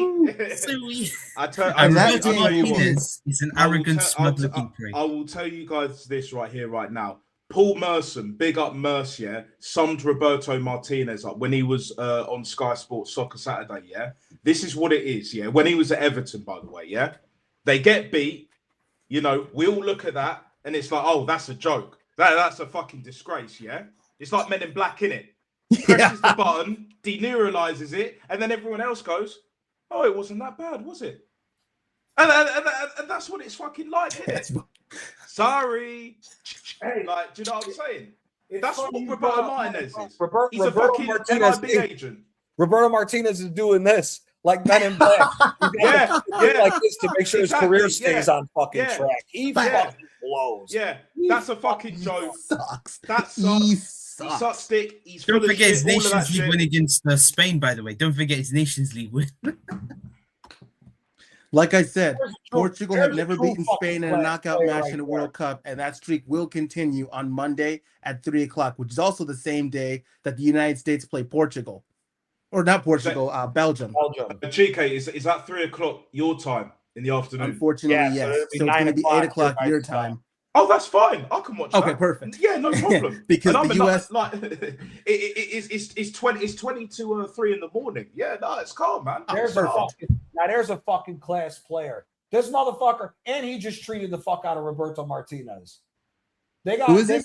on Telemundo right now. They got Gabriel Batistuta.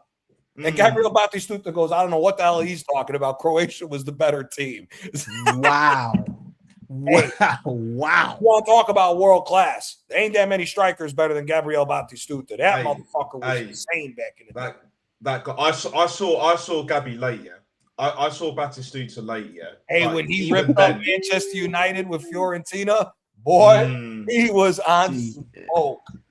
And even some of the ex-United lads, yeah, they were like, do you know what? We were dominating English football, but we could rarely hack European football because it's just different. Look, don't get me wrong. Back in the 90s and that, back when it was tech, yes, United had tech, but across the rest of Europe and even the world, to a certain degree, with certain players and certain teams, different level of tech, bruv. None of this statisticians. It's eye test, Joga Benito settings, total free flowing ass football. Which is why I love the likes of Ryan Cherky, Kvaratskhelia, Yamal, yeah, and who was the other guy that you mentioned, Gianni? You could add Pedri as well to a degree. Yeah, but Pedri, Gavi. Oh, Lamine Yamal. Not Gavi. Gavi's good, but he ain't. Yeah, he ain't nowhere near. Nah, injuries took away from Gavi's career. Yeah. Gavi's fallen up. Gavi needs to leave Barcelona and go to a different team and reprove himself because injuries have killed him over these last few years. No, Nico Paz. Rodrigo de Paul.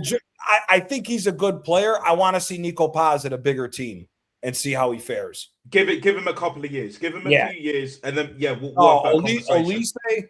Elise, yeah, Yamal, Elise, yeah, that was the other one. Yeah, Elise, Cherky, Yamal, and Vara, my 4 favorite players to watch. 100%, yeah, and you can even have Pedri as well in the midfield. Just when he's on, I'll throw.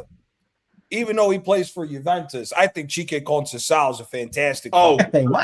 He's fucking yeah. But again, that bald fraud, bruv. Yeah, that Men in Black wannabe agent, yeah, bruv. Yeah. Doesn't start him, bruv, and when even if he does, he still finds a way to fuck it up. He finds a way to fuck that shit up. Pace. Because he's got pace. That's why he's got pace and power. Like Pedro Neto, yeah, has had way too many injuries, and even then, not at that level, bruv. Not at that level. Rafa Leao, bit of tech here and there, but again, just not enough, bruv. Not enough compared to the likes of Conceição, Trincao, João Felix. We know he's got the tech. Again, it's just upstairs. Cristiano Ronaldo, long gone. Do you know what I'm saying? It is what it is. But then you have Jean Neves, you have Vitinha, you have Nuno Mendes. I know Nuno Mendes got cooked a bit. And then, look, not the best defensively, but João Cancelo, bro. Do you know what I'm saying? Going forward. I like Cancelo. Yeah. I love Cancelo. Yeah.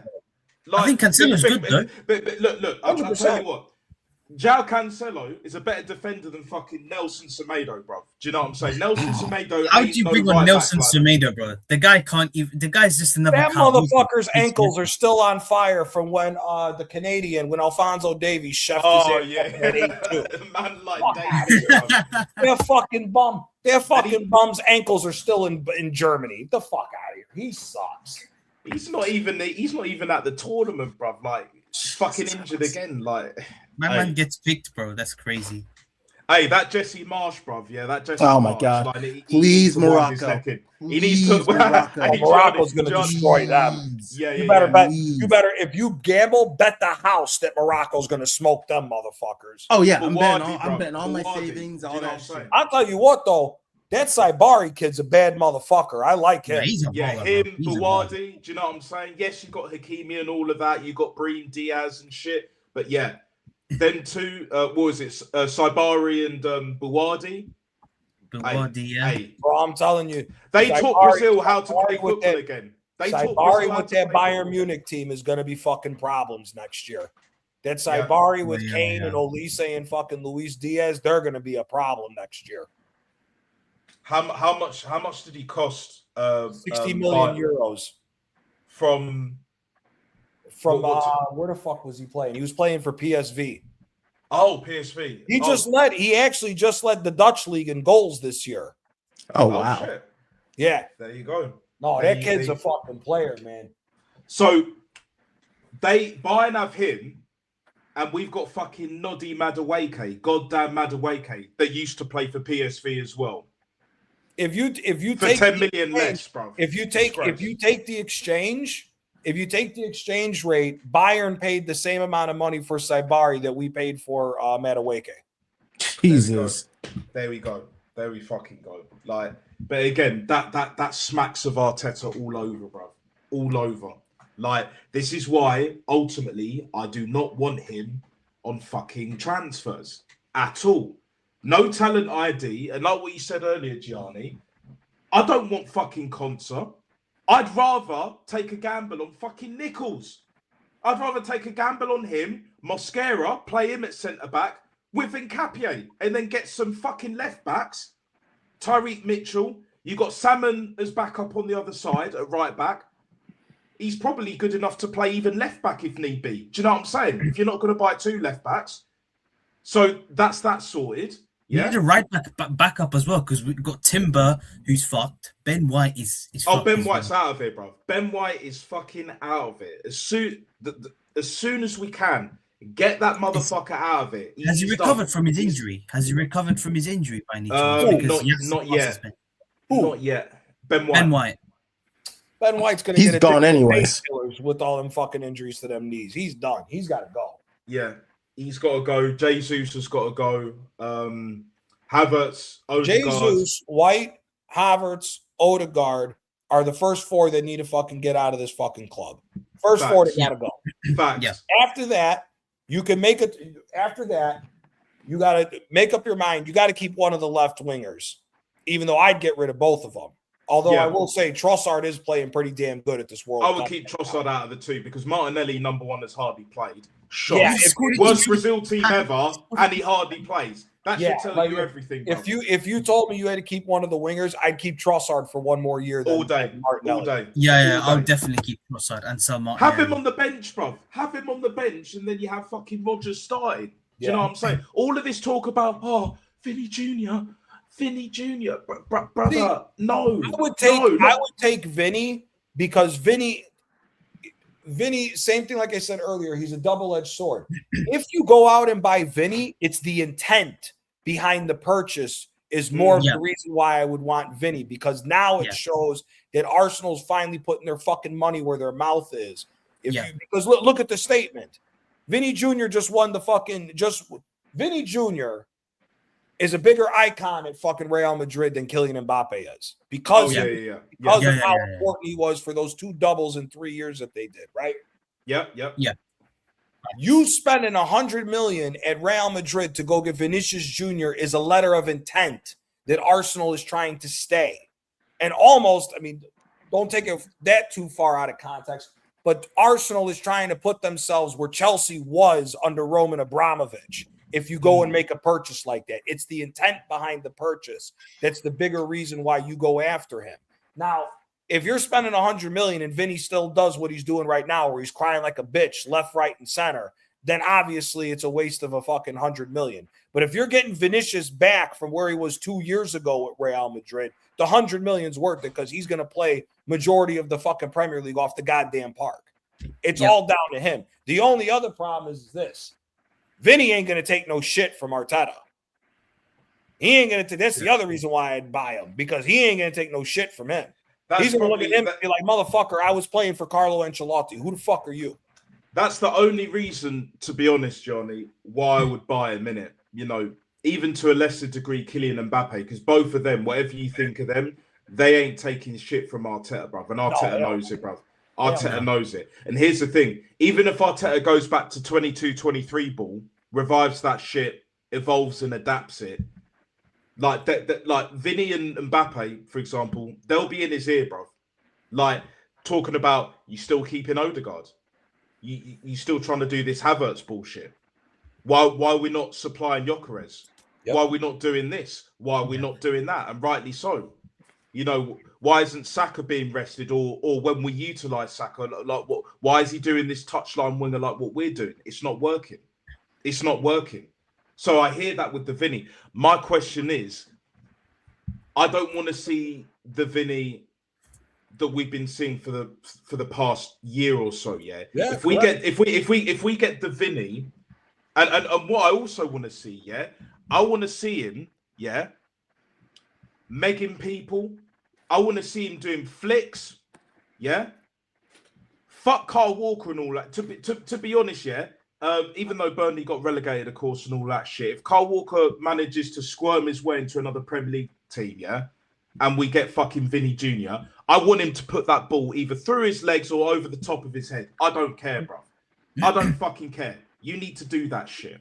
You need to do that shit, Because I don't want to see any more players being discouraged either by managers or certain other players that are fucking scrubs or bang average, overrated, whatever the fuck. I'm tired of that shit, bro. I'm tired of that shit. That's why I rate Ryan Cherky so highly. Because he don't give a fuck. Pep was struggling. And this is one of the greatest managers ever. Right at the end, Pep. Do you know what I'm saying? Maresca will definitely start at number 1. But number 2, even if Maresca tries to say something, Cherky won't hear it anyway. Even more so. He'll double down. And fair play. Do you think if Enzo Maresca tries to do the same shit that Pep did with Cherky, you think Cherky tries to get out of City? 100%. Oh, if he does, I think it's about time. We actually, Chico, you know this. We built your fucking team. Let's be real. We built your fucking team. You can have all the money in the world, but our talent built your fucking team. So I think it's about time. I don't want any more Chelsea scrubs. Look, as much as I rate Reece James, we'll take Cherky off you guys, like when you guys took fucking Nasri off us. I was just gonna say Nasri, Clichy, Kolo Toure, Adebayor. Do you know what I'm saying? The lot, bruv. All we need is one. I'll take one. If there's one, I'm taking Cherky, bruv. Because I saw his face. I saw his face when you lot drew to Bournemouth. He's like, oh, I was promised that we were going to win another league title. Arsenal ain't going to do shit. And look what happened, didn't it? And if you don't win it next year, brother, he's gone. He's gone. If Maresca pulls the same shit that Pep did and don't play him for majority of the season and waits till the second half of the season to give him minutes, I'm sorry. I think Cherky's taking his talent somewhere else. Agreed. I think all the talented players need to take their talents outside of England because England it ain't worth a fuck. It isn't. I'm going to tell you this right now. I'm going to watch more La Liga. I'm going to tell you this right now because this is the team to worry about. And I'm not trying to be biased because they're Italian. Inter Milan getting 150 million to spend in this transfer window is going to be a fucking problem. They're going to be a problem again. Especially with all the guys that they're fucking linked to. Because there's talk that Marcus Thuram might be getting sold. Good for them. Amazing.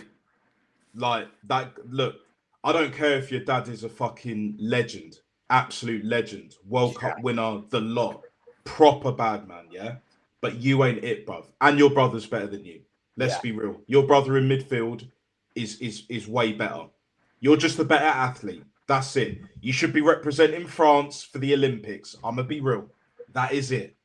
That is it. Same with a lot of these other players as well. Martinelli should have been representing Brazil in the fucking Olympics. Could you imagine? Could you fucking imagine if Inter got Cherky? I was just thinking that as well.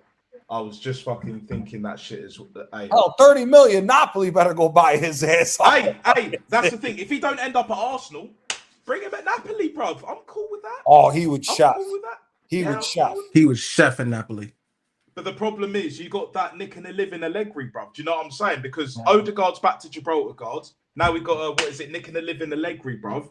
Yeah, I think Allegri's gonna. There's been some rumors going around that a lot of the Napoli fans are not happy, and there's been a few protests already in the off season about this whole Allegri thing. I don't know if Allegri's going to last. Yeah, I fucking hope he doesn't, because we know he ain't going to change regardless. Yeah, he ain't going to change, and even if he wants to, like, it will end up being that similar shit. Not even. When he was at Milan, when he had Ronaldinho and Pato and all of them, man, Robinho, even Zlatan at one point, I think. Yeah, all of them. You know where Cherki should go if he left Manchester City? Real. Jesus.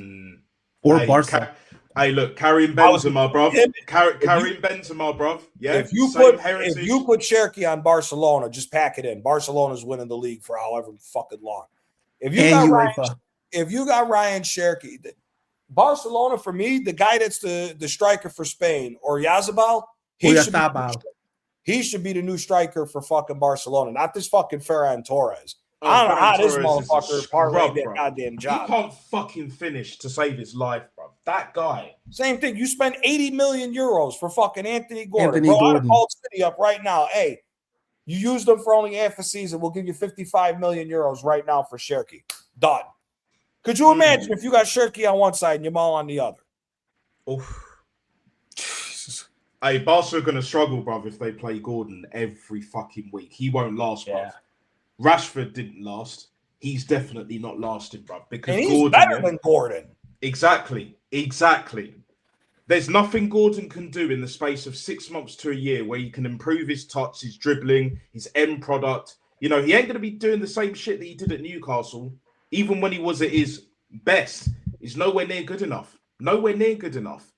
So, but again, it's just like, to be honest, I see Ryan Cherki, like you said, Johnny, going to Real, French, Algerian heritage, Karim Benzema, Zizou. Could you imagine trying to stop that front line of him in the middle, Vinny out on the left, Rafinha out on the right, and then you get a different striker? For me personally, I think Mbappe is the biggest problem at Real Madrid. Yeah, he's scoring goals, but I think he's the biggest problem there because he wants to come off that left-hand side. That's Vinny's territory. Sorry. Vinny got way more trophies than you, brother. You better fucking figure it out through the middle or go somewhere else. You know who else too?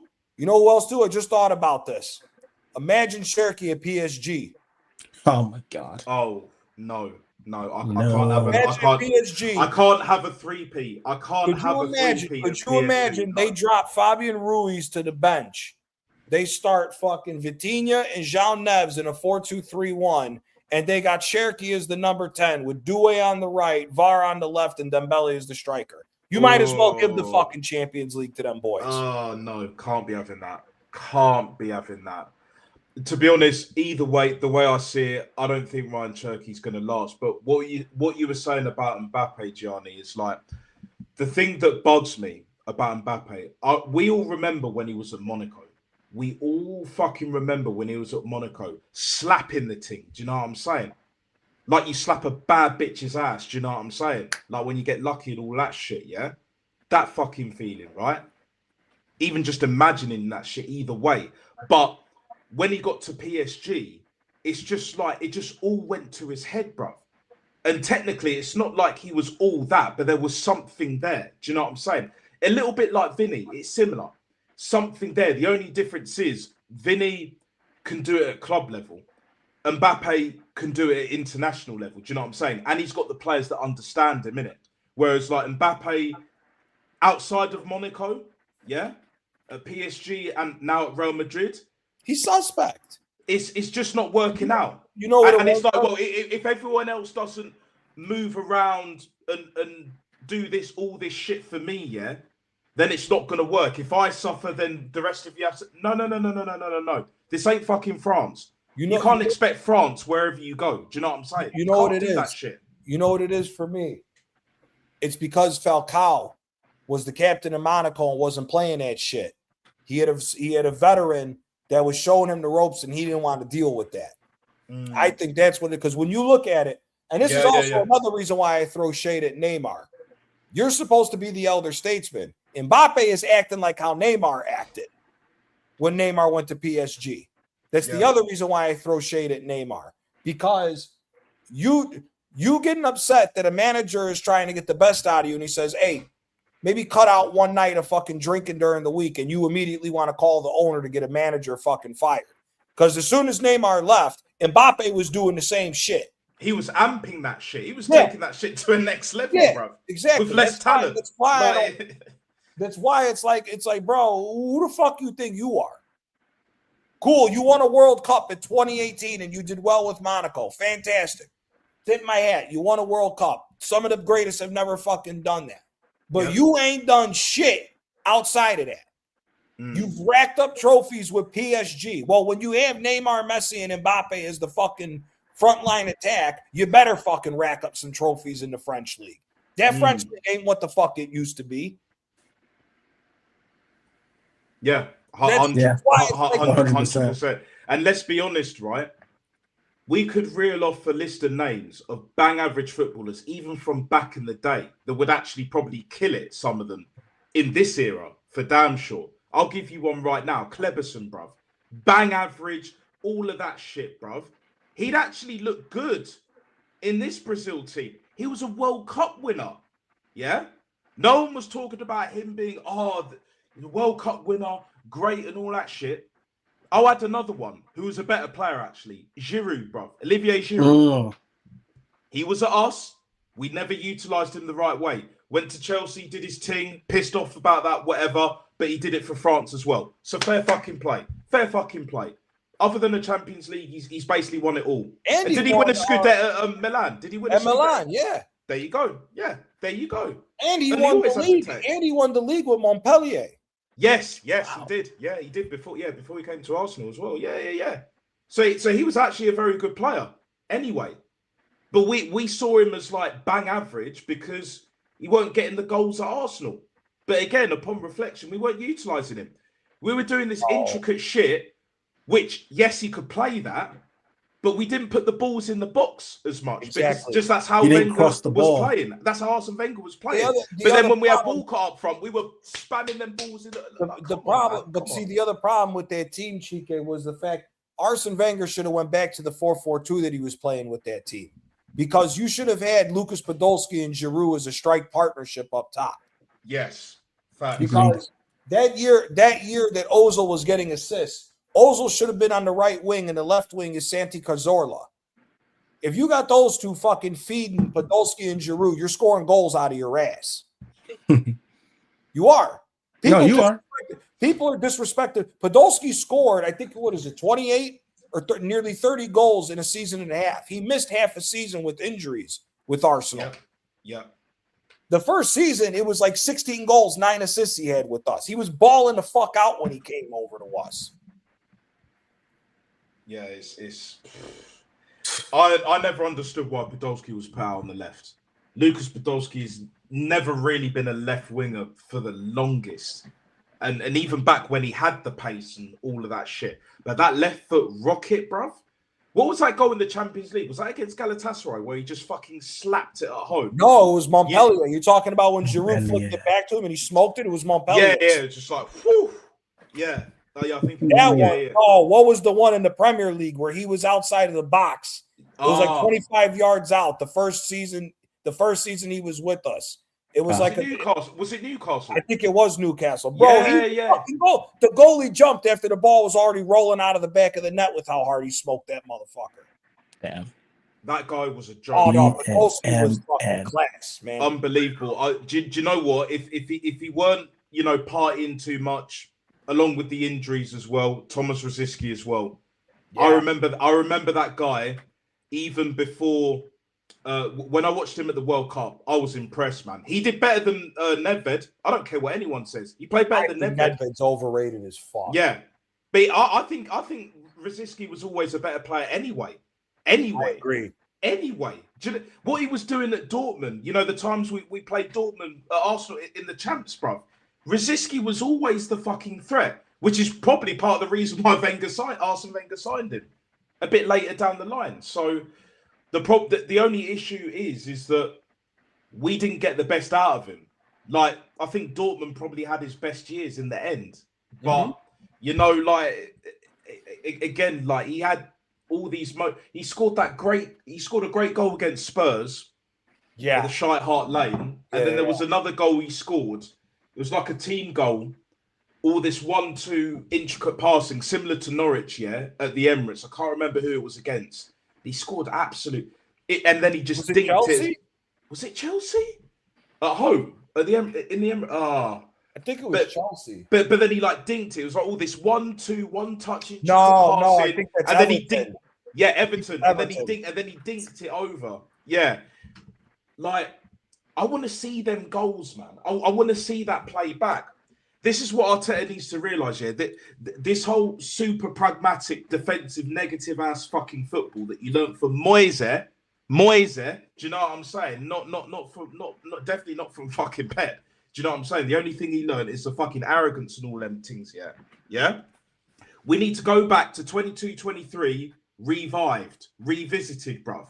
With that defence, this manager, this lunatic ass of a fucking manager, needs to trust his defence now. Work on the attack. Get Bobby Perez in as attack coach and get TT in as striking coach, bruv.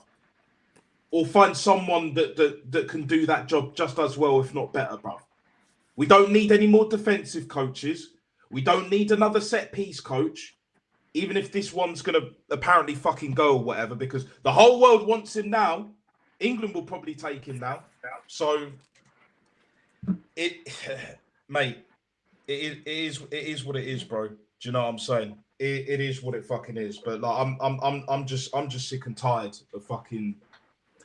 One thing, to be honest, guys, that really has annoyed me is just, it's been great with the fans getting together and all of that shit. I'll give you props for that, especially the States. But at the same time, when it comes to on the pitch, bruv, I've been underwhelmed, bruv. The quality is... I've never seen a World Cup this bad, this devoid of creativity, imagination, tech. Do you know what I'm saying? You have Ryan Cherky hardly getting minutes. The game doesn't feel like a World Cup, bruv. It doesn't, bruv. It genuinely doesn't feel like a World Cup. It doesn't. The Americanizing of the 4-quarter hydration bollocks. You got Donald Trump, that if Portugal make a deep run at this, you got Donald Trump going to say, Cristiano Ronaldo is the greatest player I've ever seen. I would literally do him in a heartbeat. He literally gets a free pass to the White House anytime he wants. Free pass to the White House. Fucking hell, man. Yeah, hey. Fucking hell, man. Bro. Incoming, bro. Incoming. Like, yeah. My thing is with that whole shit. I don't even blame like you guys, Mexico, and even fucking Canada for that shit. My thing is just like what this World Cup has exposed in 8K, 16K plus, no carrot gold and all of them things there, right? Is that P&P is coming towards the end. It's on its last legs, literally. Tech is coming back because we're sick of all of this shit. And on a side note as well, Sony are fucking stopping physical media. Yeah, good luck with that, mate. Good luck with that, yeah. We'll see how far that gets you, innit? Do you know what I'm saying? When we start pirating all this other shit, we're already doing that with movies, bruv. You're not stopping us. You're not stopping me. Do you know what I'm saying? We're watching football on our own terms, innit? At least in this country, we're not doing it through the BBC and all that. You have to go boozer and all of them things there. Fuck the BBC. Yes. Each and every single time. I don't give a shit. Like, it is what it is. We're not buying this bullshit propaganda no more, bruv. Yeah? You give us what we ask for, what we pay for, or you can fuck right off.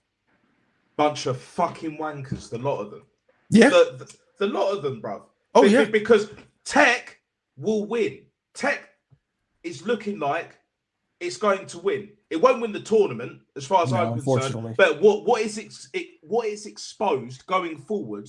The Ryan Cherkys, the Michael Elises, Cavra, even though he didn't make the World Cup, and Yamal, Lamine Yamal, Lamine the Dream, and all of that. Yeah, they're the ones going forward. Yeah, Neymar's already out.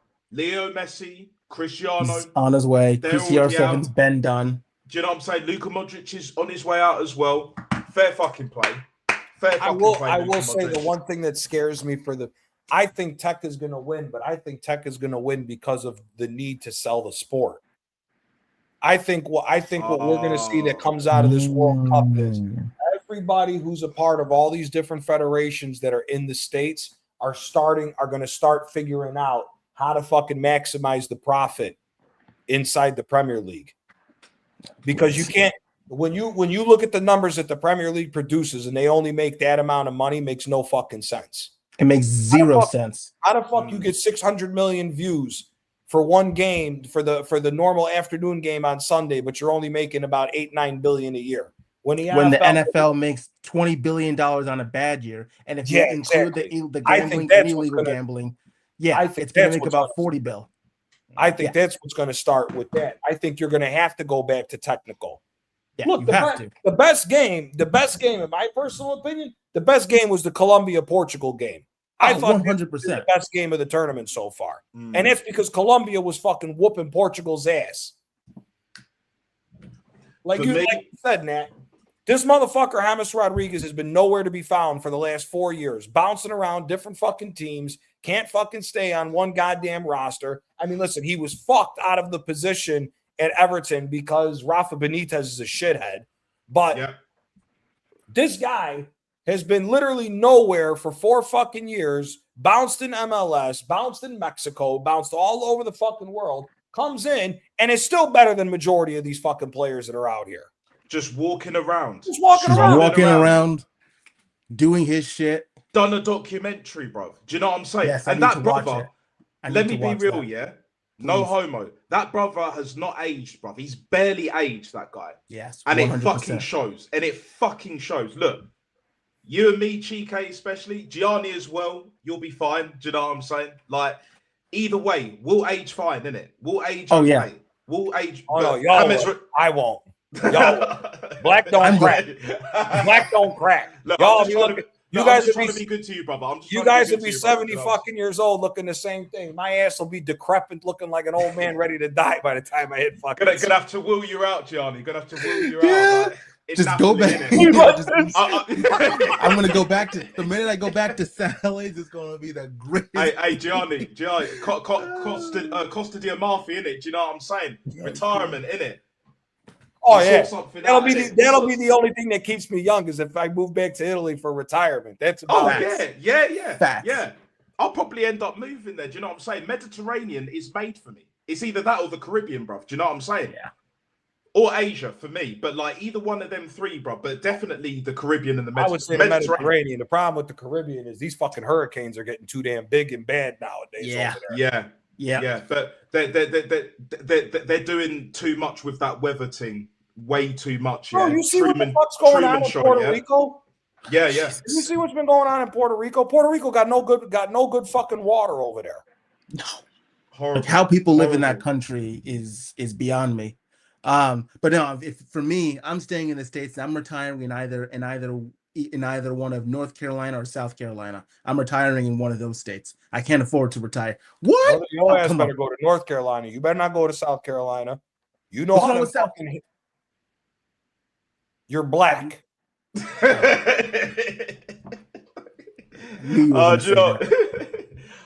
is it? Do you know? That almost reminded me of was it? Remember that South Park episode with fucking Token? Yeah, when they do the band. Token, how many times I have to say this? You're black. You can play bass. I'm fucking sick of your stereotypes, man. I don't give a fuck about your stereotypes. Give me a goddamn my best friend to this day. My best friend, he's like my brother. I'm closer with him than I am my two brothers. He's black. His kid is my godson. I gotta know this shit. Because when he's around with me, because when I watch the kid, when he's gone, I gotta know certain shit about this. Brother, South Carolina, them racist fucks down over there. Hell, no. No, never mind. I don't fuck with the South. I do not fuck with the South whatsoever. Because they don't like me either. They don't like me either. I hear it. I don't fuck with the South till I get down to Atlanta. Atlanta's cool. Yeah, Atlanta I can deal with. Yeah, but once you go outside of Atlanta and certain parts of Georgia, fuck no. Yeah, Them no. fucking hillbillies over there, they're still fucking their cousins like it was 300 years ago. Nope, that's out. Waving that Confederate, bruv. Waving Yeah, that fucking bro, Confederate. they still do that Like, stupid shit. if they God forbid, if they were empowered tomorrow, they would make that the American flag. You're fucking right, they would. They would make bro, that flag. If you go to Missouri, if you go to Branson, fucking Missouri, they got this thing.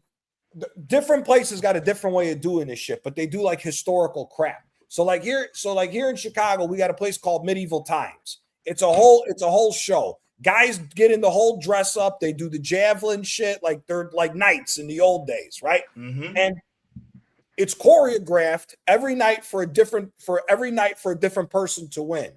Bro, you go to Branson, Missouri, they're reenacting the fucking Civil War, and every time the Confederates fucking win. They haven't gotten over that fucking loss. Brother, sorry, you fucking shitheads weren't going to fucking win that war, whether you like it or not. Get over it. Yeah, exactly.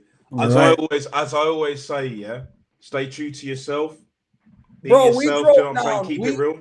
We used to drive to Florida every year for spring break because my great uncle moved out of Chicago in the 70s. He settled down in Florida in the 70s. He's been one of the originators down there. As far as where he's at, right? Bro, driving through the South, as soon as you get past fucking Indianapolis, different ball game with them fuckers over there, dude. You got guys literally walking around with trucker hats with the Confederate flag on it. Nah. No. Hell the fuck no. No. First of all, them the fucking white people that got no flavor. They don't know what the fuck seasoning is.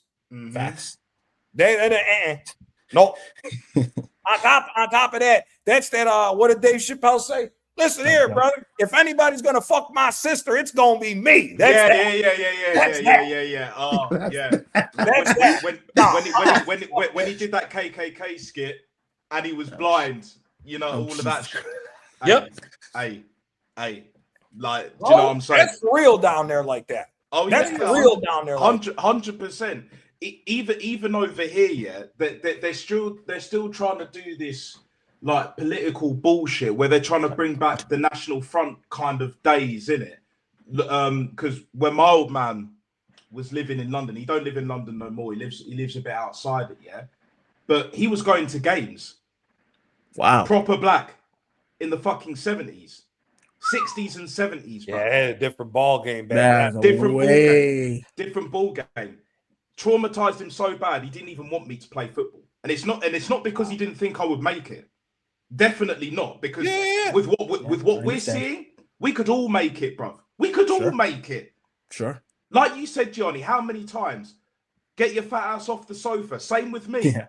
Same. I'll put on a bit of timber. I'll lose that shit in the summer, bro. I don't care. 100%. You put me at Arsenal. You put me at any of these fucking teams. Yeah, I'll control a fucking football on 10K a week. Never mind 50 or 100 or 150. Yeah. Fuck all of that shit, bro. Fuck all that bullshit. If you can't control a ball, earning 150K a week, it's done. It's look at Jude Bellingham. With. Jude Bellingham's the perfect example. He can't play touch with Gareth Southgate, and I don't even know what that. I don't even know what that. Gareth Southgate, bro. Jude Bellingham. Jude Bellingham is everything wrong with the fucking sport. Jude Bellingham is everything wrong with the fucking sport. Yeah. That kid, is not a number 10. He's only a number 10 because Carlo Ancelotti made him a number 10. And he is where he's at because of political bullshit. PR. He has the best PR in the world. He's a PR's dream. They're trying to that stupid shit that fucking Ian Wright said. Oh, England's not ready for a black superstar like Jude Bellingham. Brother, then what the fuck was Ashley Cole? Shut up. We had Ashley Cole was the best left back in the fucking world by a country mile at that point. We had John Barnes before that. That was his era. That was his fucking era. John fucking Barnes. The same John Barnes that was skilling up Brazilians in their own fucking backyard. Yes, exactly. Right. Could That's never do that. Right. The worst Brazil team I've ever seen, he's not doing that. He's not doing that. Because like you said, Johnny, he's part of the fucking problem. You had Andy Cole killing it at fucking Newcastle, and he was at Arsenal at one point. Yep. Very Yes, he early was. on. Went to Man United. Same, The rest is history, what's bro. his name? We were just talking about him. Rio Ferdinand. What the fuck was he? Sol Like- Campbell. I don't care. Again, Sol Campbell. What the fuck we One doing? of the best defenders, bro. Scored whenever we needed a goal, whether it was for England and especially for Arsenal. He delivered, bro. And he did his 100%. job. And he did his job. 10 men down against Barca, UEFA Lona and that. And you score in a Champions League final, bro. Get the fuck out of here. Get the fuck out of it. And let's be real. It was meant to be Bukayo Saka. But let's be honest. Bukayo Saka is not as sellable as Jude Bellingham. And we all know why. We all know why. We all know. Look, I'm light skinned. I know. We have the colorism problem, but it's not it's very underbelly. Yeah. That as well. That as well. Name too. Yeah. That as well. The name too. But it's very underbelly. Whereas you guys, it's more over. Ours is more covert. That's the difference. No. Yes. You still. Ours is covert like a motherfucker. Ours is covert like. To a degree. No, to a degree. No, it's just as bad as you guys, if not worse over here with that. We've had the covert shit for way too long because once they started trying to erase history, which is the biggest problem. When they start erasing history, that's the biggest problem. Because we were one of the biggest overt motherfuckers, other than there were other nations as well. No nation is perfect and all that, doing that shit. Trying to scrub that shit out from the 90s, definitely into the noughties and so on, to where we are now, where they're making Jude Bellingham as the poster boy, and then Ian Wright conveniently forgetting about fucking John Barnes, Andy Cole, Ashley Cole. I'm sure there's one or two other names I'm thinking of, or whatever. But forgetting your own history, bruv. Forgetting your own fucking history. Yeah. Like what the fuck are we doing? What the fuck? I always say this, yeah. That's what I was going to say earlier, right? Always go to where you're wanted, innit? If you're not wanted anywhere, I don't care how beautiful that place is, South Carolina, wherever else in the world, yeah. If you're not wanted, and it ends up not being for you, it's not for you. No matter how hard you try, no matter how much money you got, it's not worth it, bruv. It's not worth it, bruv. Yeah. If I'm not welcome in certain places, I ain't going, bruv. I don't care how beautiful it is. Brother, it's also the exact same thing what you say with fuck society, build communities. It's the same thing. Yep. The same fucking thing. Yeah. Why would you go be a part of a community that's fucking dog? Why would you go be a part of a society that's dog shit? Go build your own fucking community. Fuck them. I agree. Fuck those guys. I completely agree. The fuck. all about building community. It's all about building community. Yeah, they don't want that no more. Yeah. They don't want that no more. Nah. They don't want families. They don't want techie players. Look at the World Cup, bruv. Yeah. Oh God. We've seen more unity at this World Cup than we've seen for the past few years, just in real life, fucking life. I don't know Ranch dressing was gonna bring that much fucking unity. Oh, God. Hey, Jesus. it is what it is. It is what it is. It's but we need to start getting in some proper flavor. Do you know what I'm saying? Proper fucking seasoning, yeah? I'm gonna be real, yeah? This is another reason why I hate fucking modern day sport, not just football, yeah? And Ian Wright even touched upon this with Arsene Wenger. For all of Arsene Wenger's brilliance, yeah?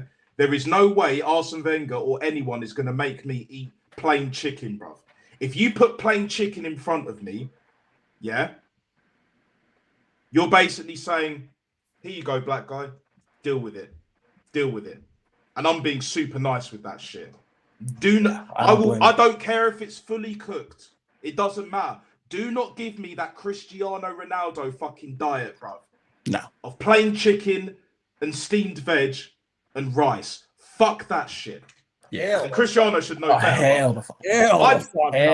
No. I don't care if he's built like Adonis, bruv. Even at 40. I don't give a fuck, bruv. I will never eat unflavored chicken. Ever. Yeah, Ever. If I buy it plain, I'm seasoning it, bruv. Yeah, you have to Cooked or season that not. shit. Fuck all I that am bullshit. seasoning that shit. You either that or you gotta marinate go. That shit as well. You either gotta season it yourself or you go to the fat black woman named Big Mama that's fucking shuffing that shit up because that's the best 100%. cook chicken. 100%. 100%. You trust the big black mama over all them Bro, other motherfuckers. Her Them arms skinny gotta ass. be her arm fat's gotta be down here, and her blood type's gotta be either blue cheese or fucking ranch. That's what I mean. Then you know you got some proper food, bro. And when they toss the chicken to season it and get it breaded up, it better be in a brown paper bag. Otherwise, they ain't doing it right. Nah, You gotta do that good old down south fucking comfort food. Bojangles. You said it, not me. I brought it up because I think I told you I went to a couple of years ago I went to New Orleans, which I've never been to before, and shout out one of my really good friends. She took all of us for a journalism conference. Oh my god. I walked into a Bojangles. I swear I wanted something, but I was like, yeah, no, I can't. I can't. It would just be, it's like what's that place? Chick-fil-A. It's like Chick-fil-A. I would just be like, oh shit, this is like dog fucking shit. crack. Chick-fil-A fucking dog shit, dude. Chick-fil-A, dog shit. Give me Popeyes any day of the fucking Hey, week. you know we got Popeyes now. We got Popeyes in the UK. If you're talking fast food chain, I'm taking Popeyes over Chick-fil-A any day of the week. In Chicago, we got two homegrown joints. It's called Uncle Remus and Harold. Uncle Remus. Give me that shit. Yeah.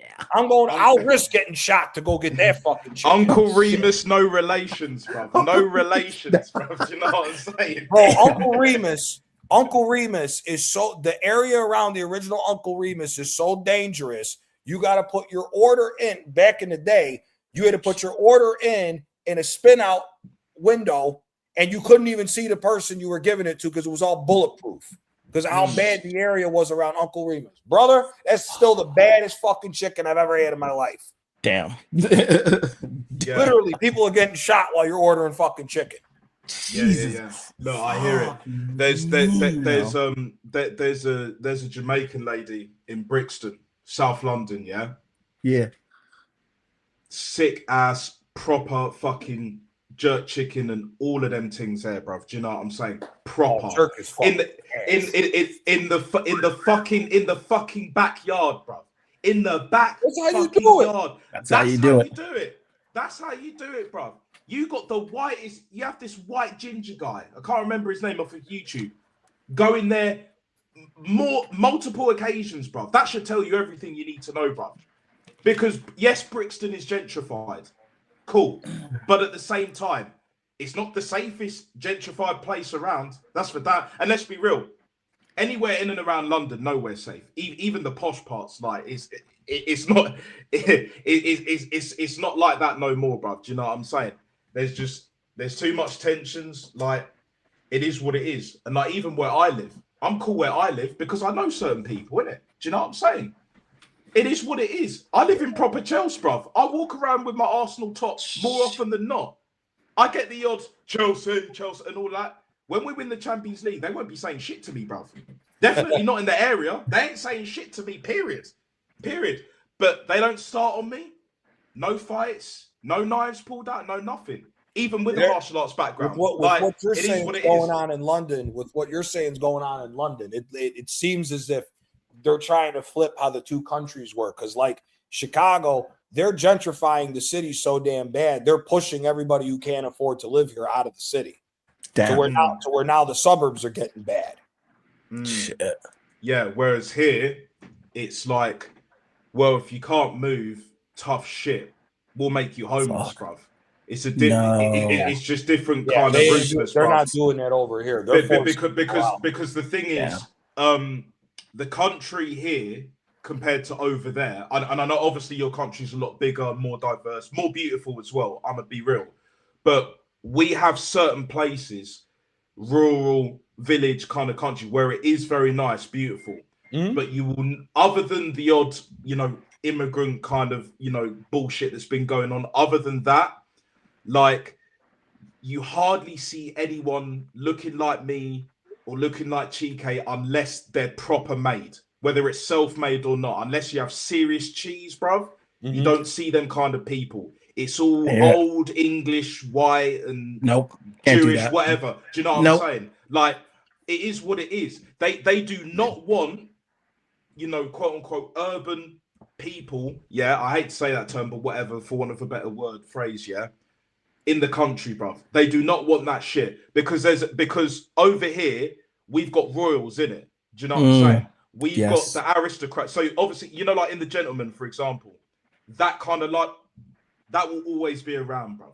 That will always be around because that's where the guns are at as well. So even though the guns are off the streets and all that shit, that's where most of the guns are in the country. They don't want people from like, you know, ends. They don't want people from the hood going around there and doing all that shit. Do you know what I'm saying? They're only there to make to get this and do certain things and get certain deals and all that shit.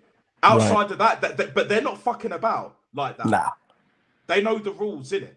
But this is the problem. You see it more in the cities. Do you know what I'm saying? You'll see it more in the burbs. You call the burbs, innit? The suburbs and that, yeah? Too many of these kids don't understand the rules. They don't respect the rules, which is why they get fucked up. They get chopped up either way, one way or the other, because they don't know or understand the rules. I don't care who you know, yeah? You can know someone, it will help you up to a certain point, but if you don't play by the rules, it's done. It's done. It's done. And especially if you're out rurally in the country where they don't fucking play, bruv. Some of them have licenses as well, but they've got some unlicensed shit as well. And I'll leave it at that. I'll leave it at that. Do you know what I'm saying? They don't kid and play. They don't kid and play. They've got serious money. They've got serious connections and all of that shit. The aristocrats, like, you know, however way you say it, like, they don't fucking play over here, bruv. Do you know what I'm saying? No. They have their way of life and they're keeping it, bruv. One way or the other, they are keeping it. Yeah, 100% facts. They're not gonna have that ratchet ghetto ass. None of that shit, bruv. That shit does not fly. No, in a lot of places. They're changing everything over here because they're trying to copy how it's been by you guys, where they're gonna put all the crime in the suburbs and make all the cities super rich and fucking make the cities damn near impossible for you to afford to stay here. That's what they're doing over here. Son of a bitch. Chicago's the number one city doing it. New York now is talking about tearing down the projects. Chicago tore the projects down 20 fucking years ago. Yeah. And that was the worst thing that ever happened in Chicago because one of the worst things that ever happened. Yep, the worst thing that ever happened is just the city of Chicago.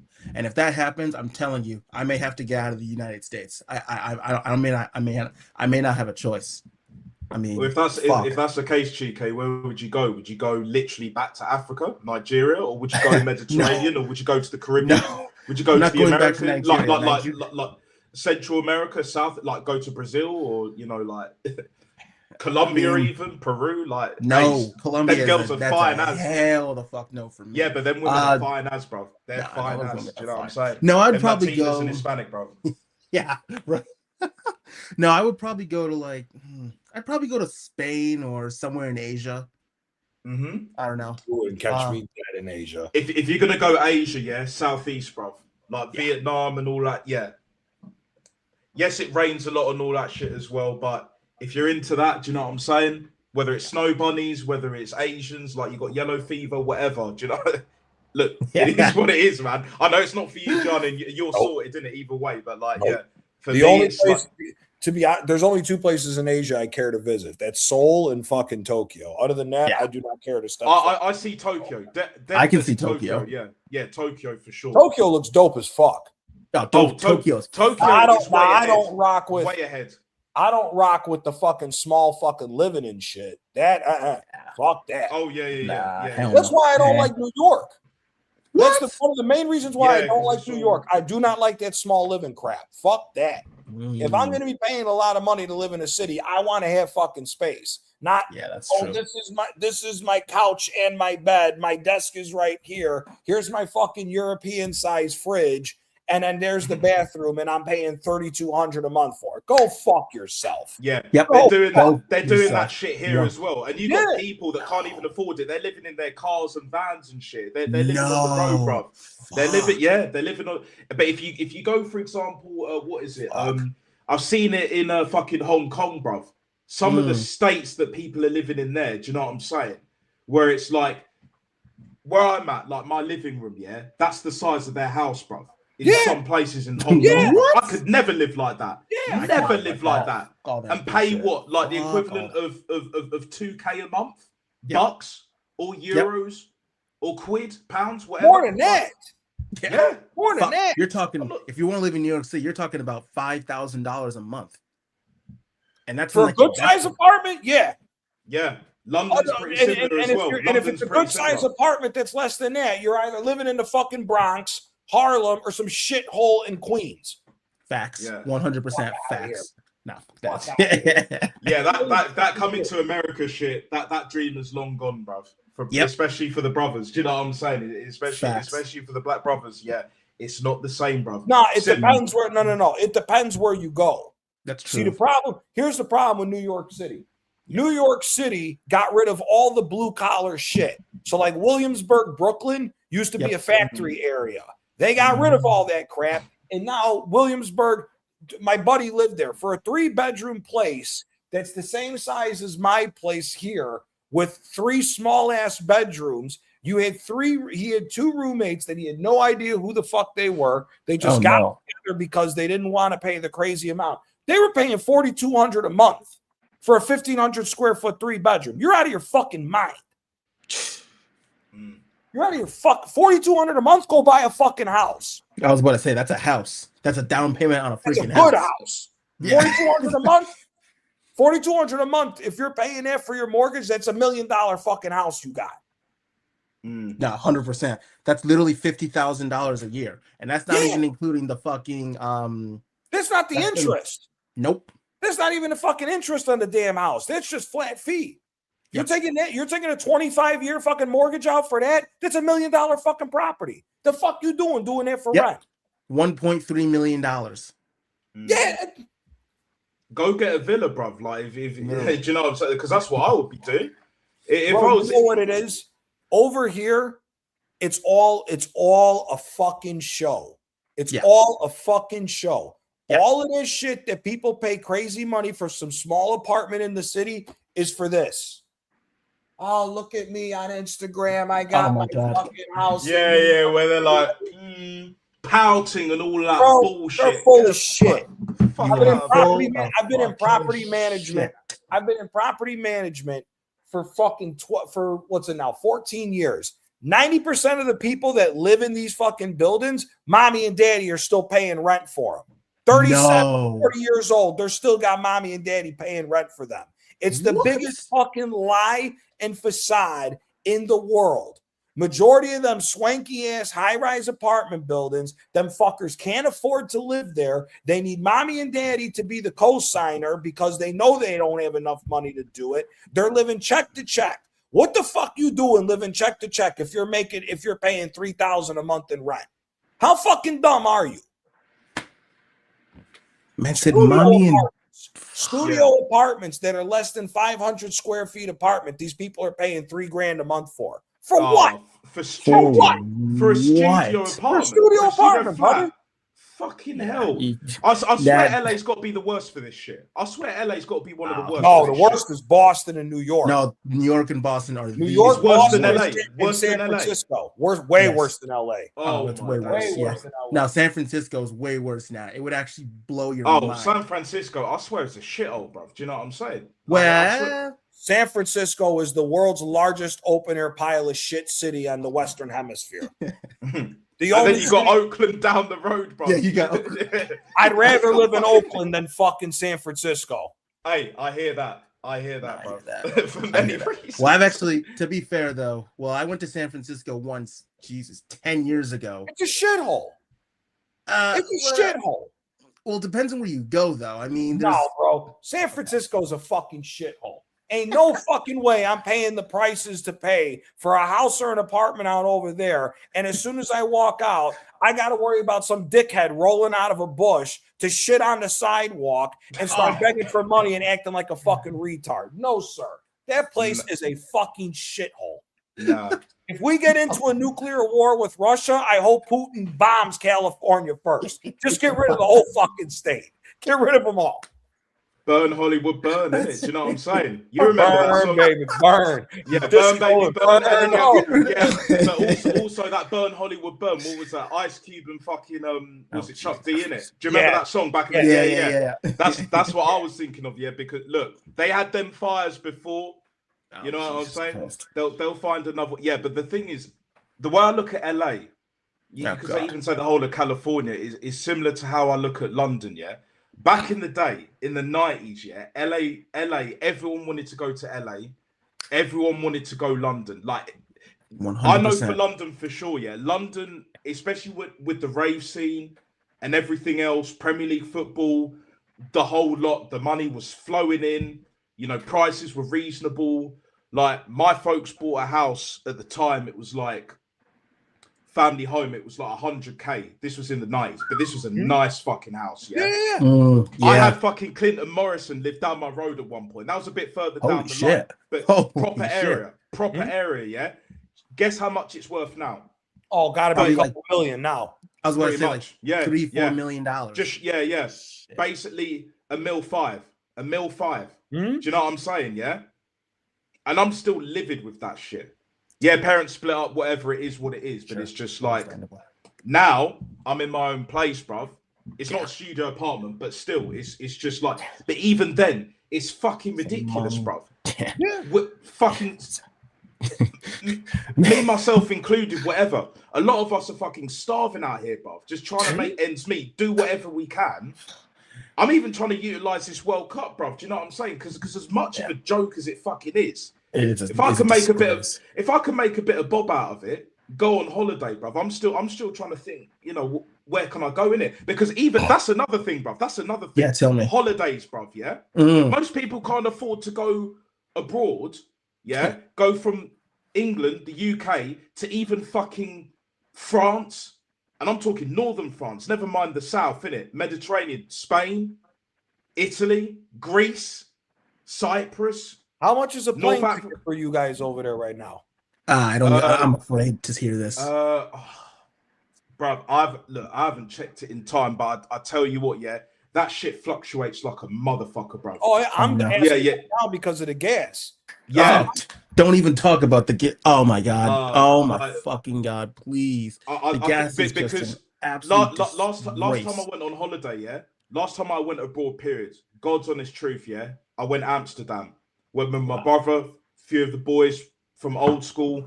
Like, that was for like 4 days. Got high as a motherfucker, of course. Should have tried some truffles and some shrooms, but maybe if I stayed there a little bit longer, I might have done. And I wasn't feeling well as well. So if I was feeling a bit better towards the end, I probably would have ended up getting to that point. That flight home, yeah, that was brazy. I'm not going to lie.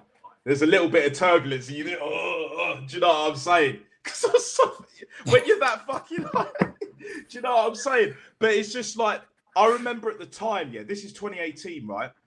I think a return flight was like from London, Gatwick, which is more south, and then you've got Heathrow, which is like west. So for example, yeah, you know Heathrow, yeah, because that's the biggest one in the whole of the UK period, yeah. So basically from Gatwick to go Amsterdam, it was like return flight 2018. I think it was roughly about I'd say, and we took the cheapest one as well. I think it was like 120 quid return. Jesus. 120 quid return. Cheap. That is dirt cheap. Yeah, but we got the cheapest flight as well. But if we got like the standard one, cheap. It would have been, yeah. Damn. You know what I'm saying? You know how much of a fucking, it's more expensive right now. When the winter time comes, it's more expensive for you to fly to Florida during snowbird season. When everybody goes to Florida to stay warm when it's winter, it's more expensive for you to fly 4 hours to Florida than it is to take a 9-hour flight to Italy. 100%. because everyone migrates to Florida. The U.S. is fucking nuts with that shit. Oh yeah, 100%, 100%. The U.S. is Thank bro. fuck My I got a gas, BPM. I gotta put premium gas inside my fucking Mercedes. Up until recently, I was paying $6.40 a gallon to put fucking gas in my car. It's stupid. It's fucking so dumb. dumb. It's the fucking car. stupid. The transport. Like the car situation over here is a joke. Like the parking fines, the whole ULEZ system in fucking London. Like with all these fucking cameras. Like other than China, we're the most surveillance fucking nation on the planet, bro. Outside of China. Outside of fucking China, bro. I believe that with you guys. I believe that. Nuts, bro. And we got rid of that fucking Keir Starmer. Wanker. Oh, yeah. He's an idiot. Dickhead. He was a fucking idiot. Look, that guy's a fucking sissy. It is what it is. But at the same time, it's just like, dickhead, bro. Dickhead. But look, it is what it is. But is it going to change anything? Not really. No. Not really. Because most people over here, especially, they don't have the bollocks. They don't have the they don't have the testicular fortitude, as Chris Eubank Senior would say as well. They don't have the guts to even just actually do something, rather than just fucking. They'll just write a tweet about it. They'll tweet it out, or they'll just put it on their story, and that's just it. They're not moving like that, bro. They're not moving like that. Imagine if the internet goes out, bro. The internet goes out. Most people are fucked anyway. No, 100%. In London, forget the power. I'm talking just internet, bro. If there's no internet, people are losing their shit. If there's no internet in my house, I'm calm, bro. I've got film stored on my hard drive, not the dirty kind. Don't worry about that. I've got PS2s. I've got PS3s, bro. I'm good, bro. Even the PS4, I could. Do you know what I'm saying? I'm good.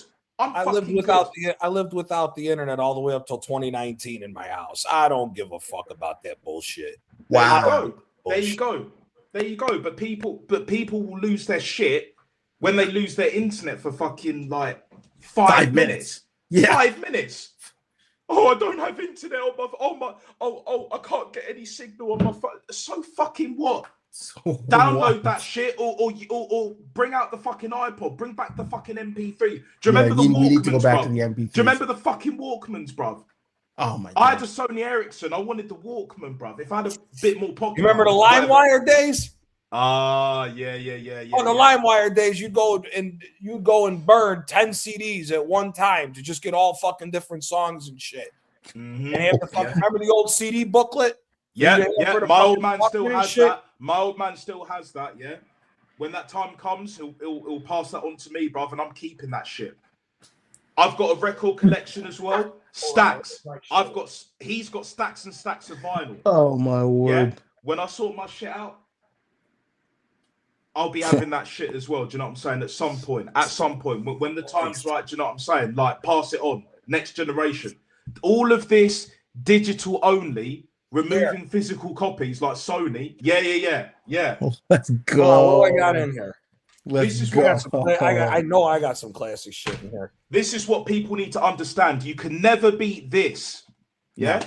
You can never beat a fucking physical copy. Yeah? Look, has the fuking manual and fucking everything. Even the fucking memory cards. Yeah. Hold up. Wow, that looks great, bro. Looks great. Fucking Grand Theft Auto, but fucking greatest shit of all time when you were a kid.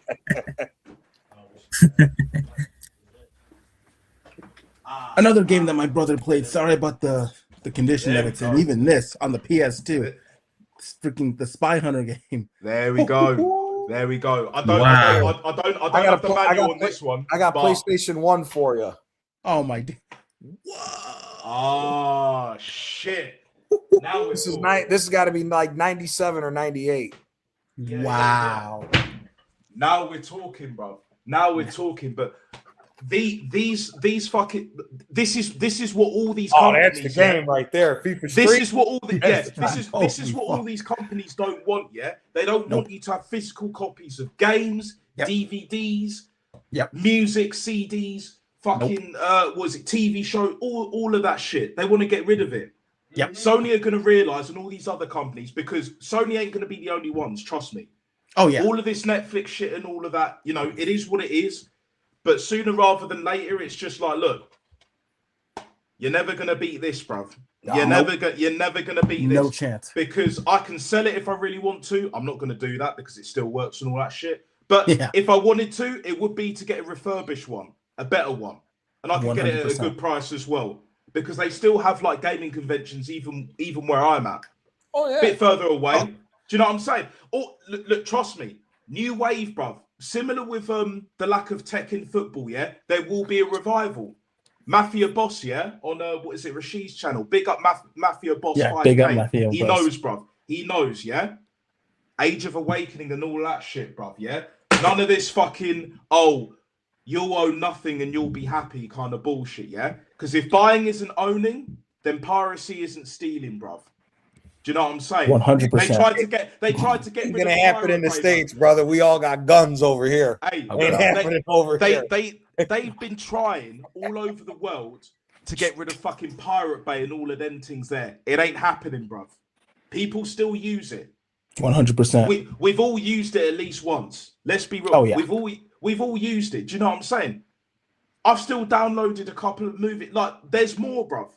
Damn. There's more. There's always the only digital copies that I have basically on the hard drive. If I can't get the physical at that point in time, that is it. That is it. Like you said, was it Johnny with the LimeWire days and all of that? Fucking what's his face? You know, even the things like was it MSN and all that shit, MySpace before fucking Facebook and all the temptings there. And even before that, see, the kids don't even realize like fucking to get onto the internet. You had to use the fucking dial-up, bruv. You remember dial-up, bruv? All of them times. Yeah. The old fucking AT&T shit. Exactly, man. Exactly. These kids don't know, bruv. Like email, AOL, like different.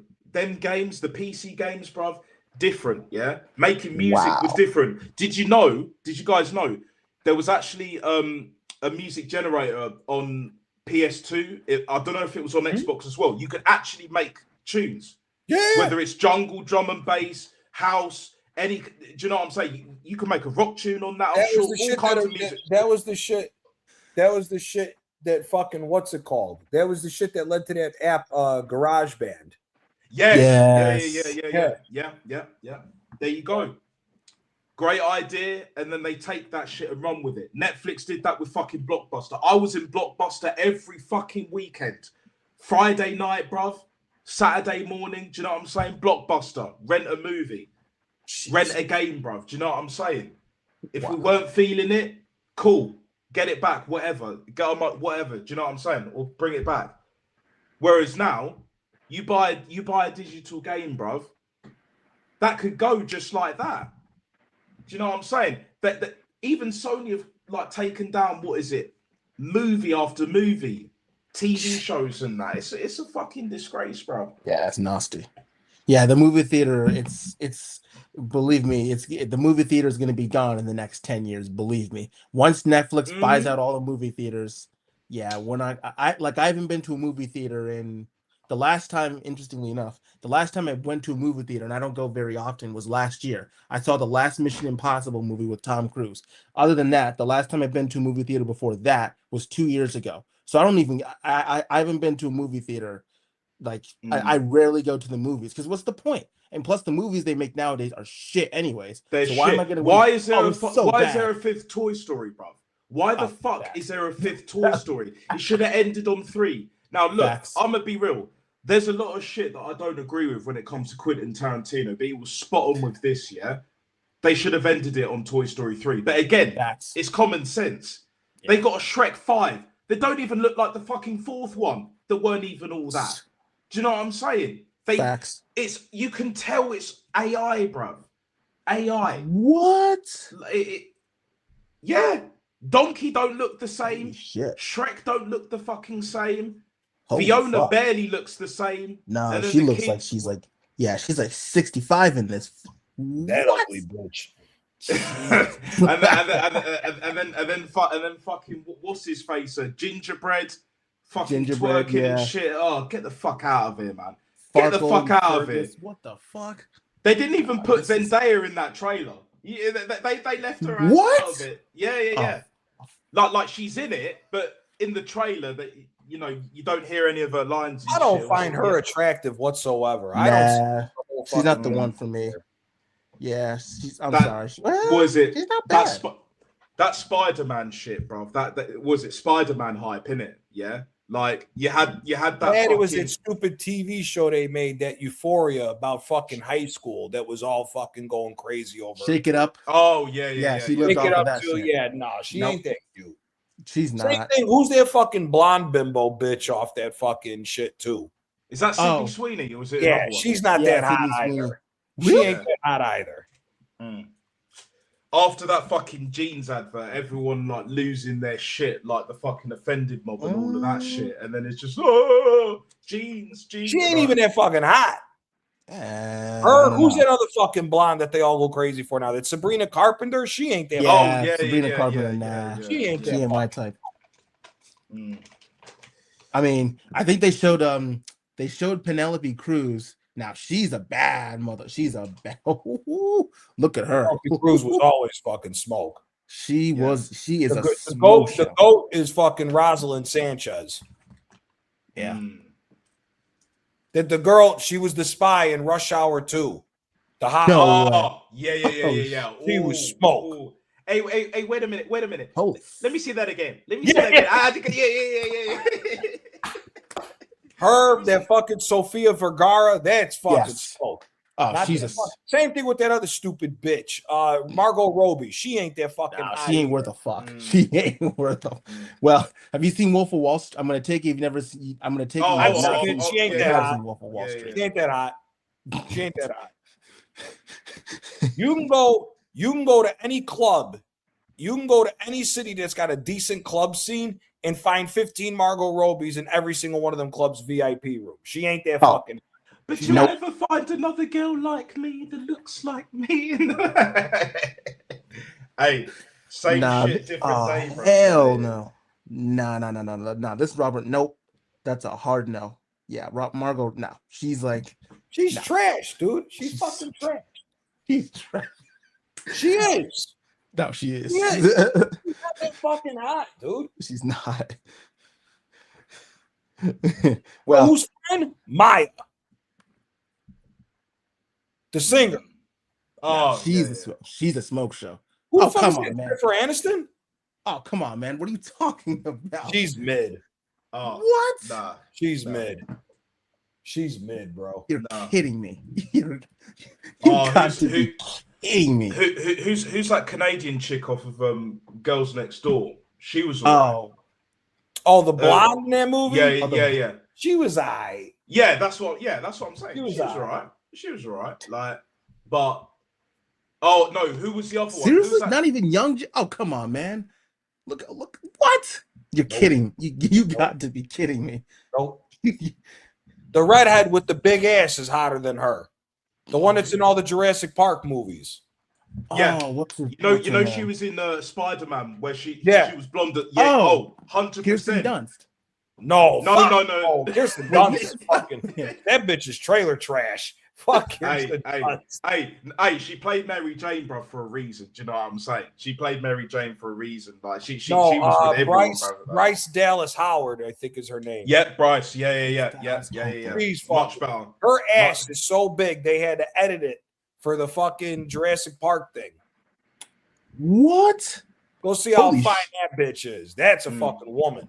I'm gonna give you one, yeah. Jennifer Love Hewitt. I don't care what anyone says. Jennifer Love Hewitt. Jennifer Love Hewitt back in the day when her shit was together. Smoke. 100%. No, 100%. The wrestler. She's still fine now. That fucking Trish Stratus. She's fucking. Oh, Trish. Oh. Holy shit. Is she pregnant? Who? Trish never mind. No, hell no. She ain't pregnant. No, I'm looking at the wrong person. Yeah, no, just built. Like, some girls are just built. Like, oh, there we go. Okay, there it is what it is.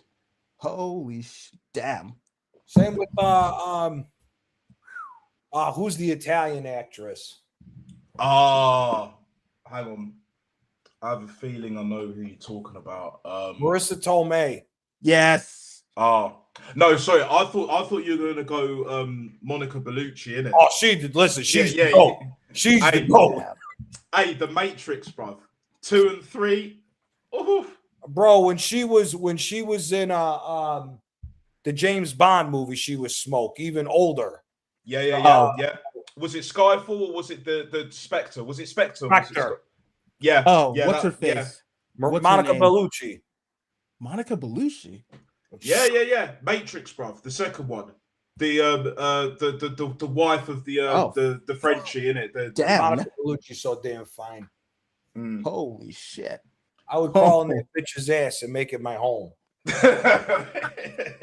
Holy what? She was an inspector? Hey, yeah. Damn, and I've seen this movie like I'll tell you what, guys. Yeah, she's the girl that gets murdered at the beginning because she talked to James Bond. She's the older woman that he bangs in the beginning. I remember this. I remember that. So fine, I would wear her ass as a hat. Bro, there would be nothing left but a burn spot and toenails if I got a hold of that bitch. I remember. I remember because wasn't that the scene when it was what holiday was it? It was Dia de los Muertos in Mexico. It was the day of the dead. That's in what. Mexico. That's exactly what it was. Her husband got clipped. He goes and sees her at the fucking house. He ends up having a drink and banging out Monica Bellucci. Now I remember this. Oh my word! Oh, he's the best James Bond in my opinion. Oh yeah, Daniel Craig's a G. Daniel Craig, for sure. For me, it's Sean Connery. For me, Sean Connery's the GOAT. For me personally, Johnny, I understand. Sean Connery for me is number 2 behind Craig.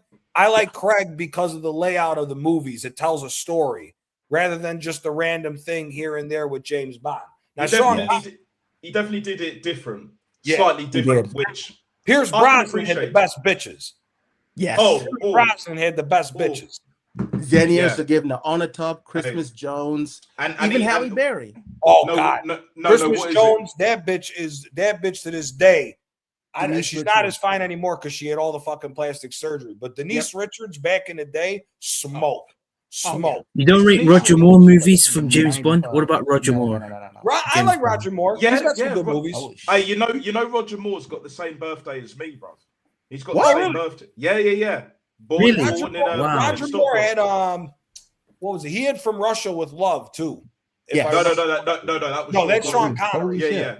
Roger Moore was Live and Let Die. Live and Let Die is what I'm thinking. Live and Let Die. Yeah. The Pussy. There was he's got a man with the golden gun, innit? Man with the golden gun. Christopher Lee, innit? Like Scaramanga, and also obviously Count Dooku and thingy from Lord of the Rings. I keep forgetting his name. Yeah. That's it. And then what was it? Knick Knack, bruv. That fucking Knick Knack, bruv. A fucking little menace. Christopher Lee's one of the best fucking actors of all time. 100%. Like when he was in Star Wars, I couldn't believe it, bro. When I first saw it, I couldn't believe it. And the fact that even though he wasn't in all of the duels, like he had his stunt double, of course, because of his age and all that. But let's be real, that guy's a warrior. I don't care what anyone says. Christopher Lee is a warrior, master swordsman as well. So you don't just go from doing Bond and even years later doing Star Wars, and he played that shit out of the park. That scene with him and Ewan McGregor, Kenobi, Obi-Wan, big up Ewan McGregor. Facts, absolute facts. You can relate that to today, bruv. Do you know what I'm saying? Dark side of the Force and all of that shit. Evil's afoot and all of that shit. Do you know what I'm saying? It's like one of them ones. But I'll tell you what, guys. I'll tell you what, with all the actresses and all of that shit, nothing beats an athlete for me, personally. Nah. Body type, them athletes, bruv, different, built different. Do you know what I'm saying? What is it? Antonio, big up Antonio. I hope you're doing well. Big up Antonio. That. He showed me the Italian triple jumper. And was it Andrea? What was her name, bruv? What was her name? She's like yeah. Fine as a motherfucker, bruv. She's the one, bruv. bruv, I'd rip my pinky off, bruv. Just to even fucking just to get it. Hey, just to get a sniff. Just to get a sniff, you know. brother. What was her name? I'll find it. Don't worry, guys. Fine margins, guys, and all that. Fine margins, guys. Yeah. Oh. There'll be hella fine margins. Do you know what I'm saying? It's Facts. It's one of them ones. Like,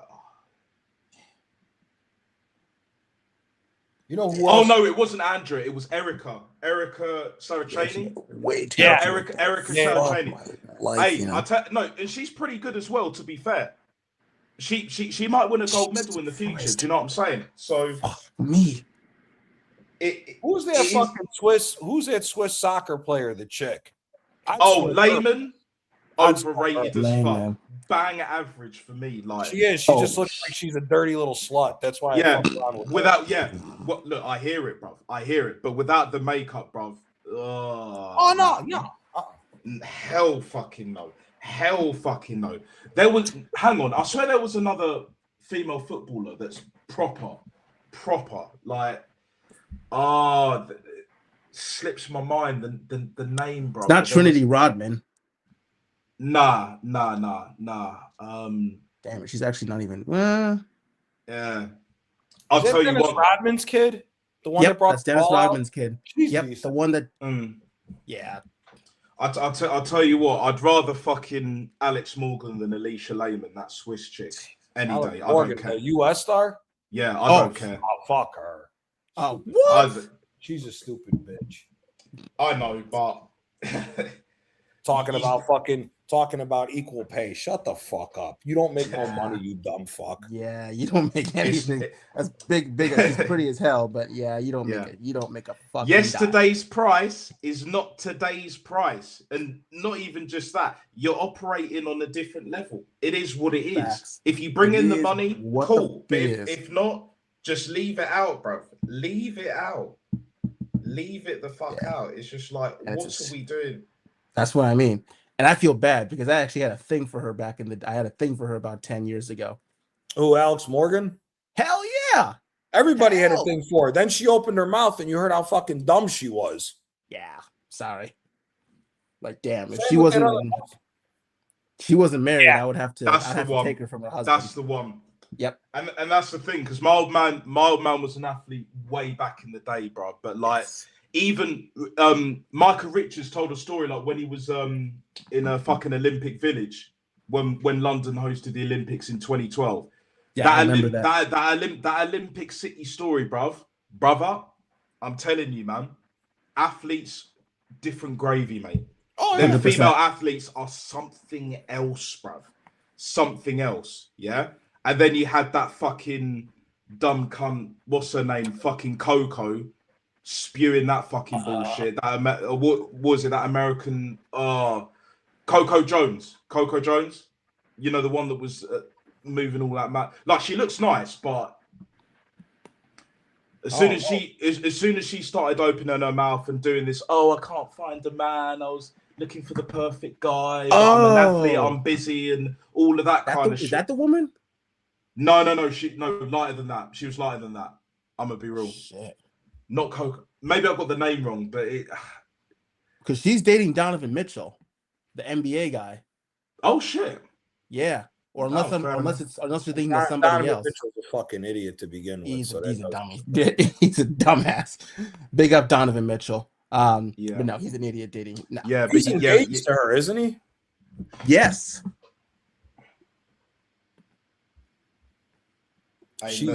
She ain't nothing special. Nah, she ain't all that. Oh shit! I didn't realize. Yep, he is engaged. You're absolutely right. Erica's 20, bro. Give me fucking what's her name? Who's married to Swizz Beats? Alicia Keys.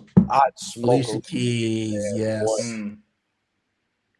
I'll tell you one back in the day, bruv. Yeah, Aaliyah.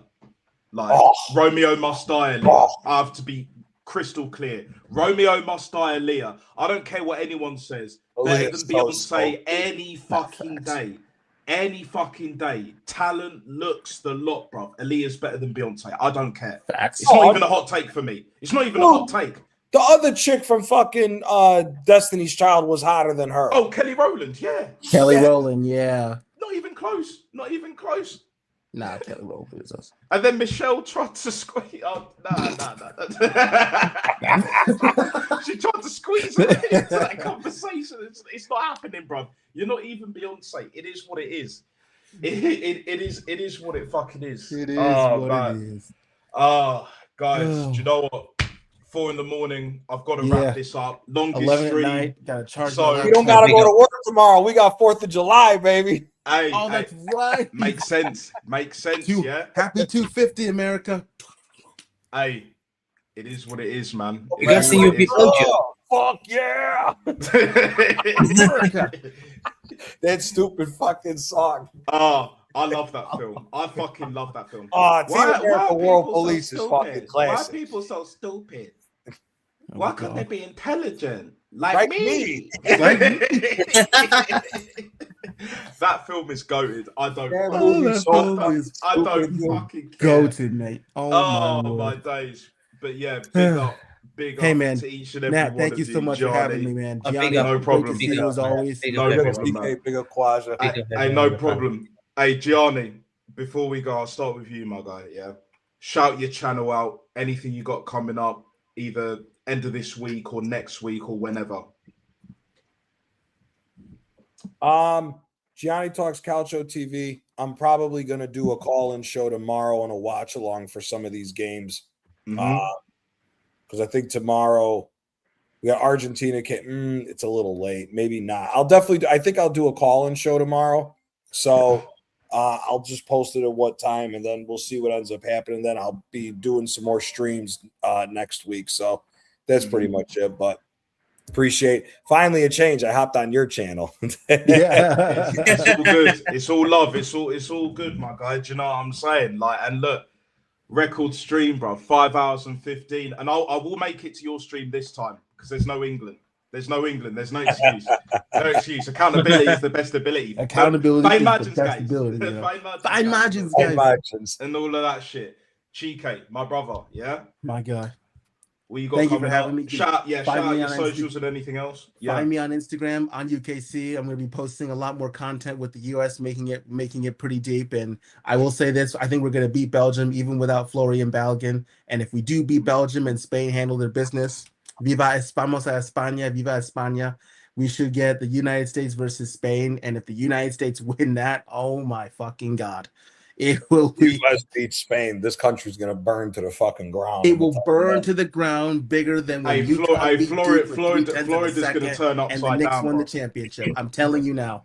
And all them other like California will lose their shit, and Florida will just turn upside down. I swear. Switzerland just took the lead over Algeria. Holy shit! Hey. And Mbolo scored. Ooh, yeah, the ball came in Manzambi with a fantastic ball in, and Mbolo scored. Yeah. Oh shit, man! But you never know. You never know. I mean, Portugal came back in it, and I said, I said, look, hey, it is what it is. It is like, what the fuck it is. It's one of them ones. To Spain. Don't worry. Oh, don't worry. Hey, we'll see, man. Hey, we'll see. Hey. We'll see, innit? Look, stranger things have happened, innit? But if they beat Spain, I'm gonna start believing in what everybody said that Donald Trump rigged the World Cup for Ronaldo. No, if they beat Spain and it's a fuckery, I'll start believing when it comes to that. I'm gonna start believing. Hey, Johnny, I've got my holiday on the line. Do you know what I'm saying? It's one of them ones, innit? It's one of them ones. I'm putting another bet on like very soon, innit? Do you know what I'm saying? It's one of them ones, innit? You imagine. He already said he wants to come out and hand out the fucking trophy at the end of the World Cup. He's talking about he wants to hand out the trophy. Can you imagine if it's Ronaldo? That'd be the funniest shit in the world. There you go. Hey, world's the stage, man. The World Cup will have the orange smear on that motherfucker. Yeah, and the world is a motherfucking stage. Thank you very much, Simpsons, innit? We will be there. We will be there, innit? Do you know what I'm saying? Quadra. Last but certainly not least, my guy. Big up Quadra. Plug your socials and all the other shit you got coming up as well. Yeah, man. Obviously, we were talking about CR7 and he got scammed player of the match. I mean, how on earth did he get player of the match? I don't know why, but you know, I don't know if FIFA president got the call from Donald Trump saying give the player of the match to Ronaldo or something. But I'm watching the game. This FIFA president is every game. I see him every game. He's always there. 100%. Yeah. And today I feel I don't know what I feel. Like I don't. Do you know? It's got to that point now. It's got. Thank you very much. Thank you very much. Today I feel Qatari. Today I feel. Today I feel gay. Why are you gay? Do you know what I'm saying? I couldn't believe he said that shit.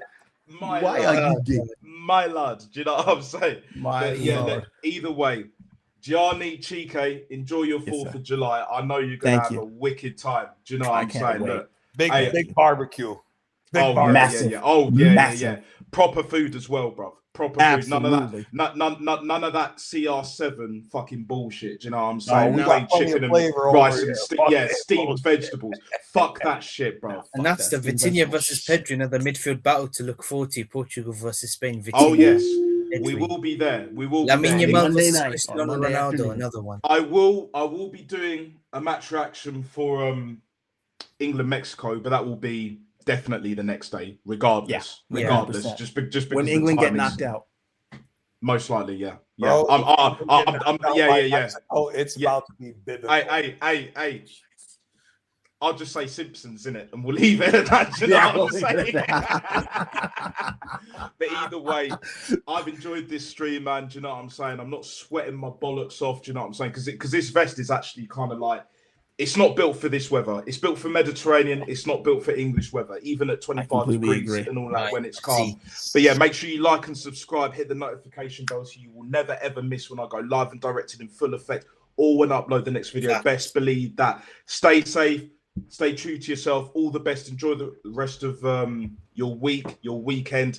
4th of July for all your Americans and anyone that's just living their period and all that. And if you're American and overseas and all that shit, celebrating that shit, I know you're going to find a way in it. And I hear it. Do you know what I'm saying? So big up, all the best. And until next time, guys. Do you know what I'm saying? And on that bombshell, we are out of it. Size. Good night, lads.